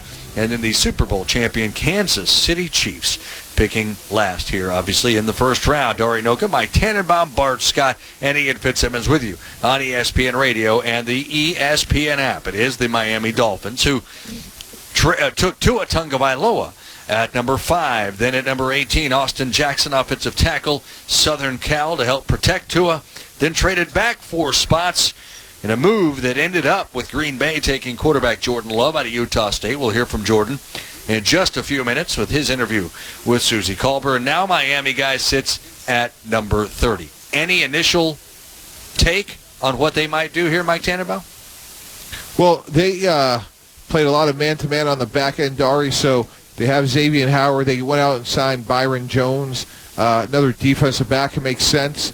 As Bart was alluding to, I think what's interesting from a big picture standpoint, no running backs have gone in the first round, nor any safeties. So I think those are two positions. They did lose Minka Fitzpatrick, so I think running back or somebody in the secondary probably makes the most sense here.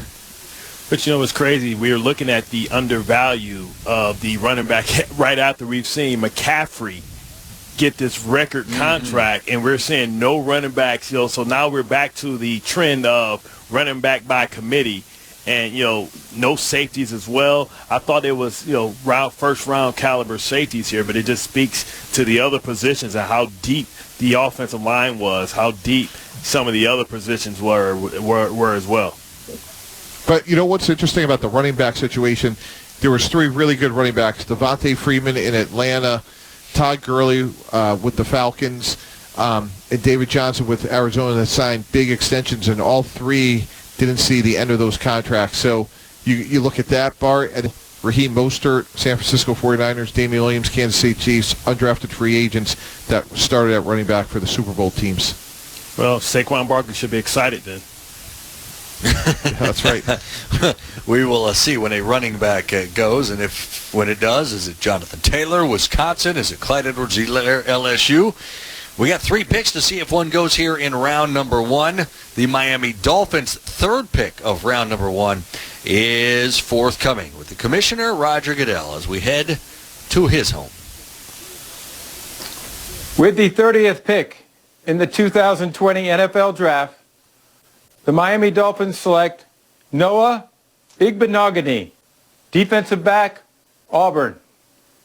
Mel Kiper Jr.'s player profile. You look at Igbinoghene, wide receiver in high school, wide receiver early on at Auburn, didn't move to cornerback till he's also a phenomenal, I think the best kick returner in this draft, averaged 31.7 a kick return with a touchdown, developing corner with tremendous speed. Igbinoghene is a guy I think you maybe use a year to just develop, work him in nickel and dime situations, utilize him on special teams. You hope by year 2, year 3 is when he can really start to shine at the pro level, as I say, coming in as an inexperienced corner with a ton of talent. All right, gentlemen, in fairness, we got on Roger Goodell when he didn't get Caleb Vaughn. Yeah. Right. But he drilled Igbinoghene on his first try. He deserves some credit. We will give it to him there. Does Miami deserve some credit for going with Noah Igbinoghene here at number 30? Well, again, from a scheme standpoint, they play the 4th most man-to-man defense of any team in the league. So Byron Jones, man-to-man cover corner, Xavier Howard, someone we drafted, certainly has man-to-man ability, and so does Noah. So from that standpoint, you can't have enough guys if that's really what you want to do on the back end. He's a high-character guy, high-ceiling guy. So at this part of the first round, to get somebody of his upside, I like the pick. And I agree with what Mel said, which is he may not be ready from day one, but, boy, he could run, and there's a lot to build around. And you think about it in the modern-day game, you spend most of your time in your sub packages, and, sometimes the weak link of that could be, the slot. If he's able to play nickel, you see the price going up for nickel backs because they're pretty much, borderline starters anyway, and you need depth. Because cornerbacks get injured all the time, and if you lose your main corner, it can be explosive plays in this league that's over 50% pass.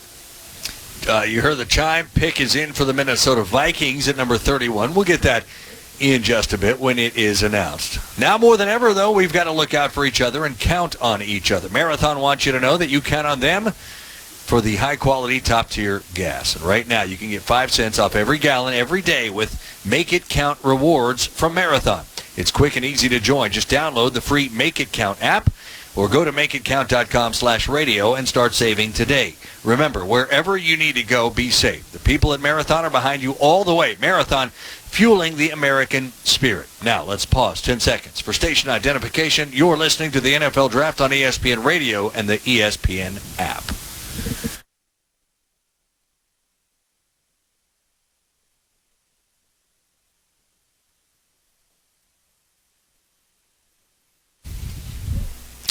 All right, the the Minnesota Vikings pick is about to be announced by the commissioner. That'll be followed by the Kansas City Chiefs.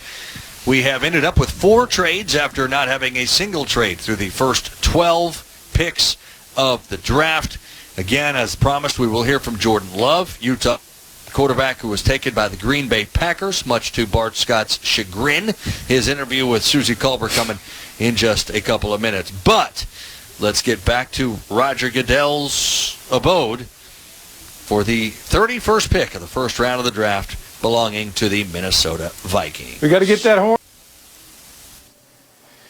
With the 31st pick in the 2020 NFL Draft, the Minnesota Vikings select Jeff Gladney, defensive back, TCU.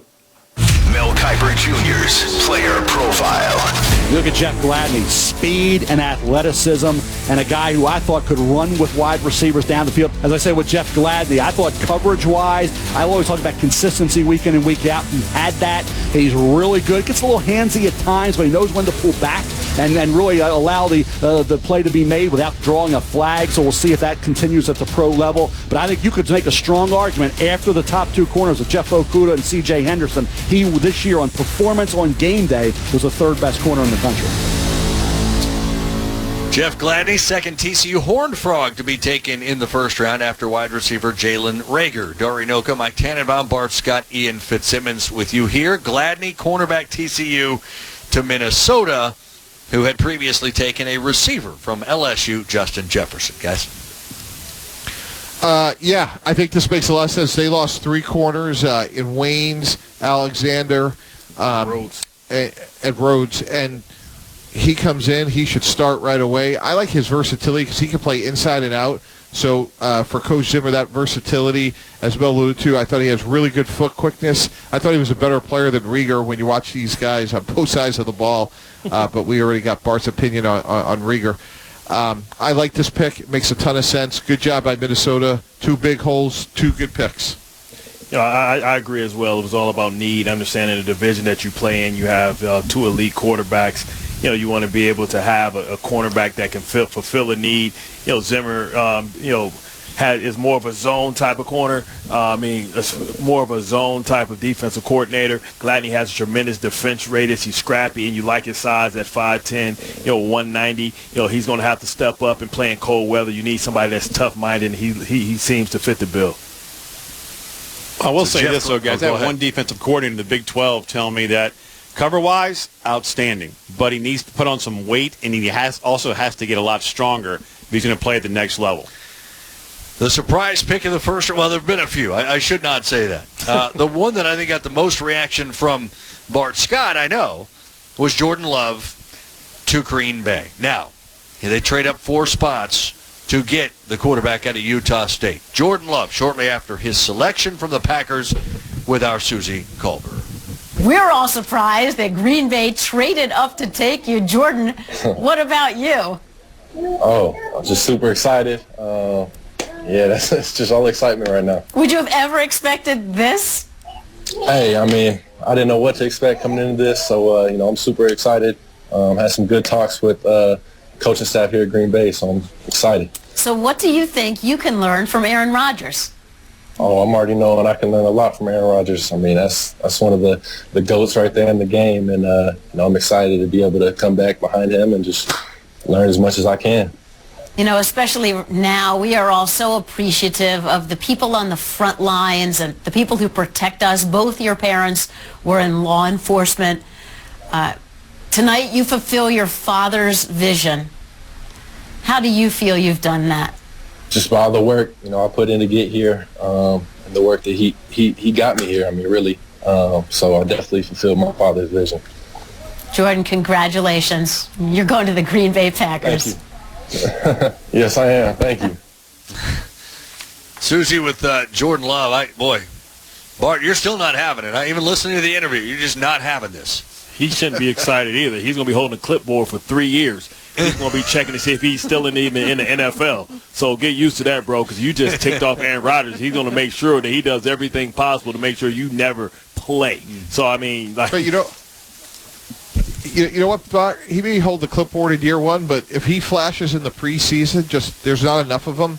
And we saw what New England was able to do with Jimmy Garoppolo. I mean, there's countless examples of if he flashes enough in a preseason, maybe it's a Jacksonville. I mean, we could speculate in terms of the next iteration of quarterback-needy teams. But if he plays well, they have a guy that obviously could be the heir apparent. But if Aaron Rodgers continues to play at a high level, they could certainly trade him down the road. What's the over-under that this kid gets more than 50 snaps in 3 years? That's what we should be. That should be the prop bet. Over/under that he gets 50 bets. I'll place my bet right now. I'll put $1,000 down right now that this kid gets 50 snaps in the next 3 years. A dime? And the thing is, right? You look at the landscape. The league has never had more good quality quarterbacks. You still have guys like Cam Newton, Andy Dalton, Jameis Winston that's floating around, and then you got the career backups that's going to be moving around. It's going to be tough sledding for this kid to get out. He needs experience. He needs throws, right? And good luck with trying to get something out of Aaron Rodgers. I remember talking to Eli Manning. He said it wasn't his responsibility to coach up Danny Dimes, and he's a nice guy. So what do you think? Aaron Rodgers is going to do? Yeah, but Bart, look, you shouldn't be hating the player. You can hate the pick. I'm not hating the player. Right, I'm hating the pick because, I think that they're on the doorstep and they needed a pick that's going to help them win in the present day. And I don't know how the value is going to be in the future because he's not going to get reps to be able to be evaluated. Are we going to see a running practice? Yeah. Go ahead, Mike. Okay. No, I was just going to say that's where every rep in practice is going to be meaningful. And you're a great example of that, Bart. You were an undrafted free agent. You got developed. You earned the trust of your coaches and teammates, and that's how you got on the field. And Jordan Love's going to have to take advantage of every rep. All right. I got more reps my first year being in a dime package as an undrafted rookie free agent that he's going to get in the first 3 years. And they're going to have to bring NFL Europe back for him to get some throws. Kansas City Chiefs, Super Bowl champions, about to make their first pick of the 2020 NFL draft. You look at Mel and Todd, both with their mock drafts have tailbacks. Mel says it's Jonathan Taylor. Todd says this is where DeAndre Swift goes. Running back makes a lot of sense here for Kansas City. Guys, Mike, Ian, Bart, are you guys expecting tailback here for KC? Yeah, Yeah, and I would say there's 3 things for this job description. Catch the ball, catch the ball, catch the ball. You have to be able to catch the ball to play running back for Andy Reid, be in Philadelphia or in Kansas City. So if they go running back, I would take of that group the guy that can catch the ball the best. I think that would be the young man, perhaps coming out of LSU. If that's where they go, we're going to find out now. To Goodell.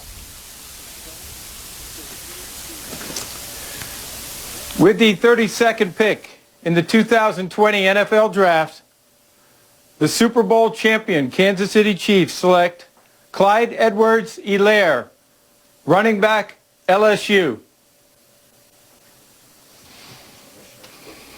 How about that? We were talking about him before. We were talking about him before the show, our pregame, our pre-draft. Ian, you love him. I love him. I think everybody loves this young man, and it is, to Mike's point, the perfect pick because of he is by far the best pass catcher at the running back position in college football. Not the most utilized one. Yeah, not just even that, man. He can tote it. He can catch it. His blitz pickup is fantastic. And don't look at the size because pound for pound, he is an absolute beast. So this should almost be illegal that they get Clyde Edwards-Helaire to go with Mahomes and Tyreek Hill and Hardeman and Kelsey. Can we stop? I mean, this should be outlawed. This is insane. And you want high character?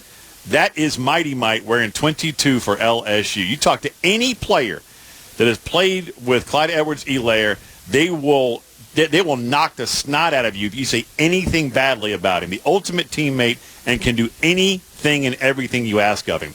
Mike, what do you think about it? Because obviously, I mean, this is, you put him with all that, it's going to be even filthier than it already was. I totally agree. The rich got richer, and you alluded to earlier, but I was at the game LSU Alabama, and that game was loaded with maybe Hall of Famers, and he was the best football player on that field, bar none. And what's amazing to me is he's like a combination of Maurice Jones-Drew, Brian Westbrook, Darren Sproles. He is explosive, but he's strong, and he has great hands. So I agree. Those long handoffs that Patrick Mahomes, like when you're an opposing defense, and Bart, you know this, and you say, all right, who do we have to take away? Well, we got to shade a safety over Tyreek Hill because we don't get beaten over the top. And, oh, by the way, there's Travis Kelce. Oh, by the way, there's Sammy Watkins. All right, well, we'll just handle the back one-on-one. They're going to be really, really hard to defend. And I mean, you think about, Williams and how tough he was and how integral he was in the process. And now he's going to be able to have all this open space because, linebackers are going to be taught to sit in the windows if you decide to go zone and try and sit there. Then, he gets the ball dropped off. You have to come up and, don't sleep on these little dudes, right? Because, lights out, got his lights turned out by Jones-Drew. He's stout. He's physical, and he runs much bigger than what he actually is and what the scale says. I mean, 5'9", 209 is equivalent to me to 5'10", 220. So deal with that. Well, here's the other thing also. I had a long talk with him last week. He said he really got tight with Darren Sproles, and that is his idol. And he said, my goal is to play as well and as long as that guy did. You talk about stature? Didn't matter with that cat either. It did not matter. Mm-hmm. He played a long, long time in the National Football League. This was a home run. It should be outlawed by the Kansas City Chiefs. This pick should be vetoed. That is Ian Fitzsimmons, Bart Scott, Mike Tannenbaum. I'm Dari Noka, Clyde Edwards-Helaire. On Mel's big board, for what it's worth, the fourth best running back, but he's got fans certainly right here on the radio with you. We are all in this together. Let's unite for COVID-19 relief efforts at NFL.com/relief. Join players, teams, fans, and communities around the country in the NFL Draft-a-thon, a 3-day virtual fundraiser to provide support for those significantly impacted by the pandemic. Every dollar counts. Visit NFL.com/relief to donate now.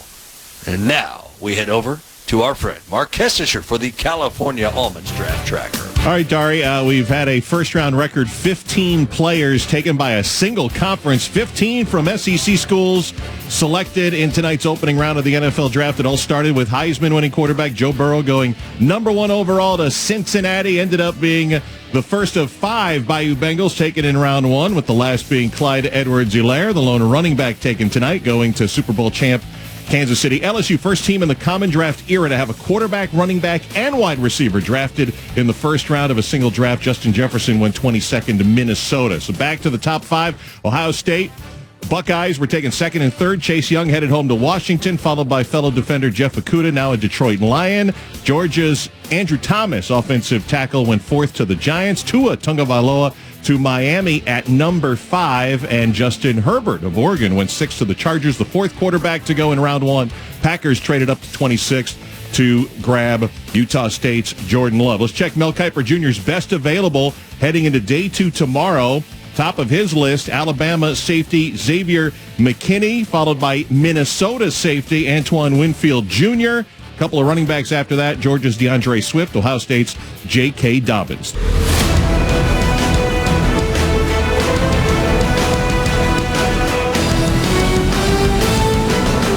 Listening to the NFL Draft on ESPN Radio and the ESPN app. 32 picks in the books. Dari Noka, Mike Tannenbaum, Bart Scott, Ian Fitzsimmons. Good to have you with us. The NFL Draft Game Flow brought to you by Progressive, making it easy to bundle your home and car insurance. Mike Tannenbaum, start us off. Which franchise, which team had the best night? I'm going to go with Minnesota. I thought they plugged 2 good big holes they had in Jeff Gladney, a corner from TCU, and Justin Jefferson, wide receiver from LSU, and it really just set up really well for them. I think they were stunned like we were, the direction Philly went with taking Rieger before them at wide receiver. So 2 holes, 2 starters. Well done, Minnesota. Ian?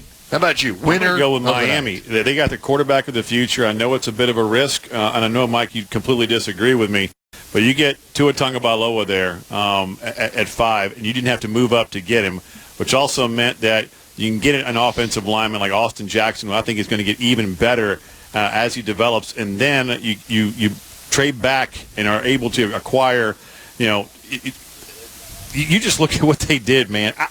This all goes back to Tua. I can't get over that they didn't have to move up to get Tua Tagovailoa. I mean, to me, that is a home run. Just that one pick alone, and you didn't have to give anything up to get him, I'm still stunned that they didn't have to move up maybe with Detroit to acquire him. I really am. How about you, Bart? You got a winner tonight? Yeah. I think it's going to be controversial, but I think CeeDee Lamb gives you 3 legitimate receivers with Ezekiel Elliott. I think that's going to be the best thing that you can do for Dak Prescott and be able to give him guys that are open and be able to have, open boxes out there. I mean, I think they did a tremendous job, and I think they can really still adjust because you look at there's no safeties that have been taken off the board. So they still can get the same value that they were looking for in the position that they were looking for in the second round. But now this just means that, last year, Dak Prescott really stepped on the scene and almost threw for 5,000 yards, or I don't know if he threw for 5,000 yards. But now definitely teams are going to be afraid, and they're going to be able to play keep away if they want to and be able to close games out with Ezekiel Elliott. And they're going to be able to go, throw for throw. I mean, who has the better skill position, now when you think about Dallas or does Kansas City? We just made Tannenbaum almost want to throw up with what we just said. Yeah, he was not. Mike, you were not a fan of CeeDee Lamb. He's got his hands around his head like, you guys are nuts. You did not Bart, like it. Bart, you didn't even have me at hello. Let me just tell you, there was no part. But and here's why. Here's why. They have gaping holes. You lost the rock-solid quarterback of that offensive line, and Cesar Ruiz is sitting right there. You have ample weapons on offense. And, oh, by the way, you got to take care of your quarterback who's only 26 years old, won 40 games as a starter, but instead you want to reward a running back who has 2 years to go and is holding out and has had weight and discipline issues. So that's a whole story for tomorrow that we could get into. But you don't take care of your high-carry, productive quarterback, you'll get another receiver, and you don't know who the starting center is going to be. I think there's a lot of flaws in how this team's being built. Uncle TB, to me, the position that lost today is the safeties. So that means that some safeties are going to get pushed in the second round that had second-round grades that were great, going to get pushed to the third round. You still have an opportunity to go get Cushberry from LSU. Then you still have Hennessy from Temple there. So you still have an opportunity to address the center position as well. And then you can also address a gaping hole at the safety position. You have everything sitting there right there for you. You just took a corner piece and CeeDee Lamb and put it there. And now the rest of the picture is going to come together tomorrow when you do whatever you have to do to get Cushberry. Not a single safety. I can't. Go ahead, Mike. I was saying, I can't wait to see that happen. Not a single safety went off the board in round number 1. Xavier McKinney, Alabama, the best available player, safety. Antoine Winfield Jr., the second best available player, safety, out of Minnesota. Then you get into the running backs.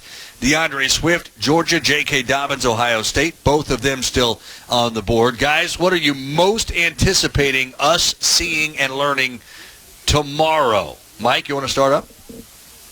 Well, I think the safety position, as you just discussed, that to me is where there's a lot of early, like Delpit was a guy that was a top 15 pick, 8-9 months ago, and then Jordan Fromm, Jacob Eason, where those guys go, I think they're going to go early in the second round. So I think you got a couple of quarterbacks, a couple of safeties. I think they should all go in the first 10, 15 picks tomorrow night. I'm waiting to see Jeremy Chin go to the Giants and then complete my whole theory that you can get Isaiah Simmons in a different body. Okay. I'm with him on Chin. I'm just a huge fan of his game. So I'm curious to see if somebody moves up to actually go get him because I think he's that coveted. Interesting.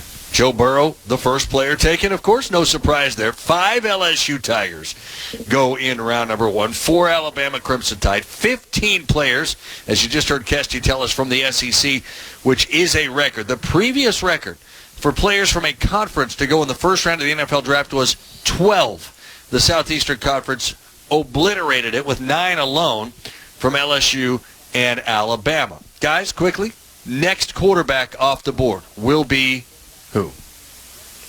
Jalen Hurts. Really? Yep. Go ahead and go to Pittsburgh, man. He just looks like a tough Pittsburgh, a.k.a. the rebirth of Slash. Oh, Cordell coming back into play here. Ian, who do you think it'll be? But if you're asking me who I think it's going to be, it's Jacob Eason out of Washington. I would not do that, though. I agree. I think it is going to be Eason because I think he has the prototypical NFL size, arm strength. I love Jacob Fromm, his intangibles. I just saw him play too much, and I just don't think he get the ball outside the numbers 18 yards down the field. So I don't love Eason or Fromm, but I do think Eason will be the next guy. I think Hurts is more of a third-rounder to me.